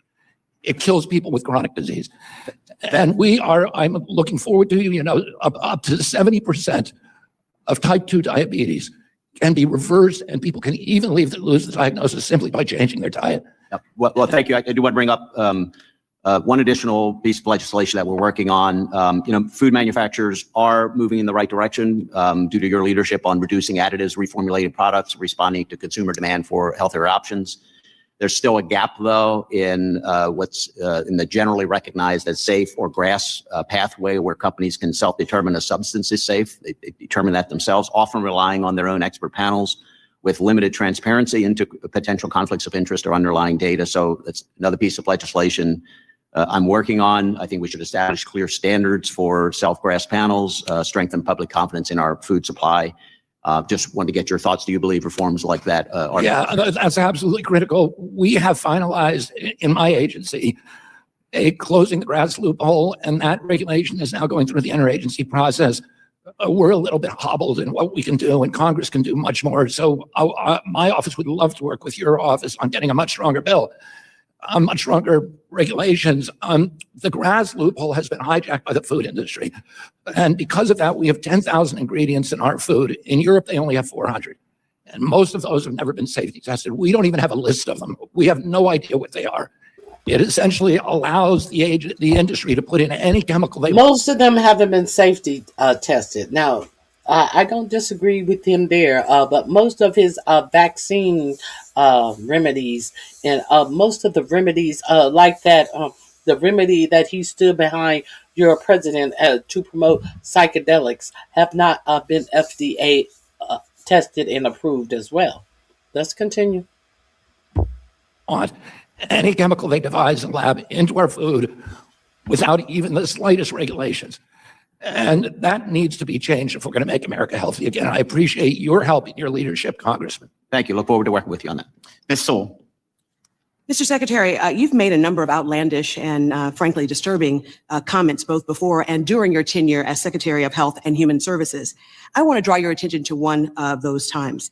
In a 2024 podcast interview, you suggested that Black children on ADHD medication should be reparented. You said every Black kid is now just standardly put on Adderall, SSRI, benzos, which are known to induce violence, and that those children are going to have to go somewhere to get reparented. There is a lot to unpack in that comment.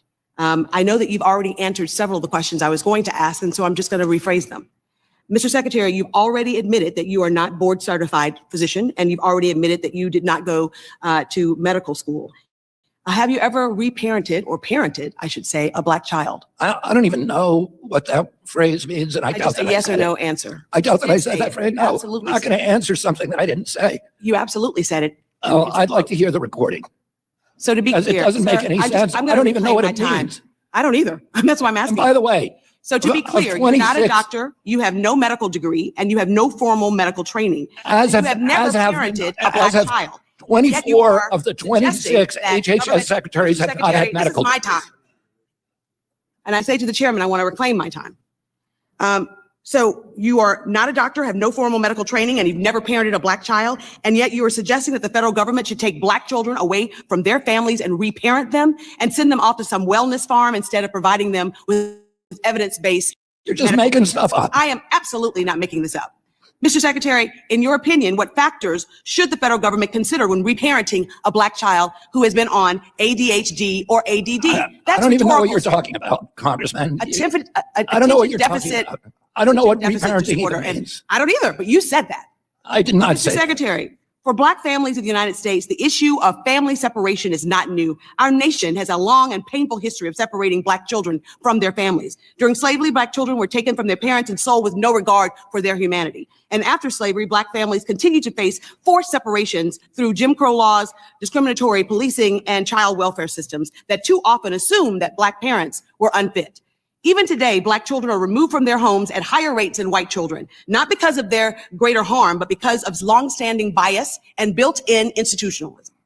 For you to suggest that Black families are not capable of raising their own children is deeply offensive.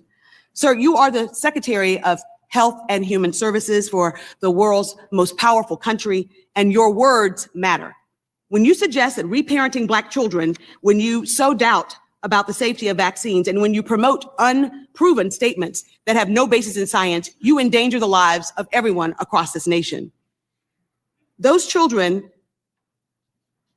have parents. And to suggest that they have to be reparented is offensive. I never Secretary, suggested that. your words matter. When those words are careless, communities pay the price.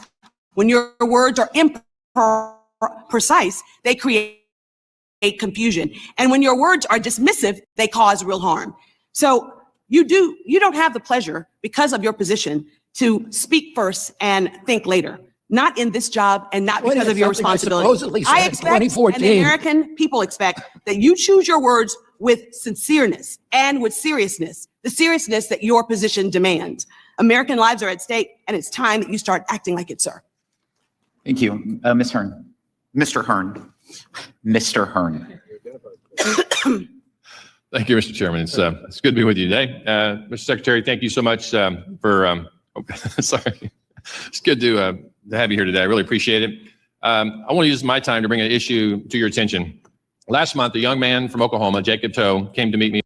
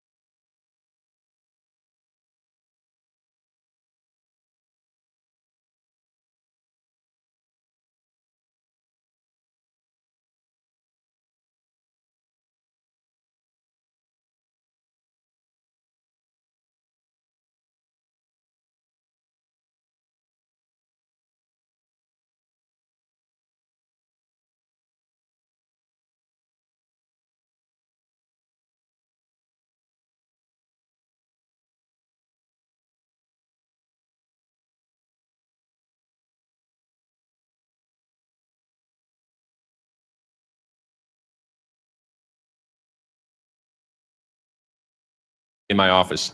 He told me a story that stuck with me, one that can make and denying necessary care.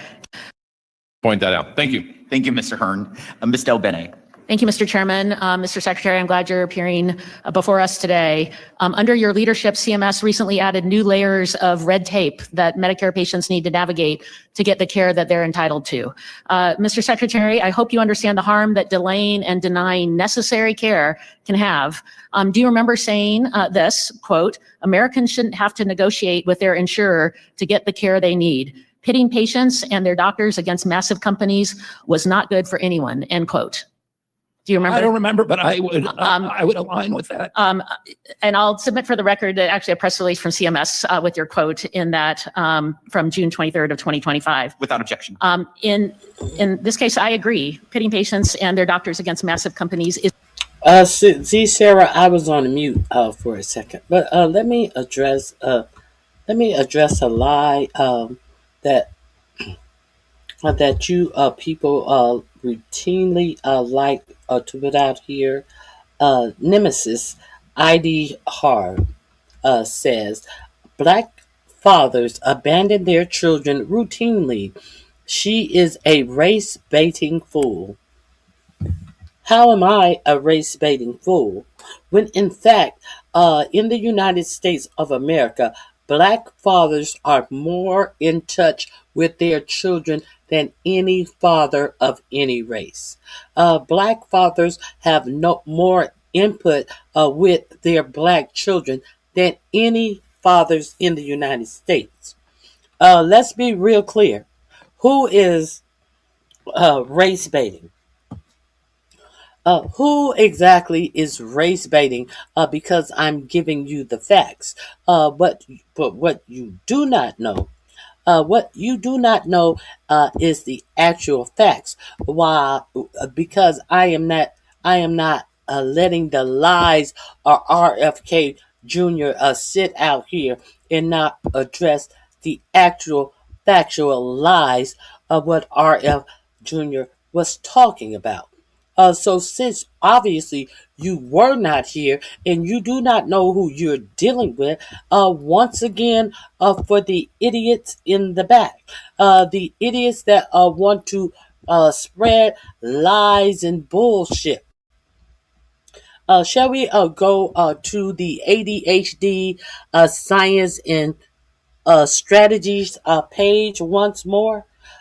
Yeah, let's all go here one more time. Study explores medication decision making for African American children with ADHD as in a synthesis of 14 existing studies. Researchers have conducted that African American children with ADHD are significantly less likely than their white counterparts to treat their symptoms with medication for three main reasons: caregiver perspective on ADHD and ADHD like behaviors, beliefs regarding the risks and benefits associated with stimulant medication, and the belief that ADHD represents a form of social control. This is 14 studies, not one study, 14 studies. Now, you can reach the studies here. This link is in my description box, and I will drop it in the chat right now. June 23rd, 2020. Let's understand that RFK Jr. was spouting this lie that all Black children are put on ADHD drugs in this past election. So that would be 2023, 2024-ish. This study, nearly 79% of white children with attention deficit hyperactivity disorder, or the ADHD, take medication to manage their symptoms.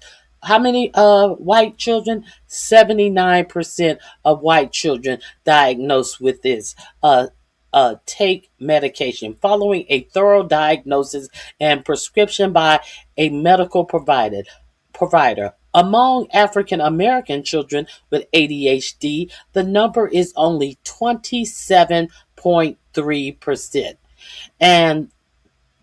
And the rate of medication discontinuance is comparatively higher as well. What causes this healthcare access to clinician education to cultural norms beyond? A synthesis of 14 existing studies centered around one such factor, namely caregiver medication decisions. The decisions of the parents to do what? Not put their children on this ADHD medication. While you have the head of the Health and Human Services lying to you that all Black children are put on ADHD medication and therefore they should be rehomed, when in fact it is 79% of white children who are put on this medication. But he has nothing to say about them. So get the fuck out of my face talking dumb shit. See, I'm not talking just to talk like you are. I'm not up here talking just to talk. I'm talking to inform. And I frankly don't give a fuck what you think about it, but I will let you know, get the fuck out of my chat with these lies and bullshit. This is not a propaganda channel. You don't come in this channel disrespecting me. If we can agree to disagree, but what you're not going to do, you're not going to be disrespectful to me. If you don't like the information, prop up a link where I can get a different information. Have the conversation where different information is presented. But all of this dumb shit, I understand that many of you who come in here with this dumb shit are the ignorant 45, 47 voters. But miss me with that bullshit. Because if you can't converse on some motherfucking facts, keep your motherfucking typing fingers silent in this bitch. And sit your stupid ass down and learn some facts. Hit the like button. If you need to do something with your fingers, hit the fucking like button. Hit the subscribe button. If you need to do something with your fingers, since you're sitting up in here anyway, you may as well like and subscribe.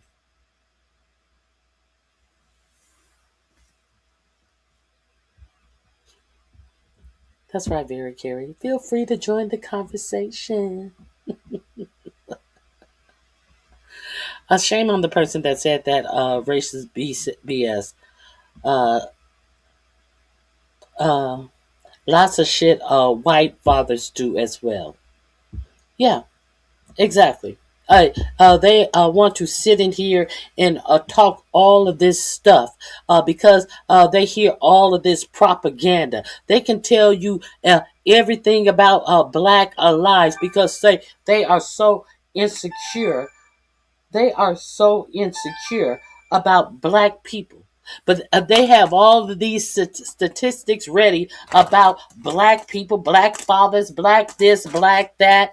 But they don't know shit about themselves. They can't give you any statistics about they funky ass, fucked up ass life.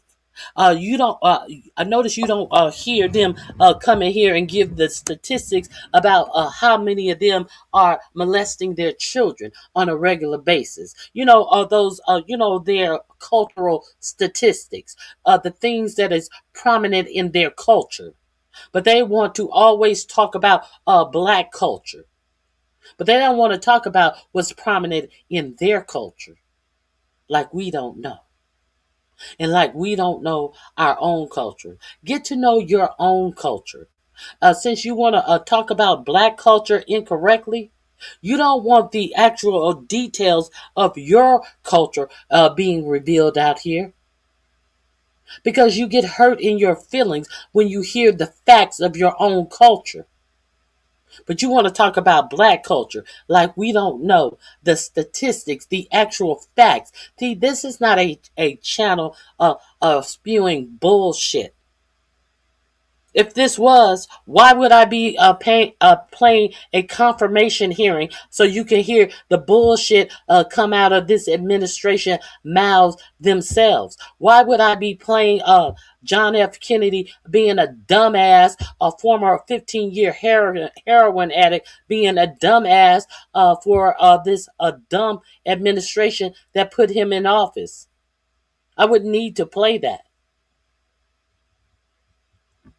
Let's get back to it. I think this is it. Yeah, this is it. Isn't good for anyone. And yet less than a week after you said that, end quote. Do you remember? I don't remember, but I would align with that. Under your leadership, CMS recently added new layers of red tape that Medicare patients need to navigate to get the care that they're entitled to. Mr. Secretary, I hope you understand the harm that delaying and denying necessary care can have. Do you remember saying this, quote, Americans shouldn't have to negotiate with their insurer to get the care they need. Pitting patients and their doctors against massive companies was not good for anyone, end quote. Do you remember? I don't remember, but I would align with that. And I'll submit for the record actually a press release from CMS with your quote in that from June 20 of 2025. Without objection. In this case, I agree. Pitting patients and their doctors against massive companies isn't good for anyone.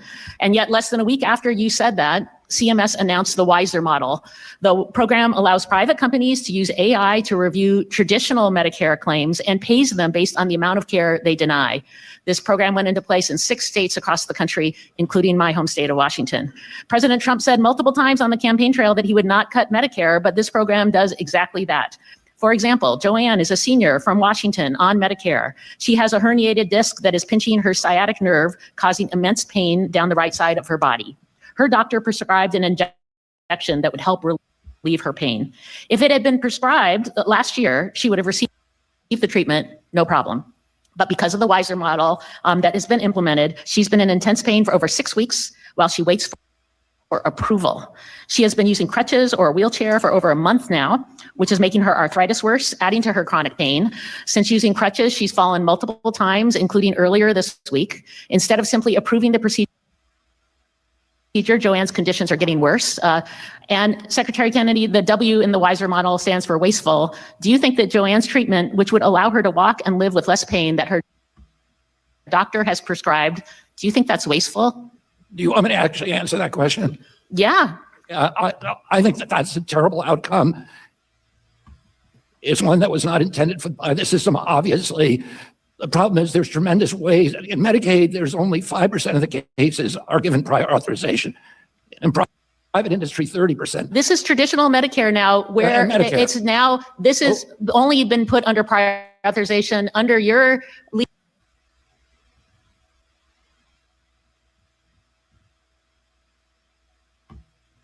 Hold on. I don't know what happened. Hold on. Oh, I don't know what happened. leadership. Now, President Trump. I don't know what happened. The system, obviously. The problem is there's tremendous ways. In Medicaid, there's only 5% of the cases are given prior authorization. In private industry, 30%. This is traditional Medicare now, where it's now, this has only been put under prior authorization under your leadership.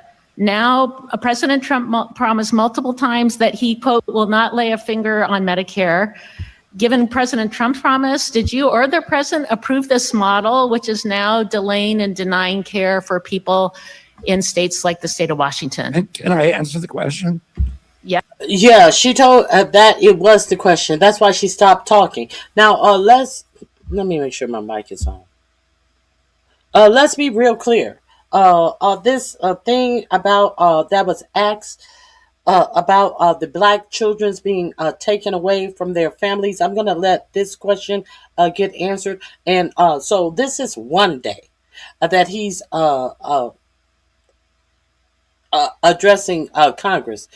He comes back the next day, and I believe he's addressing the Senate. And you will see his answers about the statement that all black children are being prescribed these ADHD medicines and they need to be rehomed. So do you think that when he showed up the next day, they didn't ragtag his ass with the actual audio of him saying exactly what he said?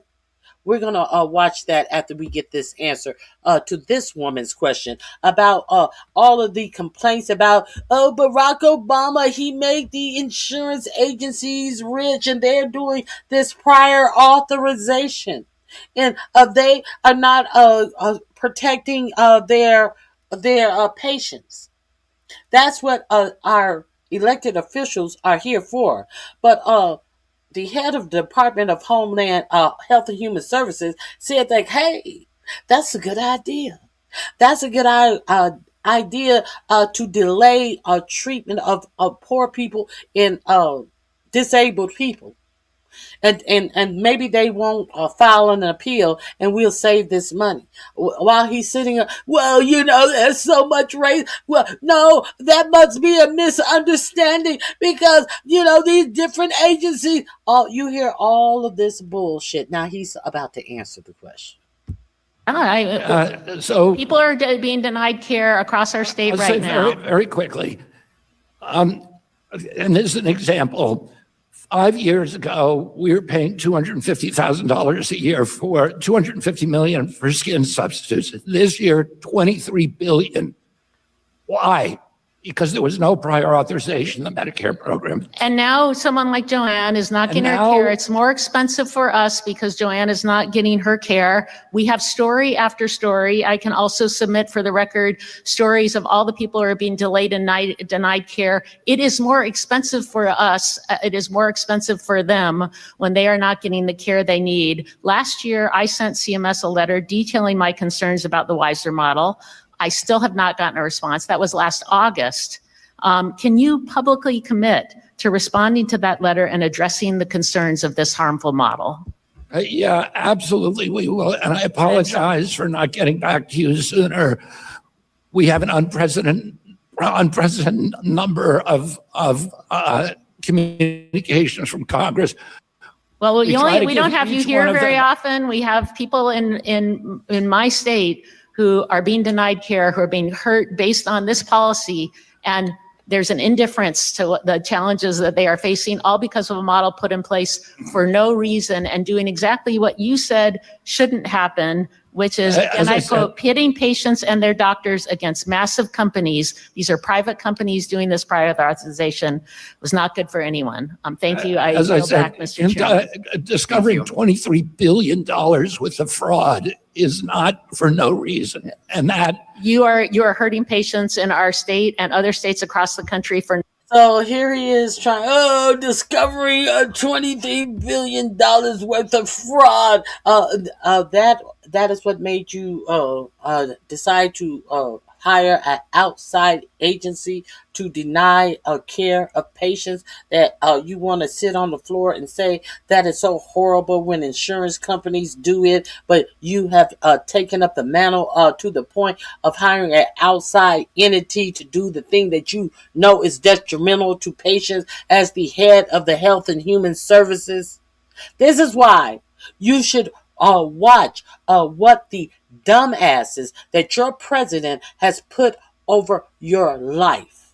Now, knowing all of this, what do you think that this administration and the clowns that he put over ensuring your medical health, your safety, what do you think the outcome they are looking for? They're not looking for you to survive. That's what they're looking for. They want to talk about money. You should be so concerned about money and fraud as the people who have created this fraud have been arrested under the Biden administration, have been released and do not have to repay their fraud. But when, oh God, these Somalians, they have defrauded our social systems. When your social system was defrauded by white men, what did they get? They got commuted. They don't have to repay their sentences, but they want to prevent any Somalian from coming over to the United States, as they let the white men who have created all this fraud out of jail. These people have already gotten jail time. They get out of jail and don't have to repay the billions that they have stole from Medicare. But they want you to get all excited because they know that you are dummies. They know that they can tell you that a black or a brown person stole this less money than white people that your president has let out of jail. And you'll be, oh my God, these illegal aliens, oh my God, we gotta get them. We gotta get them out of here. Oh, they've ruined America. But you have no idea that these white men who have already been convicted of doing the exact same thing have been let out of jail. This is why you need to understand how the sausage is made in your government. Because you will fall for the bullshit and the okie doke. You will act as if you don't know that these Somalians had already been indicted and under indictment by the Biden administration. And as Kennedy sits up here and have put things in way of seniors from getting the treatment that their doctor recommended. He wants to go back. Oh well, the fraud. When it's so much fraud, bitch. You're the fraud. Okay, so let me see if there's anything else. I still see her here. No reason, and I appreciate you finally responding to the letter. Thank you. I yield back. Ms. Miller. Okay, so we heard the questions about all of the black children need to be rehomed because the parents put all of the black children on medication. Did we hear all of that? Yes, we heard all of that. I think you need to see what he had to say the next day. The next day, not the same day, the next day. What did he have to say then? Oh my God! Let's hear what Robert F. Kennedy had to say the next day. I had it held. I don't know why it moved. Here we go. Right here. Let's right here.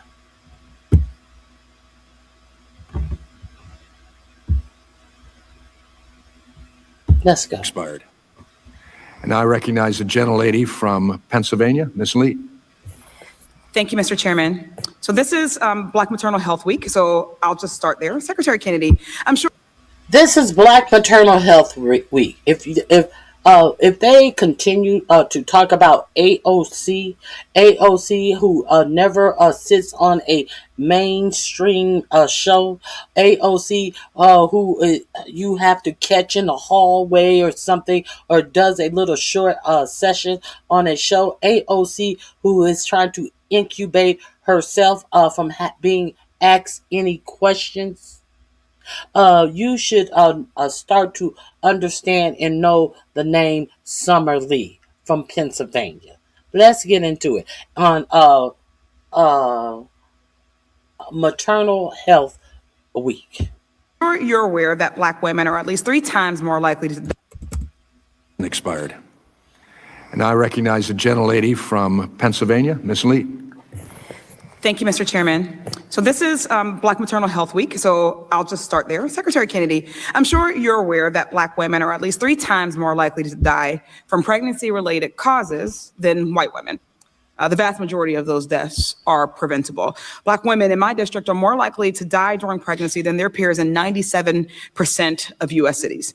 Your written testimony mentions maternal and child health 4 times. But from what I've seen, the NIH canceled grants researching Black maternal health. Your administration's fiscal year 27 budget proposes eliminating Healthy Start, which is one of the federal government's primary community-based maternal health programs. And you've made it a priority of HHS to end diversity, equity, and inclusion. So yes or no, my question for you is, if a medical school or a public health school educates students about addressing the Black maternal mortality crisis, would you consider that an illegal DEI? No. No, you would not? No. Great. I do hope for the medical schools, the universities, and the accreditors, your administration has been threatening that they're watching this and take this directive to continue teaching about and addressing the Black maternal mortality crisis. And I expect your agency to restore and expand funding and support for that work. Also, yes or no, do you think consuming more? So what she's saying is that they have threatened colleges if they continue to speak and teach about medical disparities that Black women face in the United States of America. They were threatening colleges if they taught about it. We remember that stupid ass Dr. Jackie from Married to Medicine, who went to Mississippi State, I believe, to get her medical degree. That stupid bitch said that told a pregnant woman that they just be faking it sometimes. They love to fake it when talking about a pregnant black woman who was asking for time off. See, this is what that bitch was taught in medical school. That black people can take more pain. If you don't understand, this is what they're teaching in these medical schools. That black skin is thicker than other people's skin. Teaching it in school that we can take more pain. So you had a black physician telling her pregnant black patient that, oh, you'll be all right. And then after she got away from the patient, oh, they just be putting on. A dumb black bitch.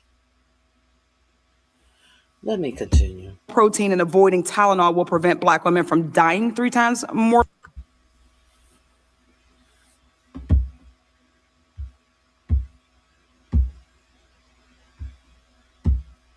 And expand funding and support for that work. Also, yes or no, do you think consuming more protein and avoiding Tylenol will prevent black women from dying 3 times more likely during a pregnancy? I doubt it.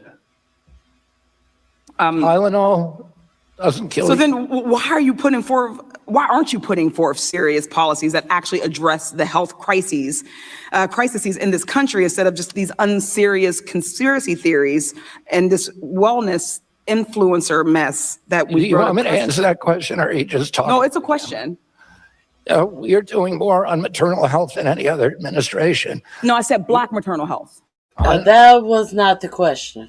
Thank you. Correct him. On maternal health. The black maternal health. That includes blacks and whites. But the thing is that they're actually not the same outcomes, which means that we need specific and intentional interventions for black maternal health and black infant. Can I finish? I'm saying. Are you going to answer that? Yeah, we have right now, we've implemented a perinatal pilot project that we're in 220 hospitals around the country. And we have reduced maternal health mortalities by 42% at those hospitals by providing them protocols. Can you please share what the reduction has been for black maternal health? Across the board, it's 42%. But black maternal health still has worse outcomes than other people. I wouldn't know. No, it helps everybody. But it isn't. Object to that? Okay, thank you. It is not. I do want to just, for the record, state that. It does not help everyone. Your agency told programs to remove a list of nearly 200 words and phrases from their funding applications, including the word black. Did the sound go out for you guys during that?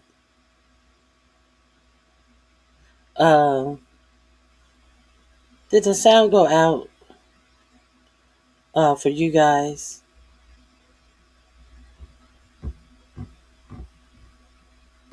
Let me try that again. Oh, you guys did hear the sound? My sound went out. I just wanted to check that you guys heard the sound. Thank you, you guys.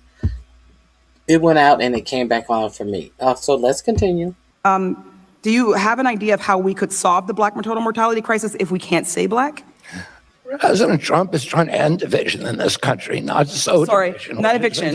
During the last 4 years. That's what Trump is trying to end division and not sow division. So therefore, if black women are dying 3 times at the rate of white women, no, we cannot study it. We cannot study black because we cannot say black because it was so division. Now, do you think if white women were dying at the 3 times the rate of black women, that they would say to study the cause why this race of women was dying more, that it would be something that they refused to study because they were afraid to sow division?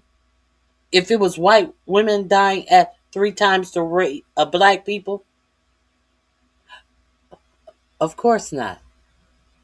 And that is one of the main reasons right there that Black women are dying at 3 times the rate of white women. Because these nurses and doctors, when a Black woman tell them that something's wrong, they're ignored. Let's continue. It did. It divided people. It polarized people. No. We're not talking about eviction. We're talking about I'm healthcare. calling about DEI. We're talking about healthcare. Yeah. Disparities. So what we're asking is if you attack DE&I and then we have a crisis that impacts one population over another, but you cannot direct specific spending or research or interventions to that population, how do you solve the problem? Do you think the federal government should be paying for DEI? I think the federal government has a vested interest in ensuring that its citizens survive childbirth. Well, we are meeting that obligation. We are not. Oh, that I can explain to you how we are. You have not done so far. But also, I would say that we can improve healthcare for everybody at the same time as helping the people who are most likely to die. That's what DE&I. Well, first of all, DE&I makes sure that we have Black doctors or women doctors, or that we're talking about the fact that we have a mortality rate that is not matched by any other country as what we would call developed as ours. Really quickly, in yesterday's Ways and Means Committee hearing, you denied saying that every Black kid is now just a standard put on Adderall, SSRIs, benzos, which are known to induce violence, and those kids are going to have a chance to go somewhere else and get reparented. Why did you deny saying this? Why did I deny payment? Why did you deny saying this? Now he repeats, why did I deny payment? She was very clear. Yesterday, you said this about Black people being on children being on Adderall and being rehomed. Why did you deny saying this? Now he's gone deaf. I guess some of his symptoms of being a motherfucking crackhead had kicked in. Why did I deny payment? Put on Adderall, SSRIs, benzos, which are known to induce violence, and those kids are going to have a chance to go somewhere else and get reparented. Why did you deny saying this? Why did I deny payment? No, why did you deny that you said that every Black kid is now just standard put on Adderall, SSRIs, benzos, which are known as to induce violence, and that you would rehome them? Well, it's largely... He's looking for his described answer. You see him looking over to the side. He's doing the Pam Bimbo.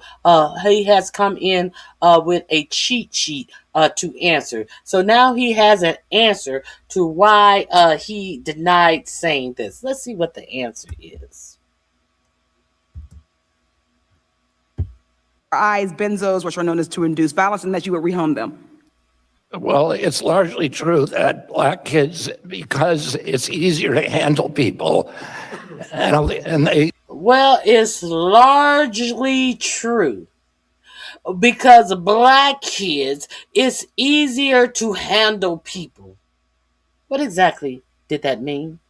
If it was largely true, why didn't you say it yesterday? Well, yes, it's largely true because of X, Y, and Z. He denied it all day yesterday. I never said that. I never said that. I never, ever said that.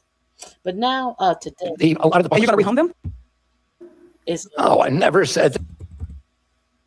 That you said that every Black kid is now just standard put on Adderall, SSRIs, benzos, which are known as to induce violence, and that you would rehome them. Well, it's largely true that Black kids, because it's easier to handle people, and they a lot of the public... And you're going to rehome them? No, I never said that we should rehome them for illegal drugs. Psychiatric... Gentlelady's time has expired. Okay, I just wanted to know if that was him, for the record. Thank you. Thank the I yield gentlelady. back. I recognize the gentleman from California, Mr. Kiley. Thank you, Mr. Chair. Morning, He Mr. was playing the recording of him saying exactly that. There is two more that I would like you to indulge me with since we are here on this page. Maybe three. Maybe four. Maybe four. that I want you to indulge. It is definitely this woman right here. Indulge me. In school meals? He is. Can we count on? Let's go.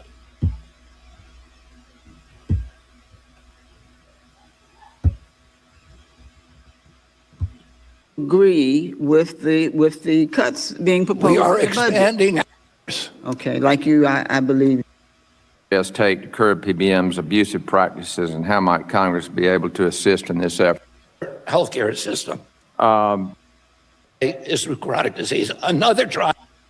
Time has expired, and I'm sure the meeting can take place. Now I recognize the gentlelady from North Carolina, Ms. Adams. Thank you, Mr. Chairman, and thank you, Secretary Kennedy, for being here. I have a yes or no question. Do you agree that there's a connection between nutrition and health? Of course. Thank you.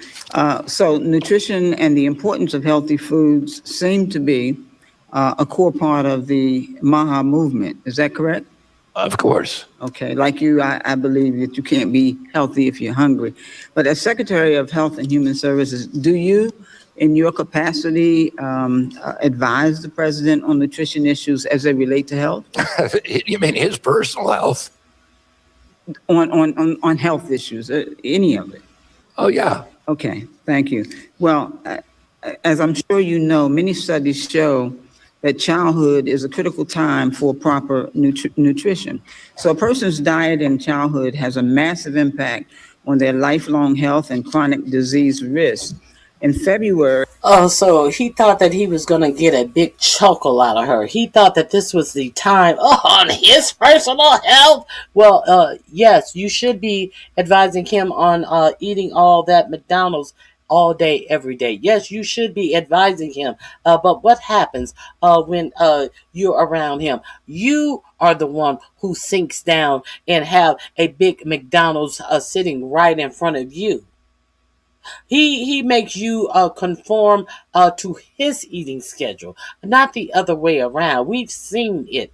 You dare say nothing to him that he is not pleased with. You sit your ass down with a Big Mac in front of you instead of advising him on his health. Let's continue.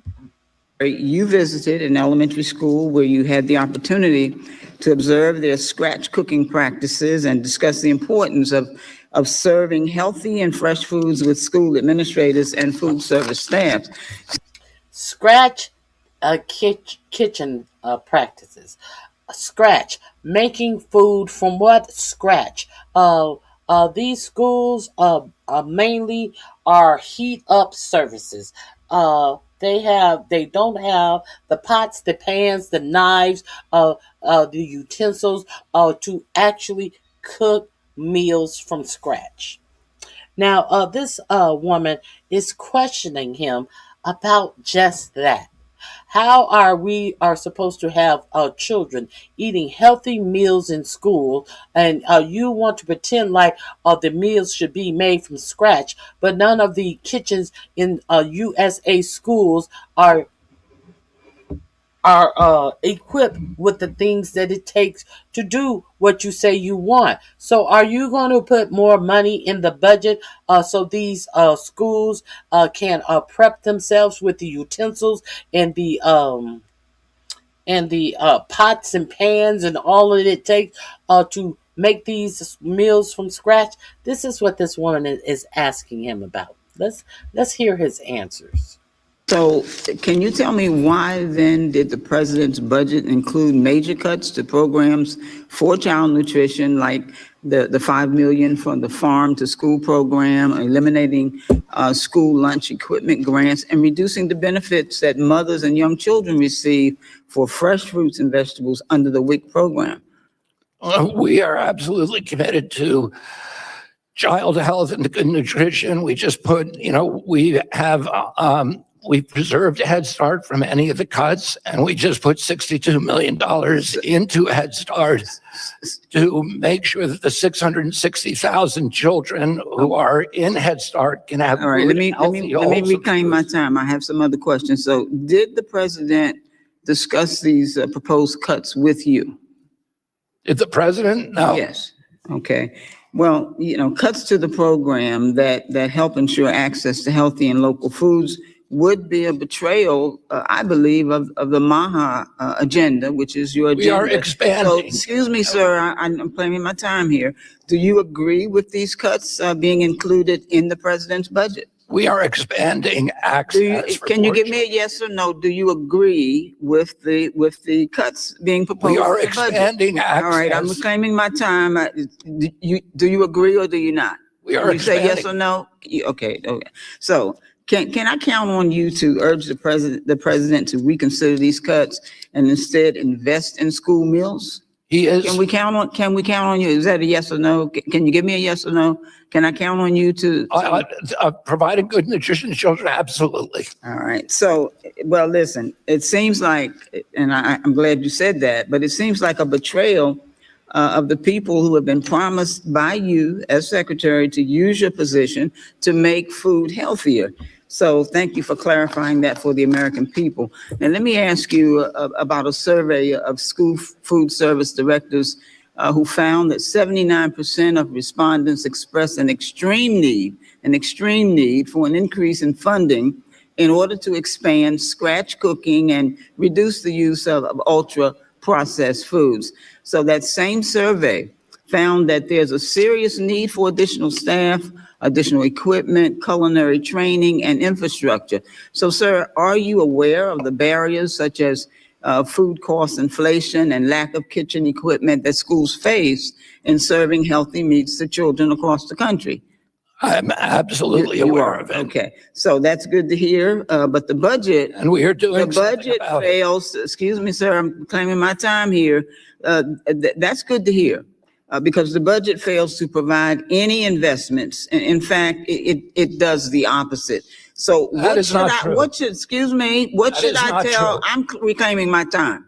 So what should I tell food service directors in my district who want to make the transition to less ultra processed and prepackaged foods, but can barely cover the costs of these expenses? What should I tell them? You might start by telling them the truth. All right. Well, I'm not getting that from you, but I suggest that you take the time to meet with food service directors across this country for a better understanding of the financial pressures on school meals programs. Many programs in our country are just not well funded enough. They're not, and you keep supporting the cuts in these budgets. They're not well funded enough to prepare meals and serve less ultra-processed and prepackaged food, all of which are alleged goals outlined in your MAGA report, Make America Healthy Again. You're not doing it, Mr. Secretary. Mr. Chairman, I yield back. Gentlelady's time has expired. I yield back. I recognize the gentleman from Kentucky, Mr. Comer. Thank you, Mr. Chairman, and Mr. Secretary, thank you so much for being here today. Okay. Oh, we're not going to hear him kiss ass and pretend like something was done wrong to Kennedy. There is one other woman that I want to highlight on here. Oh, I definitely want to highlight this gentleman as well. Without objection. Objection and hearing none will be entered. Living, an office that houses several have to go into debt just in order to stay. Appreciate Secretary Kennedy's willingness to take on these challenges. And I look forward to working together to build a healthier, stronger future for every American. With that said, I yield to the ranking member, the gentleman from Virginia, Mr. Scott, for his opening statement.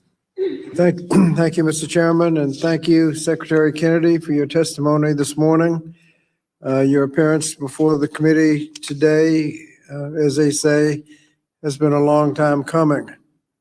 Mr. Secretary, you lead an agency that has immense responsibility to both enhance and protect America's well-being. The mission of the Department of Health and Human Services is to embrace the health and well-being of all Americans by providing for effective health and human services and by fostering sound, sustained advances in the sciences underlying medicine, public health, and social services. This mission is why many get involved in public service in the first place. This is in part why the president's words the other day were so shocking. As President Trump said, and you can see over my shoulder, we're fighting wars. It's not possible for us to take care of daycare, Medicaid, Medicare, all these individual things. They can do it on a state basis. You can't do it on a federal level. You have to take care of one thing, military protection. And regrettably, the proposed budget that you're here to defend today reflects that sentiment.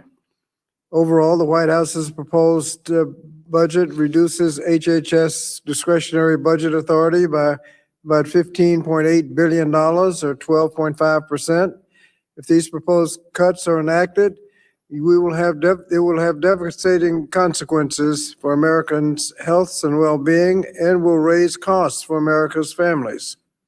Take Americans' health care, for example. The proposed budget cuts target public health agencies such as the Center for Disease Control and Prevention and the National Institutes for Health, weakening the systems that communities rely on to prevent disease and respond to crisis.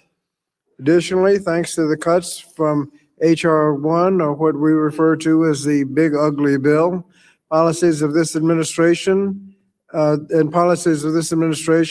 Americans are now paying more to see a doctor and to fill prescriptions.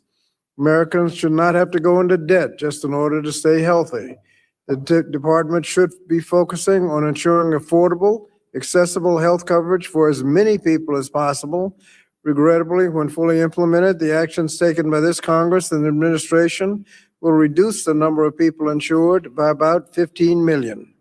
And as a direct result of this administration's policies and priorities, the cost of living has become increasingly unaffordable. Moreover, the president has recklessly gotten us into another war in the Middle East, causing energy prices to skyrocket. And as those energy prices skyrocket, your budget would eliminate the Low-Income Home Energy Assistance Program, LIHEAP, which helps millions of families stay warm in the winter and cool in the summer, reducing the risk of health and safety problems arising from unsafe heating and cooling situations. Similarly, American families are struggling to find safe, affordable childcare. And true to his word that it is not possible for us to take care of daycare, the president's budget proposes flat funding both Head Start and the Child Care Development Block Grant, even though current funding levels serve only a small fraction of eligible children. And when adjusted for inflation, flat funding would likely result in fewer children actually served. In addition, the president's budget would completely eliminate the Preschool Development Grant, which helps states improve the quality and safety of child care programs and ensures all children can arrive at kindergarten ready to succeed. Last year, HHS illegally withheld funds from Head Start facilities nationwide, pushing many Head Start programs to the brink. And earlier this year, HHS froze over $10 billion in congressionally appropriated funds for 5 Democratic-led states, which also impacted child care development funds and the Temporary Assistance for Needy Families, TANF. These actions were not without victims. Many child care providers and grantees are already operating on shoestring budgets. And without federal support, child care centers may have to close. And when they do, the parents are left in the lurch without access to child care. In times like these, the social safety net programs provide struggling families a lifeline. Or if these programs have either. But when you have these Nepo babies in all parts and tops of the administration, they know nothing of this. All of this is foreign to them, being a regular American working citizen. That is foreign to them. They can sit out and party and do drugs for tens of years and step right back into life because of the bootlegging that their grandfather did. But I digress. Been taken away or scaled back under your leadership. Cutting these programs doesn't make the cost of child care, food, or health go away. It only shifts the burden onto the households that can least afford them.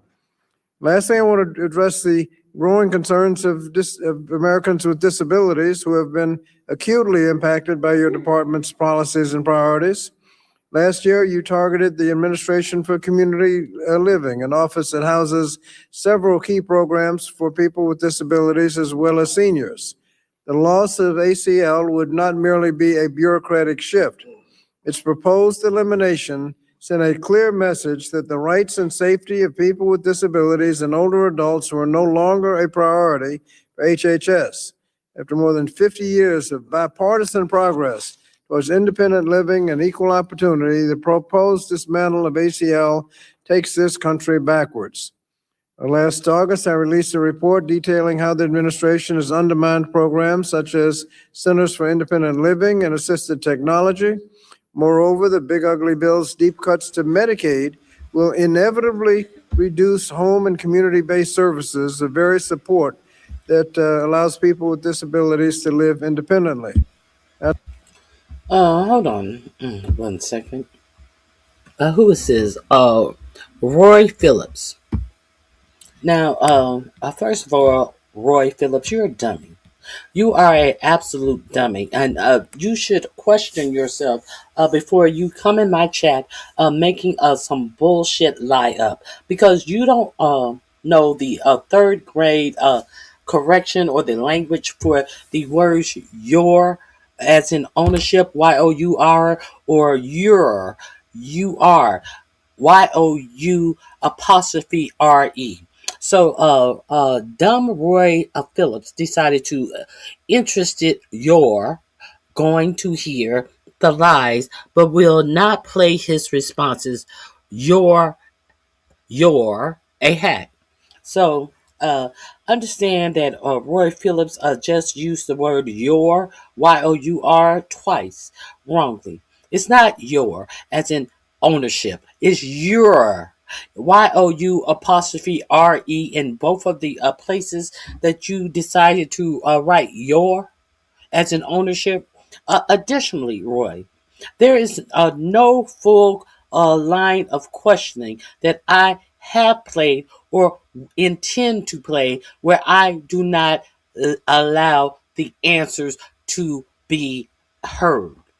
The reason why you don't hear any answers heard, because this dumb motherfucker don't have the answers to the questions. I play their whole little time span uninterrupted, and just because you're mad that the person that your president and put in charge of health and human services is too stupid to be able to answer the question, don't say that I'm not playing the answers to the question. This numbnuts don't have the answer to the question, and I'm thoroughly playing it, and I'm thoroughly enjoying it that I am able to play, that some of you people are so ignorant that this is who you have over health and human services now. You got the candidate and you got the administration that your dumb asses deserve. A bunch of dummies.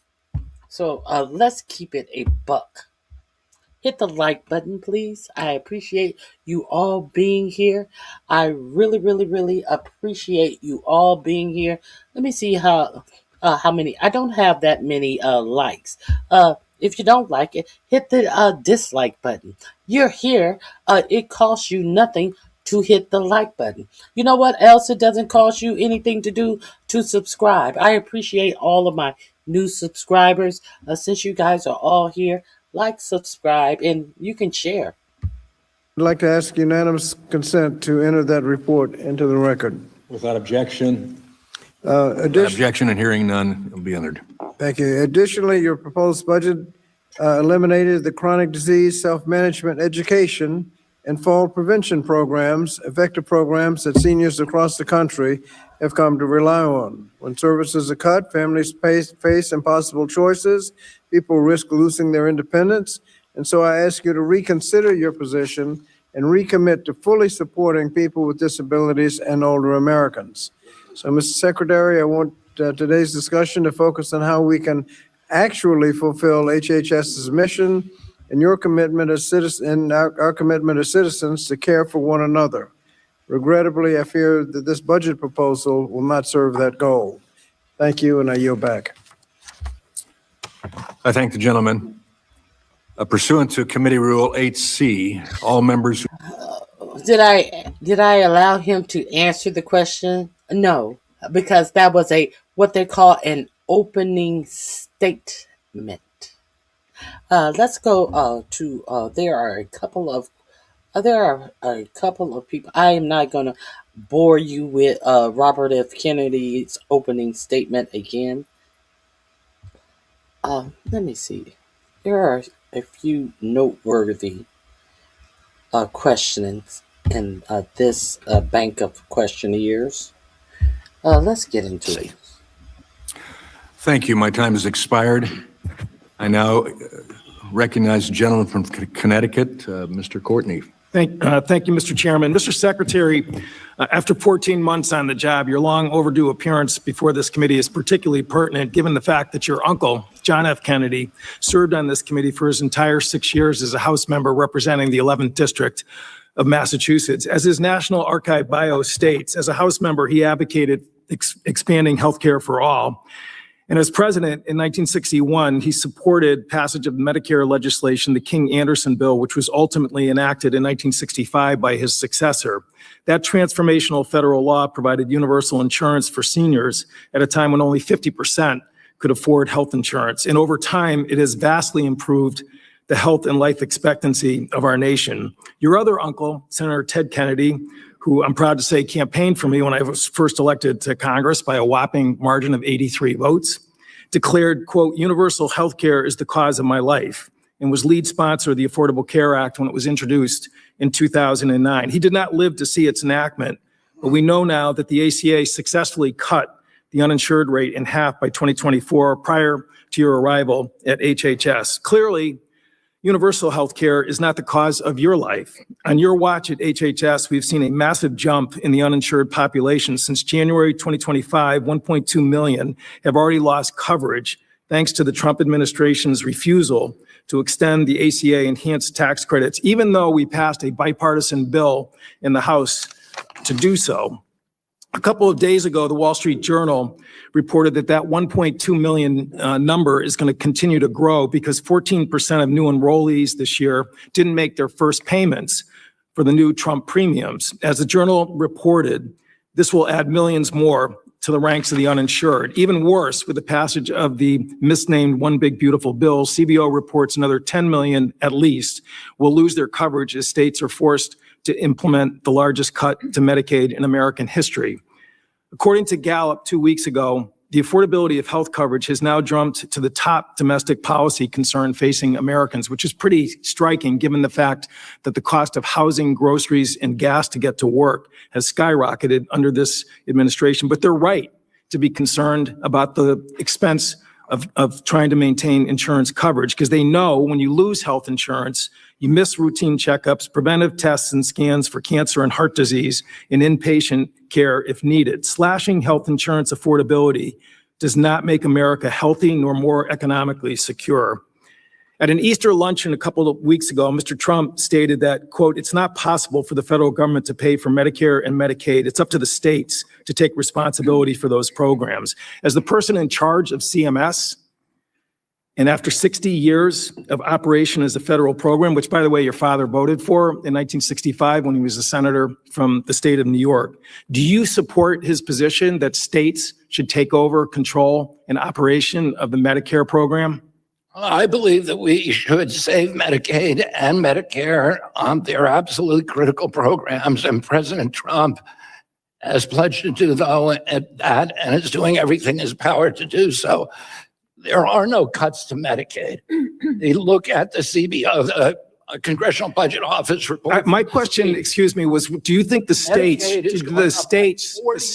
should be vested with control of the Medicare program? That's the question, because that's exactly what he said. He's your boss. Is that your position? President Trump's position is that we should preserve Medicare. No, by sending it to the states, that's the death knell. You saying Medicaid or Medicare? Medicare. It's right Yeah, there. President Trump's objective is to save Medicare, and we are taking. Not by, well, it will not save it by sending it to the states. That will destroy the program, and that's why it was designed the way it was 60 years ago. To send it to the states. Okay, let me ask you another question. I don't know of that proposal, and the president has not told me about it. Well, the president's trying to save. For seniors, Right now, for seniors and Medicare American families, they listen to what the president says, and they understand exactly what he's talking about, which is destroying the Medicare program. In your testimony, you talked about having insurance premium. You clearly don't want me to answer these questions. Well, you actually didn't answer the question at all. You didn't talk about whether the state should be given the authority to run Medicare. My answer has to begin with correcting a lot of the misstatements that you made in your introduction. And I'm happy to do that. Well, that's not a misstatement. That's a direct quote from your boss. I'm telling you, the president's policy is to save Medicare. That's what he's always And giving it to said. the states will destroy Medicare. I yield back. Gentleman yields, and I recognize the gentlelady from North Carolina, Miss Virginia Fox. Thank you very much, Mr. Chairman. Mr. Secretary, it's good to see you. We welcome you to the committee.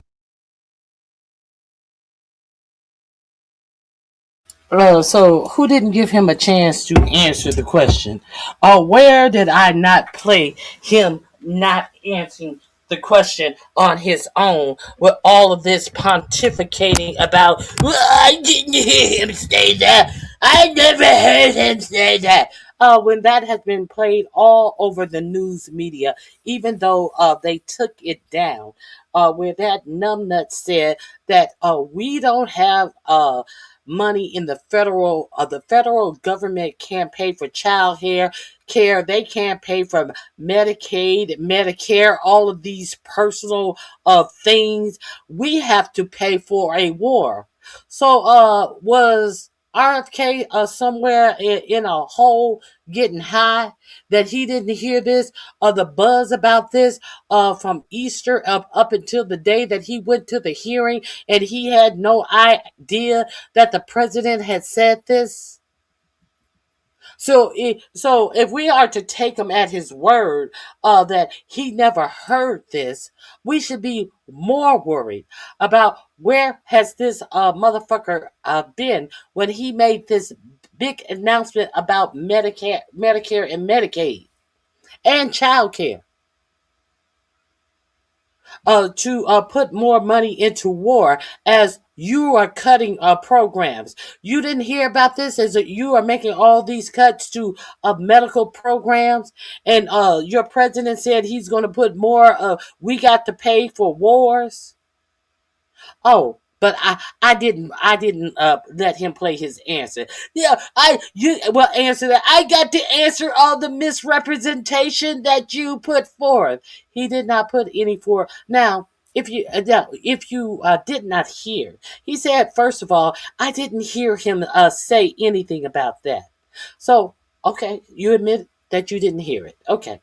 So if you didn't hear it, how do you turn around and then say that the person who said, I am quoting the president in saying X, Y, and Z. How can you say that this is misinformation? At the same time, you say you never even heard him say these things. So who is more likely to be correct? The person who puts up a whole poster board behind him with what the president said in quotation marks, or you who said, I didn't hear him say that? Did I allow the answers to be played? Yes, I did allow the answer to be played. Did you get an answer? No, you got no answer. So, you dummies believe that it's my fault that the dummy that put in the dummy over HHS cannot answer any questions regarding HHS. But you mad at me, who's giving you just the facts, bitches. Let's continue. Let's see who. We're not going to watch this bitch at all. This old biddy. No.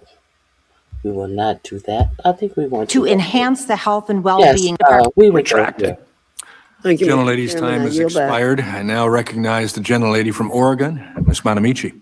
Thank you, Mr. Chairman. Mr. Secretary, the mission of the Department of Health and Human Services starts with these words: to enhance the health and well-being of all Americans. This is a yes or no question. Does all Americans include children? Of course. Well, I frequently talk with families who tell me they can't find childcare, and if they can find it, they can't afford it. In fact, the childcare crisis is costing families about $134 billion in lost earnings annually. And recently, as we've heard this morning, and I'll repeat, the president said there's no money for daycare because he needs more money to fight the war, which is costing about $2 billion a day. Your department's budget flat funds childcare, which won't help at all. Yet you did spend money on a bizarre vanity video with Kid Rock. So Secretary Kennedy, how does it enhance the health and well-being of children to spend HHS's limited resources and taxpayer money on a video of yourself drinking milk in a hot tub with Kid Rock? And how much did it cost to prepare and produce this video? Congresswoman, I was asked to cut costs across my department because we have a $39 trillion debt. I understand, Mr. Secretary. How much did it cost to produce this video? I want to correct something that you said. I'm asking how much did it cost to produce I would have this no video? idea. Okay, you don't have any idea. Well, I'll tell you that money, whatever it cost, I consider waste, fraud, and abuse. And that's money that should have been invested in our nation's children and spent on something like healthcare and childcare that actually improve people's lives. You know, so many people have come up to me who saw that video and say, that inspired me to Mr. work Secretary, out. That's one of the things that we want to do in the this return on investment that we get from early childhood education shows that for every dollar we spend, we get back somewhere between $4 and $16. Secretary Kennedy, about 20 years ago, the United States eliminated measles. So we thought. But now, because of your anti-science rhetoric, vaccination rates are down in many places below the 95% threshold needed to maintain herd immunity. And I know you said that happened before you were secretary, but Mr. Secretary, you've been a longtime voice against vaccination for more than 20 years. Measles is highly contagious. It can make babies who may be too young to be vaccinated so sick that they stop eating and drinking and may develop pneumonia or brain swelling. In my home state of Oregon, the Oregon Health Authority just recently warned about multiple new locations where people may have been exposed: a community college, a middle school, health clinics, grocery stores. This is unacceptable. So Secretary Kennedy, does exposing infants and children to measles enhance their health and well-being? I've never been anti-vaccine. I've always said I'm not anti-vaccine. Right now, I just approved 3 weeks ago $500 million for research on a new cancer vaccine. Okay, Mr. Secretary, you have been a long-time voice against vaccination. No, I haven't. No, I'm not anti-vax. I'm pro-science. What I've said is vaccines should be adequately safety tested so we know both the risks and the benefits. I'm funding a major study on developing a universal reclaiming my time. Mr. Secretary, in fact, you have said in a congressional hearing that people should not be taking medical advice from you. The problem is that they are, and they believe what you say. So Secretary Kennedy, I have another question. Does enhancing health include mental health? Of course. Good. I'm glad you agree, because recently masked armed ICE agents surrounded some high school students near their school.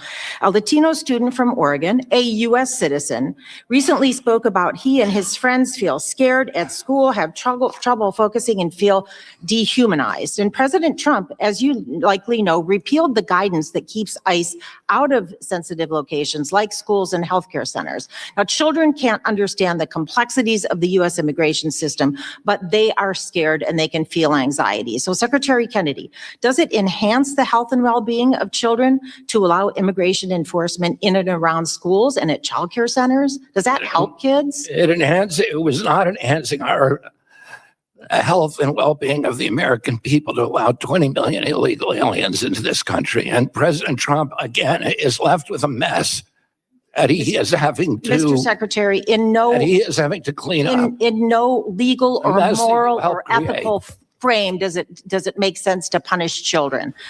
Young children's brains are highly influenced. That was the biggest humanitarian crisis in modern history, what you guys caused. So if you cared about children, we have now stopped 97% of the unaccompanied minors from coming across the border. Mr. Secretary, supporting the health is a concern for children. Mr. Secretary, I'm reclaiming my time. Supporting the health and well-being of our nation's children is the best investment we can make for the good of the country and the safety and health of American people, including children, and to truly make America healthy again. You should resign and allow someone with real qualifications to run this agency. Gentlelady's time has expired. I now recognize the gentleman from Wisconsin, Mr. Grothman. Yeah, I voted for President Trump for a lot of reasons, but one of the primary reasons was I thought he might give you this position. So I'm glad you're here. Very grateful. Yes. So we know you're not qualified to hear any questioning because you're a fucking fool. Let's go. Chairman, Mr. Secretary, you are the nation's top health official. And I want to talk to you today. Do not forget, this whole entire little question and answer session is in my description box. The link number 6 for you who are in your feelings, because I'm not going to listen to a Republican bullshit and blow smoke up the ass of this fucking idiot. I want you to hear the idiots in his own words without reprieve. About the president's mental health. On April 5th at 8 o'clock on the morning of Easter Sunday, President Trump posted this statement on social media. Tuesday will be Power Plant Day and Bridge Day, all wrapped in one in Iran. There will be nothing like it. Open the fucking Strait, you crazy bastards, or you'll be living in hell. Just watch. Praise be to Allah, President Donald J. Trump. An American president used the F word in a Sunday morning message that was seen by millions of people. Mr. Secretary, does this raise concerns for you about the president's mental health? The president is a bargainer, and he knows how to make good deals. Mr. Secretary, does this raise questions about the president's mental health to you? Here's what I would say, that for 2 generations, every American president... Mr. Secretary, you're being non-responsive. Reclaiming my time, Mr. Secretary, I gather the answer, it does not raise concerns for you. 2 days later, on April 7th, President Trump put out a statement that said, quote, "A whole civilization will die tonight, never to be brought back again.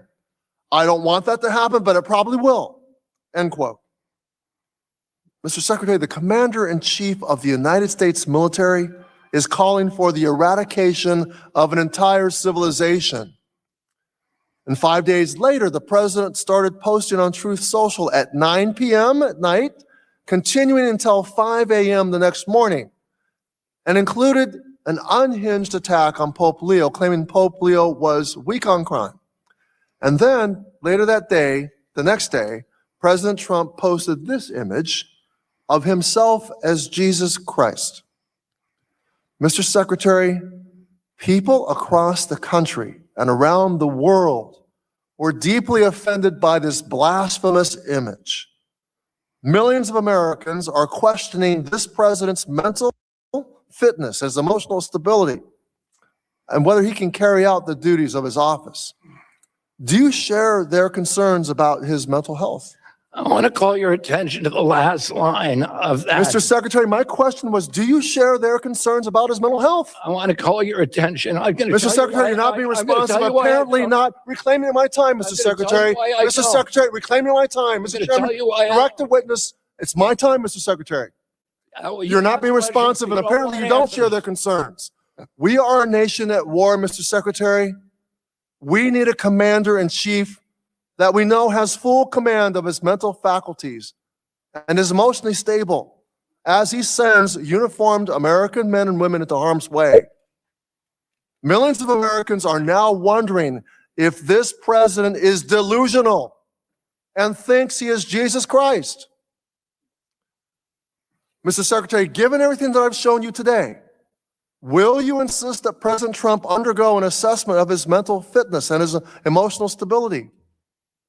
Absolutely not. Thank you, Mr. Secretary. Reclaiming my time so absolutely not.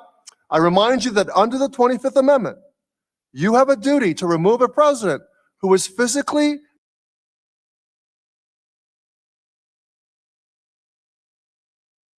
It's obvious you people don't understand the difference of between a statement and a question.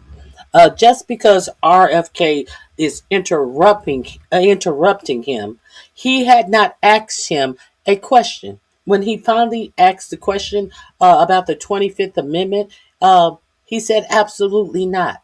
And he had nothing else to add. See, he wants to pontificate over all the facts, but there is no question to ask until he's asked a question. Do you understand? All of this, he's not letting him answer. He hasn't asked him a question. RFK is in his feelings because he wants to circumvent the truth coming out with propaganda and lies. That's what's going on. A question is point blank, period. Interrupting is trying to get your lies out ahead of the truth. Understand what questions are. or mentally unable to discharge his responsibilities under the Constitution. It's your duty. You took an oath to the Constitution, not to President Trump. Mr. Secretary, should President Trump fail a mental fitness test or an evaluation about his mental stability or emotional stability, would you vote to invoke the 25th Amendment? There hasn't been a president who's more. Mr. Secretary, my question is, would you vote to invoke the 25th Amendment? Mr. Secretary, reclaiming my time. It's my question, Mr. Secretary. Would you invoke the 25th Amendment if... Okay. Are we clear on what the question was? Are we clear on Kennedy is not answering a simple question? Please hit the like button since you're in here. I appreciate you being here. 25th Amendment. There hasn't been a president who's more. Mr. Secretary, my question is, would you vote to invoke the 25th Amendment? Mr. Secretary, reclaiming my time. It's my question, Mr. Secretary. Would you invoke the 24th Amendment if he were to fail an assessment of his mental stability or emotional stability? As I said, President Trump is the most. Apparently not, Mr. Secretary. Apparently not. Mr. Secretary, we can all see that this president is mentally unstable, emotionally unstable, and is unfit to lead this country. You, as the nation's top health official, have a particular role here. And you are choosing your loyalty to Donald Trump over your loyalty to the Constitution and keeping the faith with the American people. Thank you, Mr. Chairman. I yield back. Well, you need the fundraising video. Mr. Chairman, Thank questions. You need trying that old failed as you need the fundraising. You're not quick as Pam Bimbo. Oh, you want to fundraise? You want a quick job? Oh, you need the fundraising. Too much heroin it is in your system. You're not quick with it and fast with it. Let me address someone in the chat. And this is another reason why you need to actually pay attention to how the sausage is made in your government. I have someone in the chat who is also calling out his idiocy. Okay. Rankster 10. Let's start with this. Where's Rankster 10? What he have to do? What he have to do with the 25th Amendment? Isn't Congress? Okay, that's the first thing, Ranker. That's not his call. That's not his call. Let's see the ignorance continue to run their mouth. Every other line in the chat, we have something. And he isn't a congressman or a senator. Who said he was? Oh, who said he was? This congressman is asking him, will he call on the 25th Amendment to be called? He can't vote. What the heck? What the heck? Let me see if Dum Dum is still running his mouth.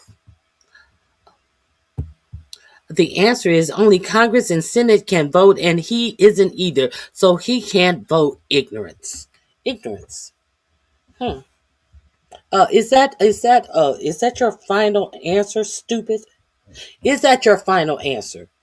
Because anybody in the president's administration can call for the 25th Amendment to be used on 45, 47 if they feel that he is unfit for office. All his whole administration, including cockeyed Patel and all the rest of them dumb sycophants as his administration, are the ones who are able to invoke the 25th Amendment on the President of the United States. But you want to sit your dumb ass down here like you actually know what you're talking about when you know damn well you don't know what the fuck you're talking about. If you don't know, you don't know what the fuck you're talking about. How can it be so obvious to everybody in this fucking chat that you a stupid motherfucker in here talking about shit that you know nothing of?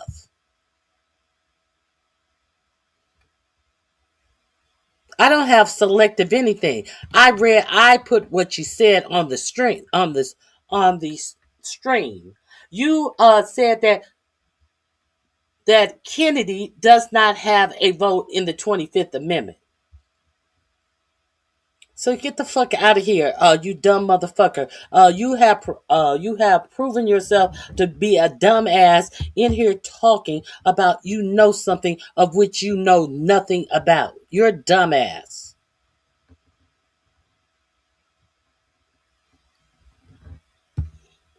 Cause you people live on the plantation. You people. Oh, am I supposed to be insulted by this from a whole dumbass? So this dumbass has resorted to racism, and I'm supposed to be insulted because you have proven to be an idiot. Pre-proven yourself to be an idiot. But you people live on the plantation. Where you people live at? What trailer park do you people live on? I'm supposed to be insulted because you're stupid.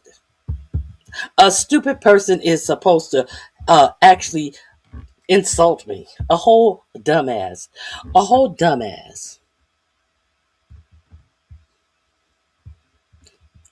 Take your ass off of YouTube. You have no idea.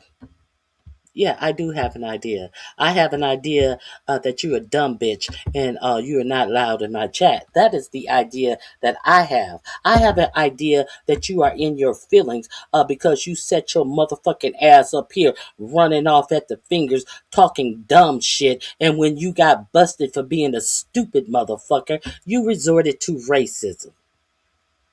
Like that was supposed to make me feel any type of way because a dumb fucker who is in here running off at the mouth and not knowing what the fuck he's talking about decided that he had to resort to racism as if his racism affects me and how I live my life, have ever lived my life, will ever live my life.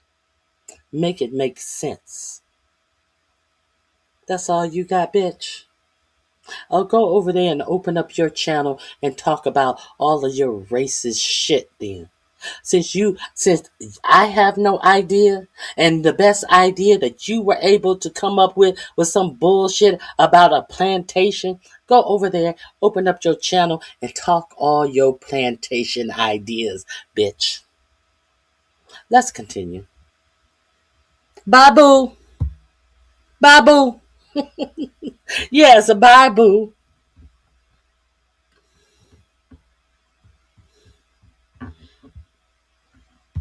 Okay, let's continue, shall we?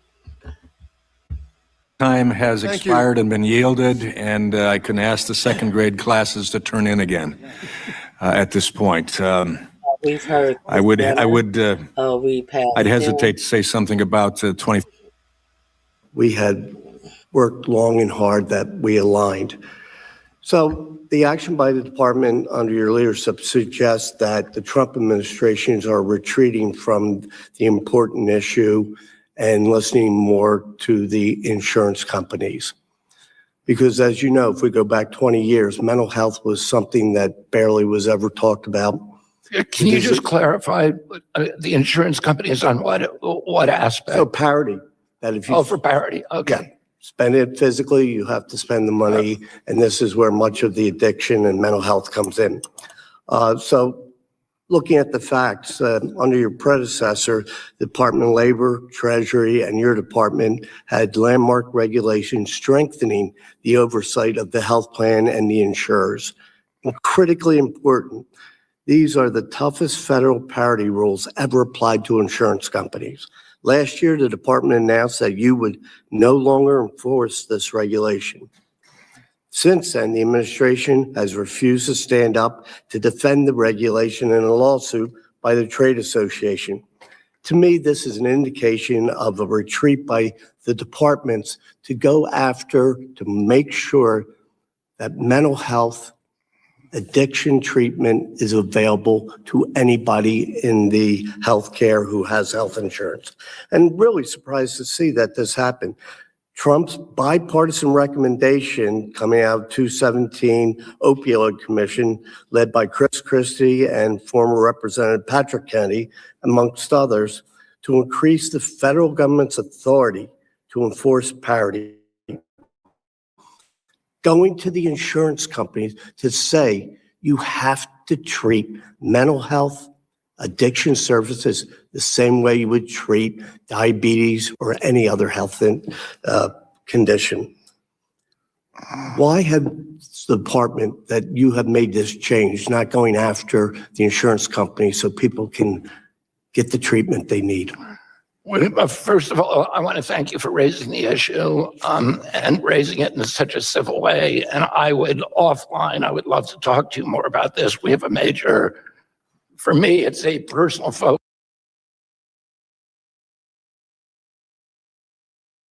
Bitch, what? I'm glad that you raised this issue in a civil way. Who said somebody had to treat you with kid gloves in a civil way? I would like to talk to you offline about this. You have no answer. I absolutely have no answer for you to tell you why me, a former motherfucking addict, didn't even take precautions and take it seriously enough to treat other addicts the way I would have liked to be treated. Why? Because I am a nympho baby. So I was treated with kid gloves all the time through my addiction. I never had the curiosity to wander into rooms of treatment or these AA meetings or heroin anonymous meetings or whatever type of hard drug anonymous meeting that they have, that were not in some swank area for users who mother more nepo babies that had to go through treatment. You know, I seek out my treatment among my peers. So therefore, I never had to go to a regular recovery meeting and meet the real people. You know, the people I met were in the leagues of Tiger Woods and these more famous people go to my rehab facilities. So I'm not familiar with that, and I don't have the curiosity to interest myself in these types of things. Because I'm a nepo baby, and I think that everybody lives like me. I have no idea or curiosity, even though I am in such a highbrow position where people have to get subsidies for their health by the government. But I'm not curious about any of this. These are poor people. These are people beneath my grade. So why should I learn about them? We plan to cut them off of health insurance altogether. You think I'm gonna learn about motherfuckers who we trying to get rid of in this society? Is this what you think we doing? Nah, they're trying to get rid of people who need any assistance. They have wars to fight. They're gonna give your Medicaid, your Medicare to the states. Imagine if you live in one of these broke states like Mississippi, like Louisiana, like Alabama, like Arkansas. That is who's going to be able to be in charge of your Medicare and Medicaid and child care. Because we're going to Cuba next. Didn't y'all hear the next adventure is already set up for Cuba? Ain't nobody got time to make sure you live or die or don't die. We only have, yeah, they got time to make sure you die. That's why they keep making sure that more and more people are going to be taken off of Medicare and Medicaid. Yeah, they got time to make sure you die. And if that don't kill you, the war's gonna kill you. And if that don't kill you, these AI people who are in charge of all of this AI and stuff, that's gonna kill you. So let's move forward. Y'all think that your government really gives a fuck about the health of this nation? And this is who they have put over in charge of the health decisions of that our government will be taking to ensure that this nation is healthy. Is that what y'all think? Curious. Focus, but within my department, we have major new programs to address opioid addiction, other forms of addiction that I'd like to talk to you about. My cousin authored that bill, Patrick Kennedy. He is an advisor now to the department and is helping us on these policies. Unfortunately, we lost the lawsuit, and we are now developing a new rule. So that's where we are. I'm happy to go into details or have my staff meet with your staff, and I invite you to call me at any time. It's a secret. I'm happy. My cousin Patrick, and we lost the lawsuit. And I have no information on anything you're talking about. I have to get up to snuff with my staff and call me. Call me, girl. Call me. He don't know anything. A dumbass. We will. One of the major issues that we face going forward is that the rules in place that the insurance companies must do this, but if they are found to be in violation, there is no penalty. It's like speeding without getting tickets. It's a real problem. And just for the last few minutes, there's a major cut proposed in SAMHSA, that's substance abuse and mental health, literally almost a 40% cut. You know that. I know that is a backbone for so much that goes on. I encourage you to. Why would he know that? He's a rich Nepo baby. He knows nothing about that. He doesn't care about that because why? It doesn't affect him or how he live his life or anyone around them, how they live their life. 40% cut for you broke motherfuckers. You think he is aware of that? Even though he is over HHS, you think he aware of that? He ain't aware of that at all. Restore that money so this disease of addiction, mental health, the people can get their help. With that, I yield back. I thank the gentleman. Pursuant. You notice how he wanted to follow up on so many other questions. Well, let me follow up on what she was saying that was wrong. You notice he sit there with his hand over his mouth when they talked about those 40% cuts to an agency that will help people with their mental health and stay off of drugs. There is no follow up to that 40% number that has been cut. Did you notice that? Let's continue. To the previous order, the chair declares a committee in recess, subject to the call of the chair.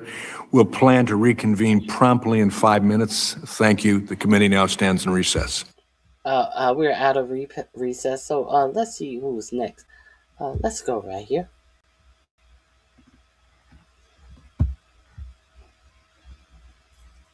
Come on, we're out including autism and the presence of fluoride. I now recognize the gentlelady from Georgia, Ms. McMath.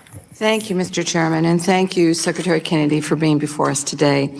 You have characterized many things as epidemics and threats to public health, including autism and the presence of fluoride in our drinking water. Shootings are the #1 cause of death for children in this country, and they have been since 2020. But when you were asked if gun violence was a public health crisis during your Senate confirmation hearing last year, you answered with a succinct no, which I would like to submit digitally for the record. My son Jordan Davis was murdered in a shooting at just 17 years of age. Simple answer, yes or no. Do you believe that gun violence is an epidemic or a public health crisis? I would say it's an epidemic. I think it's a law enforcement issue and not public health. I find it kind of absurd. Hold on. I find this interesting. At Patman, you decided to make your voice heard. You decided to talk about waste, fraud, and abuse. But that was a congressman asking that the money be put back because it helped people with drug addiction and mental illness. But you decided that you just had to say something about that. Cut waste and fraud. Good job. And not WASTE, as in trash or garbage. You said cut waste. Now it is good and it is healthy to cut the size of your waist, WAIST. But do you understand that the WAIST is your belly line that you put? So you said cut waste and fraud. Good job.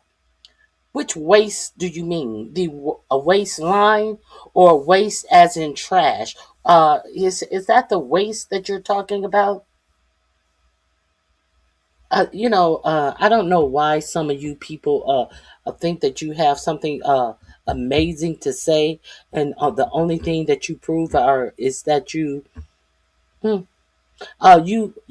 want to take some of those savings and help bulk up the Department of Education or give it to a school in your community that they may allow you to come by and learn a little bit more, to educate yourself a little bit more. Patman, you still haven't answered my question. Waste as trash. Well, thank you. Thank you, Master Dave, for giving me the answer. The illiterate kind of wasting. I was just asking. Let's continue. I was just asking. He needed to make himself be seen. So, hit the like button, please. Here we go. Say that? I really do. You think I should be regulating gangs at I think, HHS? Secretary, it's my time. I think it's kind of absurd to hear you say that. So can you tell me how many children were killed by fluoride toxicity in my home state of Georgia in 2024? Fluoride toxicity? Probably none. You're right. The answer is absolutely zero. So can you tell me how many children were Fluoride killed by doesn't kill you. fluoride across the country in 2024? Fluoride doesn't kill you. That's an absurd question. Again, that answer is zero. So how about... Nobody would answer that question. I'm reclaiming my time. How about by firearms? Can you tell me how many kids were killed in shootings across the country in 2024? You can see right behind me. I can't read it. 3,865, over 10 a day.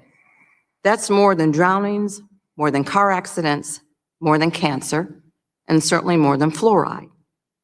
It is far more than many of the things that you choose to focus on in your time as Secretary. I'm reclaiming my time, Secretary.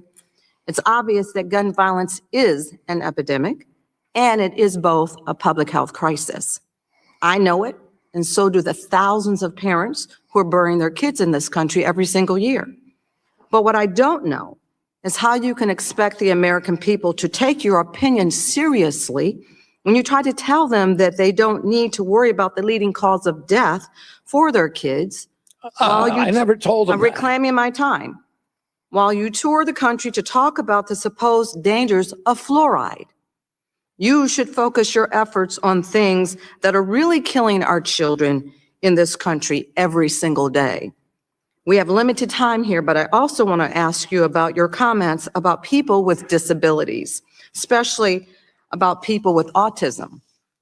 During your first press conference as secretary in April of last year, you said, and I'm quoting, "Autism destroys families, that these are kids who will never pay taxes, never hold a job, never play baseball, never write a poem, or go out on a date. Many of them will never use a toilet unassisted," which I would also like to submit for the record. The truth is that the majority, I'm reclaiming my Without time. objection, it will be Thank submitted. you. Thank you. The truth is that the majority of people on the autism spectrum can do all the things that you have Of course they mentioned. can, and I never said they couldn't. Some people with disabilities do need direct care to assist them with activities like going to the bathroom, but that does not mean that they are somehow less than or unable to lead fulfilling and productive lives, as you And have nobody said they implied. were. I'm reclaiming my time. I'm asking you here today, Secretary, to apologize for spreading lies about people with autism and their families. Will you apologize for those remarks that you've made? Of course not. Then if you let me explain, I'm happy to. I was talking about people with profound autism, not people who are, who have lower impact autism. I'm talking about people who are nonverbal, non-toilet trained, head banging, stimming, toe walking. Okay, then since you Hundreds and hundreds of people have written me letters thanking what you me really for those meant, comments. since you're explaining what you really meant, can you apologize to the thousands of families that do not believe what you're just telling us now? No, because if you look at my comments, it was clear who I was I find that talking very, about. very sad. I find that very, very sad. It should be very easy for you to apologize if that's not in fact what you Those are meant. crocodile tears, Congresswoman. And for all the families that have children with autism, I'm very sad to hear you say that, you want to because deal those with families autism, are dealing with the kinds of conditions that many people just don't even understand. If The you wanna- president is if trying you to wanna close deal the with autism, Department of come and talk to Education. me. If you want that to soundbite, happens, keep talking. I'm reclaiming my time. The president is trying to close the Department of Education. If that happens, services provided under the Individuals with Disabilities Education Act, including special ed, may move under your jurisdiction. This is unacceptable for so many reasons, but one of the most important Gentlelady's reasons time is has this: expired. no parent wants their son or daughter's education to be in the hands of a man who openly admits that he does not believe in their children. And I yield. The gentlelady's time has expired. I now recognize the gentlelady from Illinois, Ms. Miller. Thank you, Mr. Chairman. Mr. Secretary, would you like to respond further? I was very clear in my remarks that I was talking. I now recognize the gentlelady from Michigan, Ms. Stevens.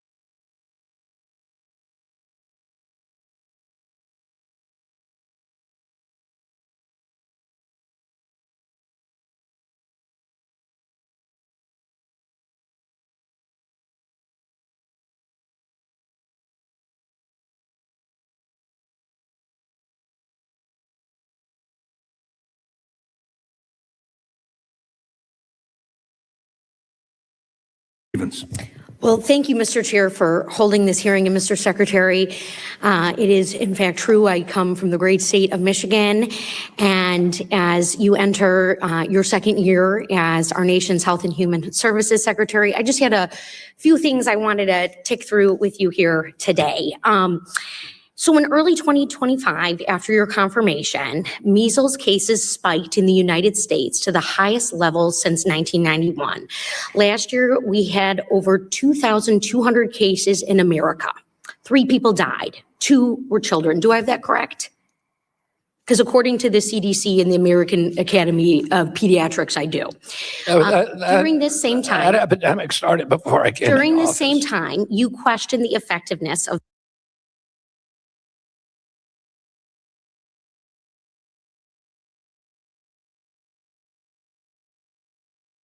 the measles vaccine. And then in September, your hand-picked vaccine panel voted against recommending the combined measles vaccine for children under 4. This is true? It was dangerous. We know That now that particular over version. 90% of measles cases in 2025 were among people who were unvaccinated or whose vaccination status was unknown. That's correct?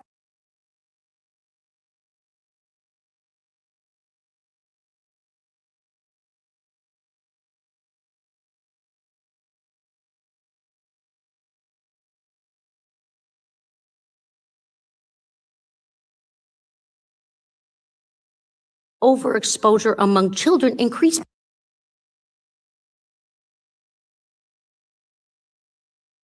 by nearly 40%. And in this time frame, children in the hospitals with both measles and unsafe levels of vitamin A has occurred, correct? I'm not recommending unsafe levels. I'm recommending what every major international health organization recommends. The American Poison Centers agrees. You characterized your response to one outbreak in Texas as a model for the rest of the world, even as the number of measles cases climbed. As Secretary of Health and Human Services, have you ever taken steps to undermine medical guidelines rooted in science? Because we can look at your record, sir. Oh, I serve on the Science Committee. At the beginning of this year, the CDC tried to slash the childhood vaccine schedule from 17 recommended vaccines to 11 before it was blocked by a judge. Hepatitis A, B, RSV, multiple vaccines were demoted. Do you dispute this charge, sir? Do you think that we should recommend interventions that have not been safe?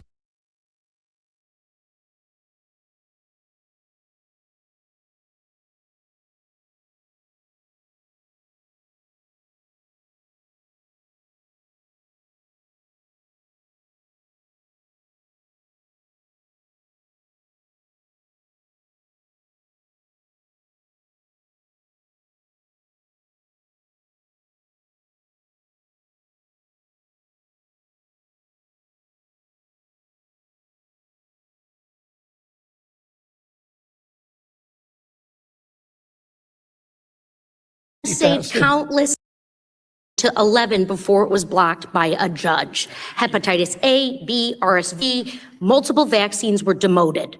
Do you dispute this charge, sir? Do you think that we should recommend interventions that have not been safety have saved tested? countless lives. A 2024 study estimates that childhood vaccines have saved 1.1 million children's lives and prevented more than 500 million illnesses in the last 3 decades. Doctors, researchers, and medical experts have spent years working to not only understand illnesses, but also prevent them. Your actions restricting these vaccines have a grave impact on our country. And while you have waged war against established medical science, you've also attacked life-saving research on cancer and Alzheimer's. You have implemented measures that have raised costs, kicked families off their insurance, and made it harder to get coverage. You're just making Devastated stuff rural up. hospitals. Look, to top it off, Mr. Secretary, I got a copy of HR 944. Do you know what it is? I It's can your Google it. impeachment articles, sir. You have abused your office, you have gutted America's public health, and you have sacrificed our leaders.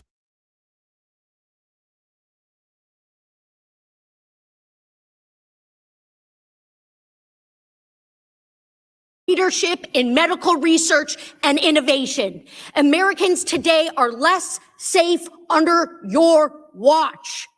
Children are dying of diseases that we thought we had eradicated. You can smirk, sir, but I answer to the people of Michigan, and they have told me you should be ashamed, you should resign, and if you refuse, Congress should remove you from office. I yield back. The gentlelady's time has expired. I now recognize the gentleman from Missouri, the good Dr. Under.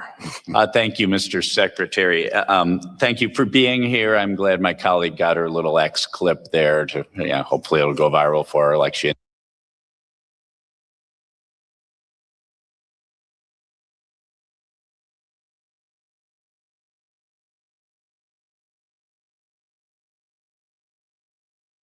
Regulate. I've met with more tribes and tribal leaders than any HHS secretary in history. And I'm grateful for your meeting with tribes and advocates.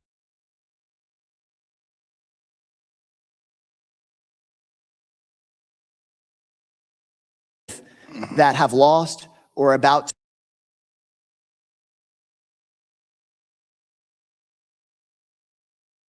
My question, you've met with the CEOs, you've met with some billionaires. How many people have you met with? How many Americans have you met with that have lost or about to lose their health insurance? Well, I've met with the advocacy community on virtually everything that we regulate. I've met with more tribes and tribal leaders than any HHS secretary in history. And I'm grateful for your meeting with tribes and advocacy organizations, but have you met with everyday Americans who have lost their health insurance just this last year? I meet with everyday Americans every day. And have you had conversations with those Americans who will lose their health insurance this coming year or next year because of the cuts to Medicaid? Have you met with people who have lost their health insurance? First of all, there are no cuts in Medicaid. There are no cuts in Medicaid. Look at the CBO report from this week. We are increasing Medicaid spending by 47% so we've got over the next 10 years. So over $1 trillion comes out over the next 10 years. Report after report says 15 million people could lose their health insurance. How is that a cut? Okay, let's talk about that. Is only a cut in Washington, D.C. Have you met with any of the 1.4 million people who have lost their health insurance just this last year from dropping off of Obamacare? Have you sat down and talked to those folks about the fact they won't have their health insurance again? They're almost all illegal immigrants. Oh, well, you know what? It sounds like you haven't met with folks like Portia in my district. We found 1.5 million illegal immigrants. No. Collecting. And they're almost all illegal immigrants. Who believes that? Who believes any of this? Medicaid. Mr. Secretary, there are people like Portia in Buda, Texas, whose health insurance costs went from $100 a month to $500 a month. People like my constituent Shauna in San Marcos, Texas, her premium went from $250 to $750 a month. Now, $500 a month may not be a lot to you or to some of the billionaires that y'all are talking to, but for these moms with kids, they've lost their health insurance this last year. So have you had a conversation with, how many people have you sat down with that have said, Mr. Secretary, I lost my health insurance this last year. What are we going to do about it? 87% of the people who are on Obamacare are paying less than $96 a month.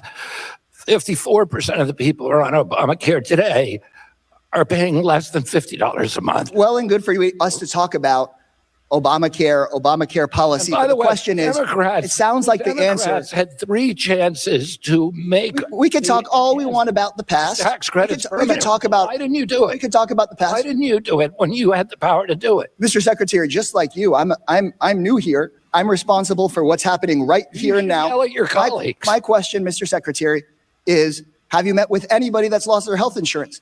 And it sounds like the answer is 0. So my question was, you've had time to meet with the billionaires. I know it's a lot of fun to meet with Kid Rock. True, I have met with people who have lost their health insurance because of the policy from this last year. Yeah, people come up to me and said that they've lost their health insurance. I talk to them. And what have you said to them? How can you explain to them how, as you're trying to make America healthy, that they now can't see a doctor anymore because of the point them to other options. And President Trump is trying. When somebody's health insurance cost goes up 500, they can't meet with their doctors. I'm trying to link them up with other options. That's what he said. Other options, such as, for example, $100 a month because of Donald Trump's policy. I don't see how you could honestly tell them how you're going to make this better for them. It is the Democratic policy to benefit billionaires. The health, the insurance companies, stocks raised by 1,000% after Obamacare was passed. The money was not going to Americans. It was going to them, and it was you who did it. The gentleman's time has expired. We need to move on. Chairman, it just sounds like he's met with nobody and been able to explain to them why it's okay that this policy kicks them off their health care. I now recognize the gentleman from North Carolina, Mr. Harris. Thank you, Mr. Chairman. Because he met with nobody. He met with absolutely nobody. Okay, we showed you Summerlee. Let me see if there's anyone else. Maybe here. Maybe. I'm not sure. I believe I heard your response to be that he was the most sane president. Do you care to comment any further, or is that your... If you look at that Truth Social post, I was pointing out the last line of it says, God bless the Iranian people. So it was clear that he was sending a nuanced message. He was sending a message of brute force and violence to the mullahs to incentivize them to change, but also sending a message of love and compassion to the Iranian people. So you can look at it and say, oh, it's insane that he'd make this kind of threat. But he's a deal maker. He's a bargainer. Thank you, Mr. Secretary. I appreciate that. More sane than your uncle? He's very, very sane. So I grew up in a place called Tipperary Hill. I'd say he's more sane than Uncle Joe. And Uncle Joe Biden. Your uncle, your father were heroes to the Irish Catholic community. However, Joe Biden is not your uncle. You see the attempt to bring Joe Biden into something that has nothing to do with Joe Biden. Let's continue. Your uncle, a Purple Heart recipient, a World War II veteran and naval commander, a hero, a member of the House of Representatives and the United States Senate, and a president whose term ended in assassination and is widely regarded as someone who navigated our country through possibly the most challenging time of the Cuban Missile Crisis. There were two pictures that hung in the homes of Irish Catholics in my neighborhood, separate pictures. One of your uncle, President John Fitzgerald Kennedy, and the other of the baby Jesus, the light of the world, two separate pictures. So I thank you for being here today. I have various concerns about the direction of HHS under your leadership, but today I'd like to focus on some particularly harmful attacks made on the disability community. Your actions and statements, Mr. Secretary, have contributed to real fears, anxieties, and consequences for millions of families. I know some of my colleagues have raised these with you as well, but I want to again point out some of the statements that I think reveal a bias and a credibility issue. You previously said that people with autism, and again, I acknowledge your statements previously in this hearing that these are the most profoundly autistic individuals, but the impact it has on families and statements that they will never hold a job, never play baseball, never write a poem, never go out on a date, or never use a toilet unassisted, those are incredibly impactful. Additional statements that individuals with autism and the epidemic that exists is catastrophic to our country and destroys families. As these words weren't insulting enough, you've also insinuated and insulted the intelligence of American people by linking autism to vaccines, Tylenol, and circumcision. Mr. Kennedy, not long ago, any of these claims would have been disqualifying for someone in your position, especially given a lack of scientific or medical training on your part. These would have prompted dismissal, and we would have dismissed these statements as ridiculous and unverified theories. But in this administration, falsehoods are routinely given a platform. and are perpetuated. Incompetence is also often rewarded, as is loyalty, and there's very rarely accountability for statements such as this. Mr. Secretary is a science teacher at a college level for almost 30 years and the former chairman of the Disabilities Committee in the New York State Senate. I have worked intensively with individuals with disabilities and their families, understanding their concerns, so that experience goes back a long time. And as a country, we have made massive strides in improving disability policy. But now, under your watch, we're moving in the wrong direction. A $1 trillion cut to Medicaid that you have let happen and have tried to downplay is dismantling many important programs, including the Administration for Community Living at HHS, which oversees programs supporting senior and individuals with disabilities. And now, you and Secretary McMahon seem to be working behind closed doors to dismantle the Department of Education and expand HHS's role in key educational programs. Unlike you, career public servants at the Department of Education have worked for decades to develop expertise, expand educational opportunity, and protect the rights of students with disabilities. I cannot believe that we are talking about shifting critical programs that are enshrined into law and into the Department of Education over to HHS. In lieu of going over on my comments, I will end my time here. Thank you, Mr. Chair. Gentleman's time has expired.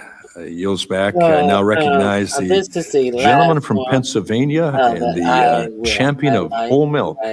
Mr. Thompson. Thank you, Chairman. The school system. Any thoughts on impediment to getting good food?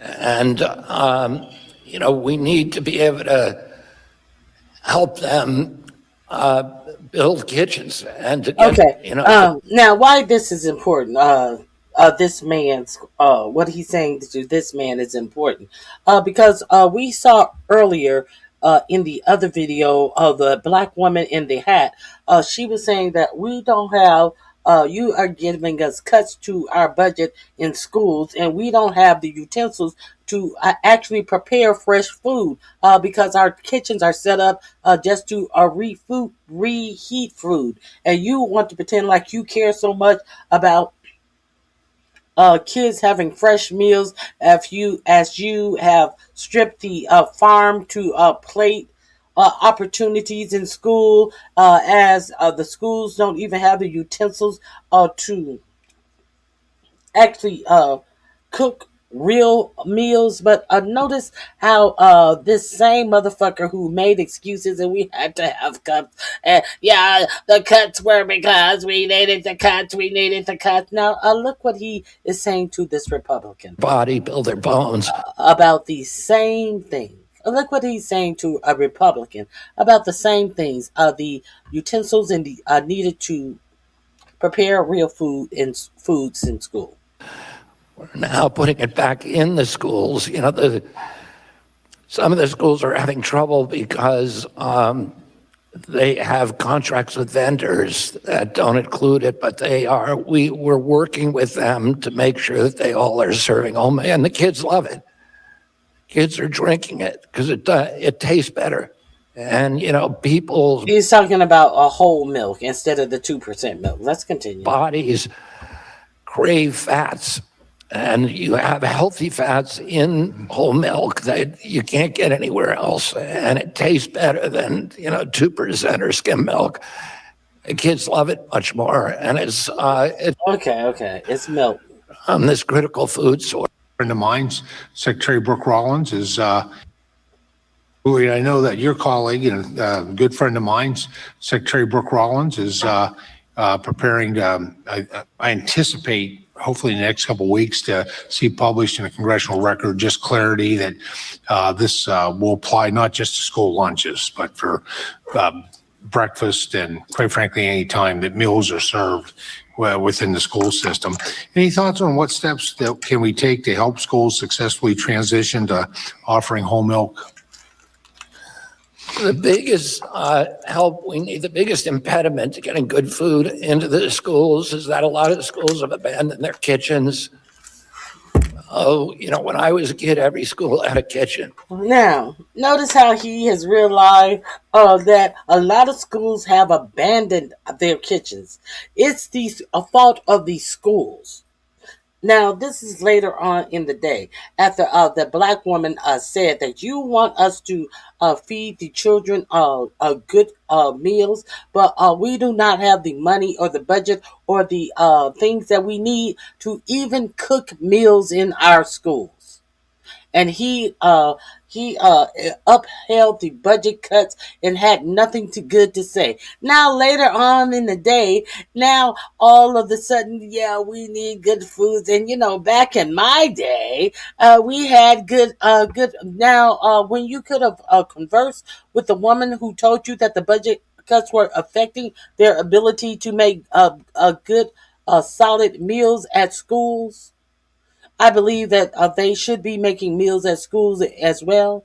You had nothing to say to her but a bunch of bullshit because she was an old black woman who was obviously a Democrat. So you had no time for her. Now, listen to him wax poetic on an idea that she was the one who initially brought to the floor of this hearing. Watch this shit. And that's not true today. And a lot of schools have abandoned their kitchens. Oh, when I was a kid, every school had a kitchen. And that's not true today. And, we need to be able to help them build kitchens and to get, to purchase cutlery and to purchase cutting boards and all the things they need to actually be making good food there. What we're finding is that the food... We need to be able to give them the ability to have purchase cutlery and cutting boards and things like that. Things that you are unaware of things that the other congresswoman was trying to tell you and you refused to listen. You poo-pooed her. You talked all over her. That good food is actually, in many cases, cheaper than the processed and ultra-processed foods that they were getting. It's much cheaper than fast food. In fact, our program in the military, we're shifting, heat access is shifting the military from the terrible, appalling food that they had that only a third of the troops were eating. And we were paying $18.50 a day. We're now on 5 bases, about to go into 20 bases, with good, rich, whole food, a lot of it locally sourced. And we're feeding them about $10 a day. So it's, good food is not more expensive as long as you're cooking it at home. Well, gentleman's time has expired. Secretary. While we'd like to talk more about Krispy Kreme and chocolate whole milk, we're going to move now to the gentlelady from Connecticut, Mrs. Hayes. Thank you. Good afternoon. Firearms are the leading cause of death for children and teenagers in the United States. Pediatricians, trauma surgeons, emergency physicians, and public health experts have repeatedly described firearm injury as a public health emergency. As my colleague stated, when you were asked during your confirmation hearing if you believe firearm violence was a public health crisis, you answered with one word, no. You went on to say, you believe that HHS can explore solutions for the behavioral health and substance abuse epidemic without compromising sacred rights and freedom. According to EdWeek, which measures school shootings at K-12 schools resulting in injury or death, there have been 26 school shootings since you were sworn in. According to the Gun Violence Archive, which measures any gun discharge on school grounds, there have been 240 incidents since you were sworn in. In 2026, we have seen school shootings in Rockland, Maryland, Detroit, Michigan, Crandall, Texas, Bulverde, Texas, Ferguson, Missouri, Oklahoma, Bethesda, Maryland. As you stated, I understand that you don't have full jurisdiction over the law enforcement side, the DOJ, the FBI. And since this committee has refused to respond to my request for a hearing on school shootings, I want to ask you about the things you do have direct jurisdiction over. HHS holds jurisdiction over public health aspects, focusing on mental health services, trauma support for survivors, data collection to prevent gun violence. Since under your tenure, we've seen threats of cuts to SAMHSA, cuts to school-based mental health programs, cuts to the CDC staffers who work on research and prevention, cuts to bipartisan community violence prevention programs. They've been terminated. So, Mr. Secretary, since you were sworn in and now have full visibility of the harm of gun violence to children, has your position changed? Do you believe gun violence is a public health crisis? I believe it's a public health crisis, but it's not. We don't have jurisdiction to. The things you do have jurisdiction over. And we're doing those. So we're doing more studies on the etiology and cause of gun violence, the first that have ever been done in years. Sir, I have to we're doing stop those, you. and I only have 5 minutes, and I apologize. You asked but the question, so I answered it. Well, I want to know specifically why the research and the funding has been cut for these programs that address trauma, that address student survivors, that address school-based mental health programs for students who are affected by gun violence. You're putting out all of these programs, all of these studies about keeping kids healthy. Keeping kids alive is part of keeping them healthy. And we're trying to do that by doing the studies to understand why people commit mass shootings. But you've also cut funding. That has not been done before. You've also It's been cut done by the funding. Trump You've also, administration. sir, I'm going to have to ask you to exercise some restraint. You're a Kennedy. You know how oversight hearings work. Well, and we pretend don't you're want the second graders to think that your interruptions are rude, disrespectful, or impatient. So I'm going to have to ask you to just allow me to finish my questions. Well, don't pretend you're In my asking home state of questions. You're not gonna give Connecticut, me a where I chance was a to school answer it. teacher, in the classroom on the day 20 children were slaughtered and 6 educators, we worked really hard to see firsthand how to invest in our communities and provide prevention. Connecticut has created some of the strongest school-based violence prevention systems in the country through multidisciplinary threat assessment teams, early intervention programs, and partnerships that help schools identify concerning behavior. I put forth a bill, the School Violence Prevention Act, to begin to collect data to see how we can have federal programs to address these traumatic outcomes for kids. Many of the things that we fought for in the Bipartisan Safer Communities Act have been cut. So I have to ask you, what have you done to address the health of children? You point out so many other things about the food they eat, all these other things. What have you done to keep kids safe from gun violence outside of commissioning a study? As I said, we have no law enforcement. Congress has not given us law enforcement. I'm not asking you about law enforcement, sir. What we do is we study issues and we study problems, and we're doing that with gun violence, which has not been done specifically before. a study that you've commissioned.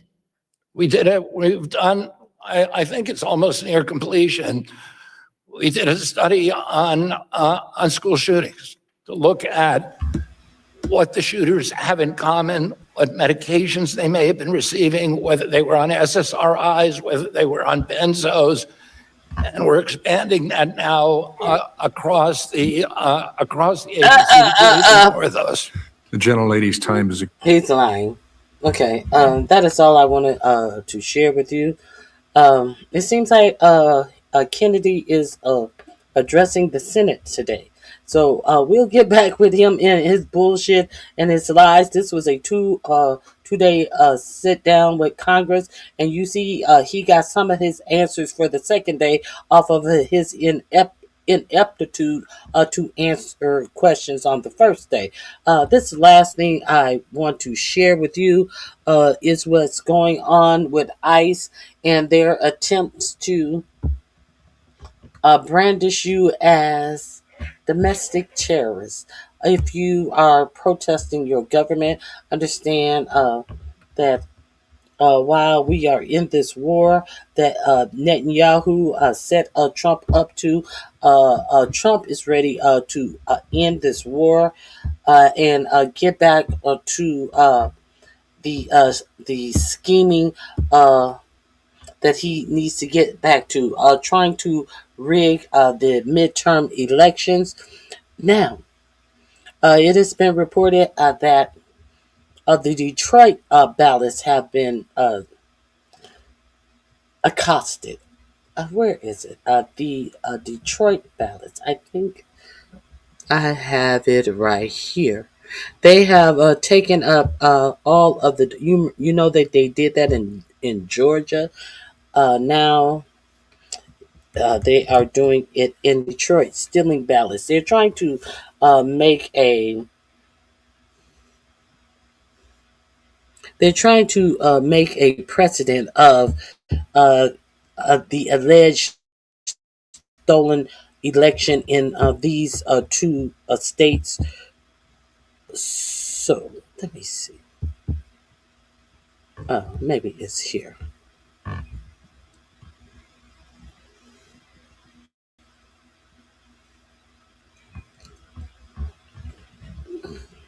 First of all, let's go 1, 2, 3. We know we heard Keck Breath say that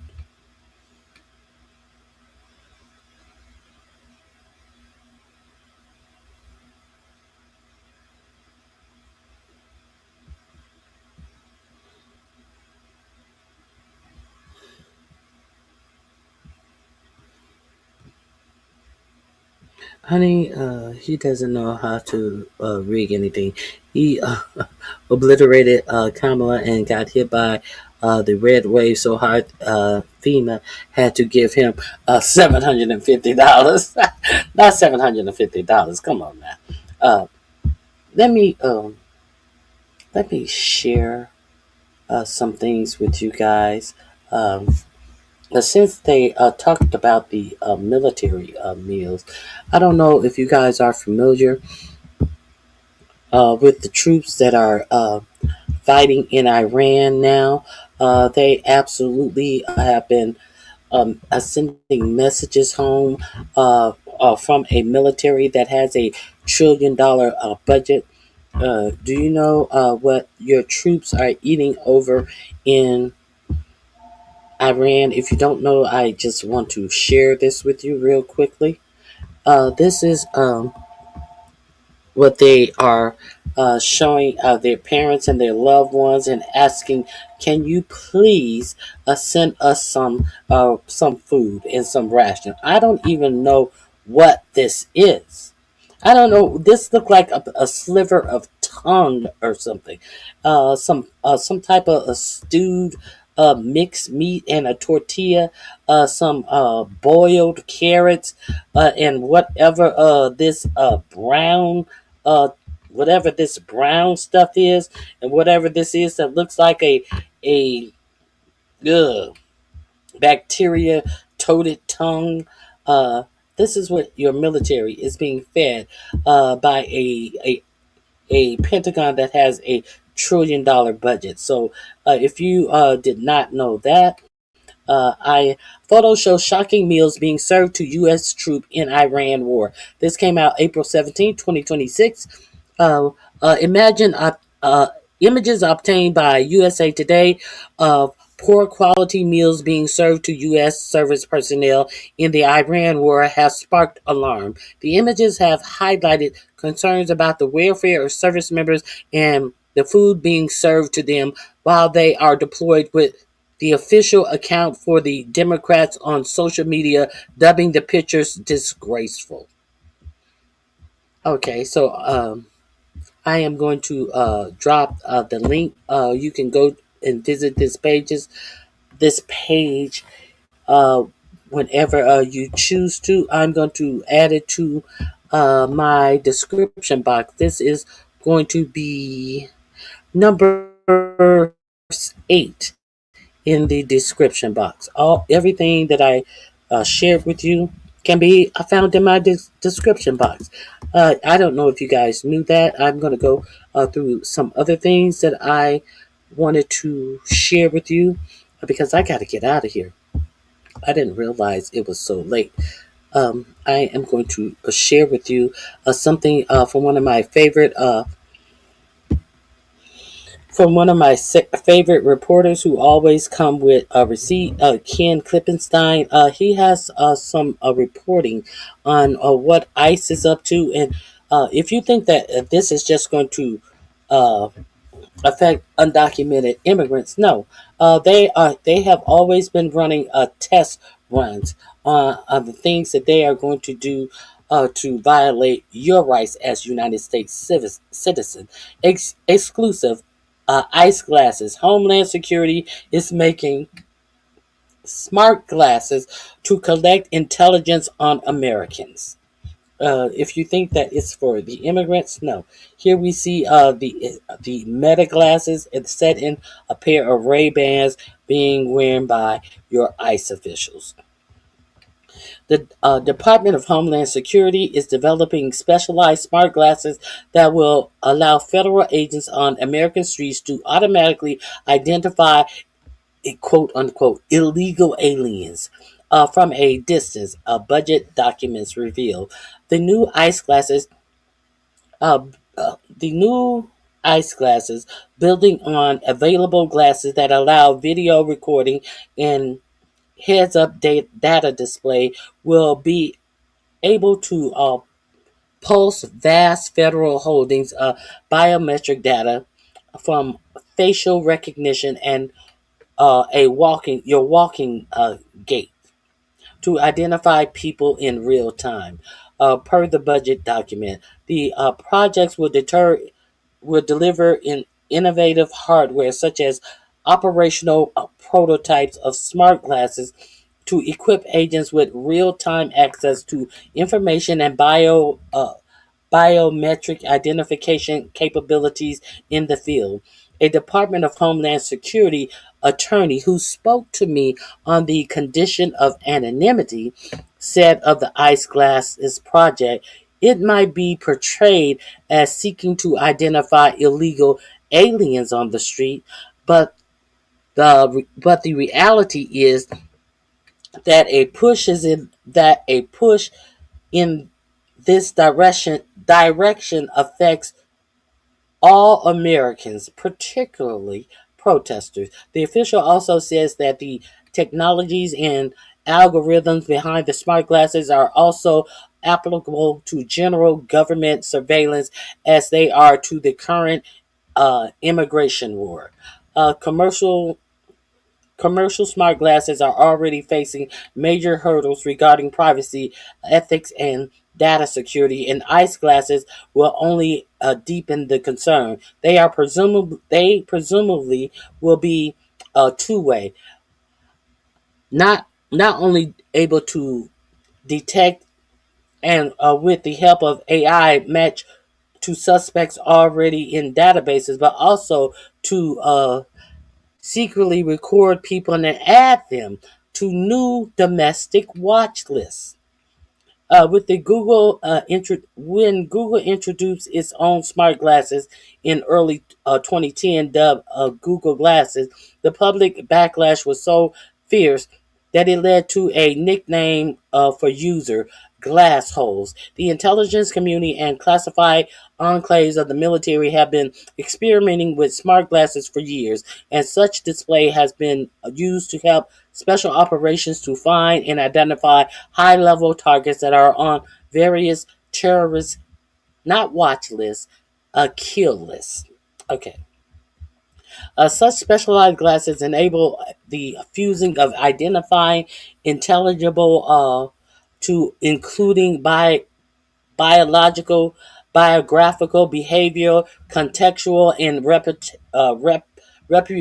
reputational attributes, and to identify and address threats, individuals, and networks, their capabilities, and the capability centers of gravity, objective, and intent, according to a leaked document I've reviewed. Now, let's understand, if he says he's reviewed the documents, he usually always comes with receipts. And what do we have coming up below? ICE glasses will presumably benefit from the research providing federal agents with a real-time awareness of the identities of anyone within sight and who is on one of the Homeland Security's various watch lists, the existence of which I've reported here and which I've reported about.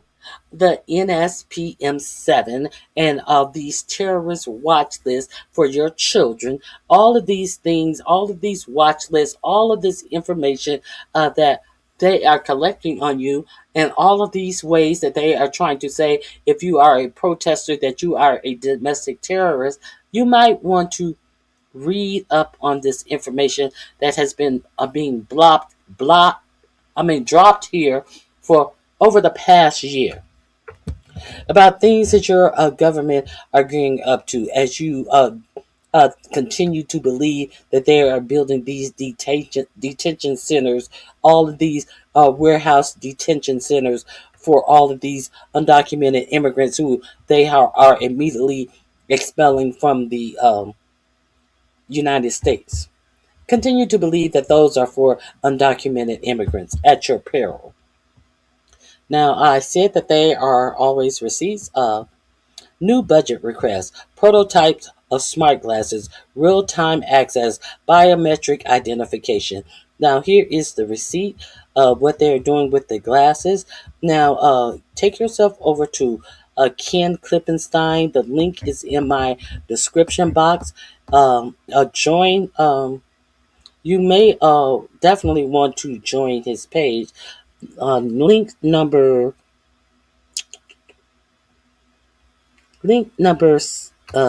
8 in my description box.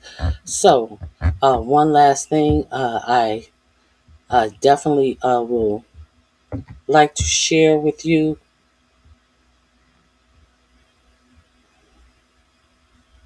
Prosecutors dropped bad news on Cash Patel. Oh well, he deserves it.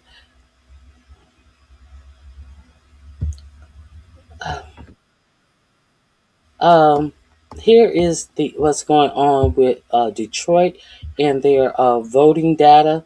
Let's go over to Secular Talk with Kyle Kalinsky. I'm not going to play all of the video. I will drop the link to the video in my description box. That obviously will be a number 8 in my description box. Let's see how they're trying to circumvent the vote in Detroit. Number 9 in my description box. Here we go. Not long ago that we were talking about how the Trump regime was seizing ballots from Fulton County, Georgia. You remember that? They went in there, they seized ballots from Fulton County, Georgia. Now that is a terrifying prospect, especially because they went judge shopping to find a judge that would allow them to do it. And of course they settled on some insane pro-Trump psychopath. Right? So he gives the green light. Then you have Tulsi Gabbard go down there. The Trump regime goes down there. They seize the ballots. And this is a dry run for interfering during the election when we have, the way it works is there's going to be a red mirage again, very likely. So the votes that are counted the day of, the Republicans will be up as soon as you count the mail-in ballots, which they do second in most states. Then the Democrats will take the lead. As soon as Trump sees it, where the Republicans go from leading to not leading, that's when he's going to say, this fraud, we're going to order a stop to this. There's fraud happening. It's occurring right now. We're going to send in law enforcement. We're going to get it all sorted out. And so for them to seize the ballots in Fulton County, Georgia, is again, it's not exactly a dog whistle. It's a motherfucking foghorn. Okay. That's what it is.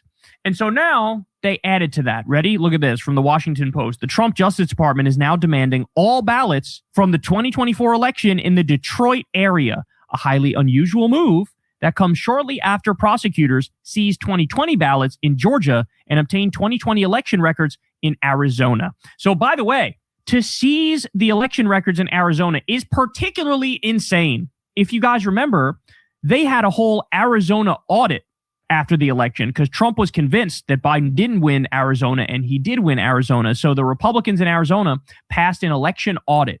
And guess what? At the end of that, what they found out is not only did Biden win, he won by more votes than we thought he won by.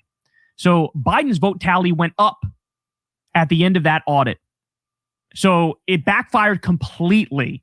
their recount. So for them to go in there and demand further election records from 2020 in Arizona is astonishing. Okay, but obviously they have dirty tricks planned, very dirty tricks planned. So let's remember, Trump initially signed an executive order to turn voting machines over to Doge back when Elon was running Doge, okay? Because he wanted to have this guy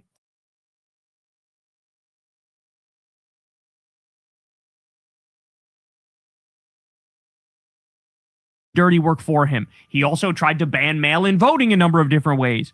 He tried to, and he currently is still trying to steal voter roll data and do ballot purging and ballot spoiling. Okay, he's demanding that the states turn over their voter data to the feds. And that's exactly what many red states are doing. And the blue states are trying to not comply. A lot of the swing states are trying to not comply. And they're like literally cutting off funds for a lot of these states because they're refusing to comply with this illegal order. Okay. I'm worried about him sending the National Guard or ICE to seize the ballots on election day. Now, the National Guard has come out and said, we're not going to do it. If he demands us to do it, we're not going to do it. But ICE, the whole point of ICE is that it's his secret police. It's his paramilitary. Okay. It's his Gestapo.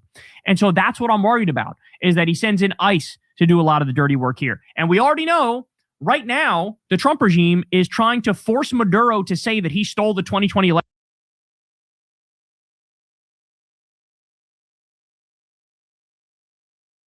election for Joe Biden. You know, he abducted him in the middle of the night. He's still locked up in a cage right now. He's not even allowing Maduro to access funds from Venezuela to fund a competent legal defense. So he's getting like some public defender assigned to him. And so the goal is Trump is going to offer Maduro, listen, if you say I won the 2020 election and you helped Biden steal it, then I'll let you go and like it'll be smooth sailing for you. And so they're working on that right now. Trump has already said Iran interfered in the election. He did that the first day he started the war with Iran. He said China interfered in the election. They're trying to pass the Save America Act where you need like multiple forms of ID in order to vote. I love the idea of they go, oh, let's do voter ID for people to vote. But then they refuse to provide the ID. Well, how can you do voter ID for people to vote? But like not everybody has a driver's license. Not everybody has a passport. Not everybody has an ID. So when you say voter ID, the obvious goal here is voter disenfranchisement.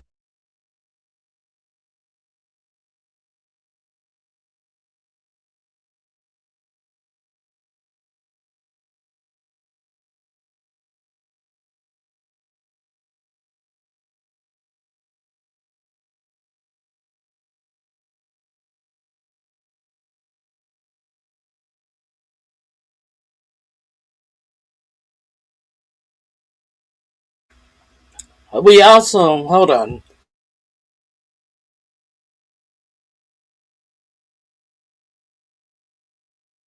Yes, it's voter suppressing. We also know that the new head of ICE, Mark Wayne Mullins, has refused to answer if he will let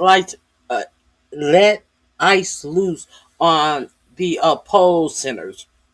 We know that Mark Wayne Mullins was asked during his confirmation hearing if Donald Trump told him to release ICE on polling stations. He did not say he would not do that. So that's all I have for you today. That's what's going on in Detroit. I'll see you guys tomorrow. Thank you guys for being here. Please hit the like button. I gotta run. I gotta get out of here. Didn't expect to be on here this long, but I appreciate your support.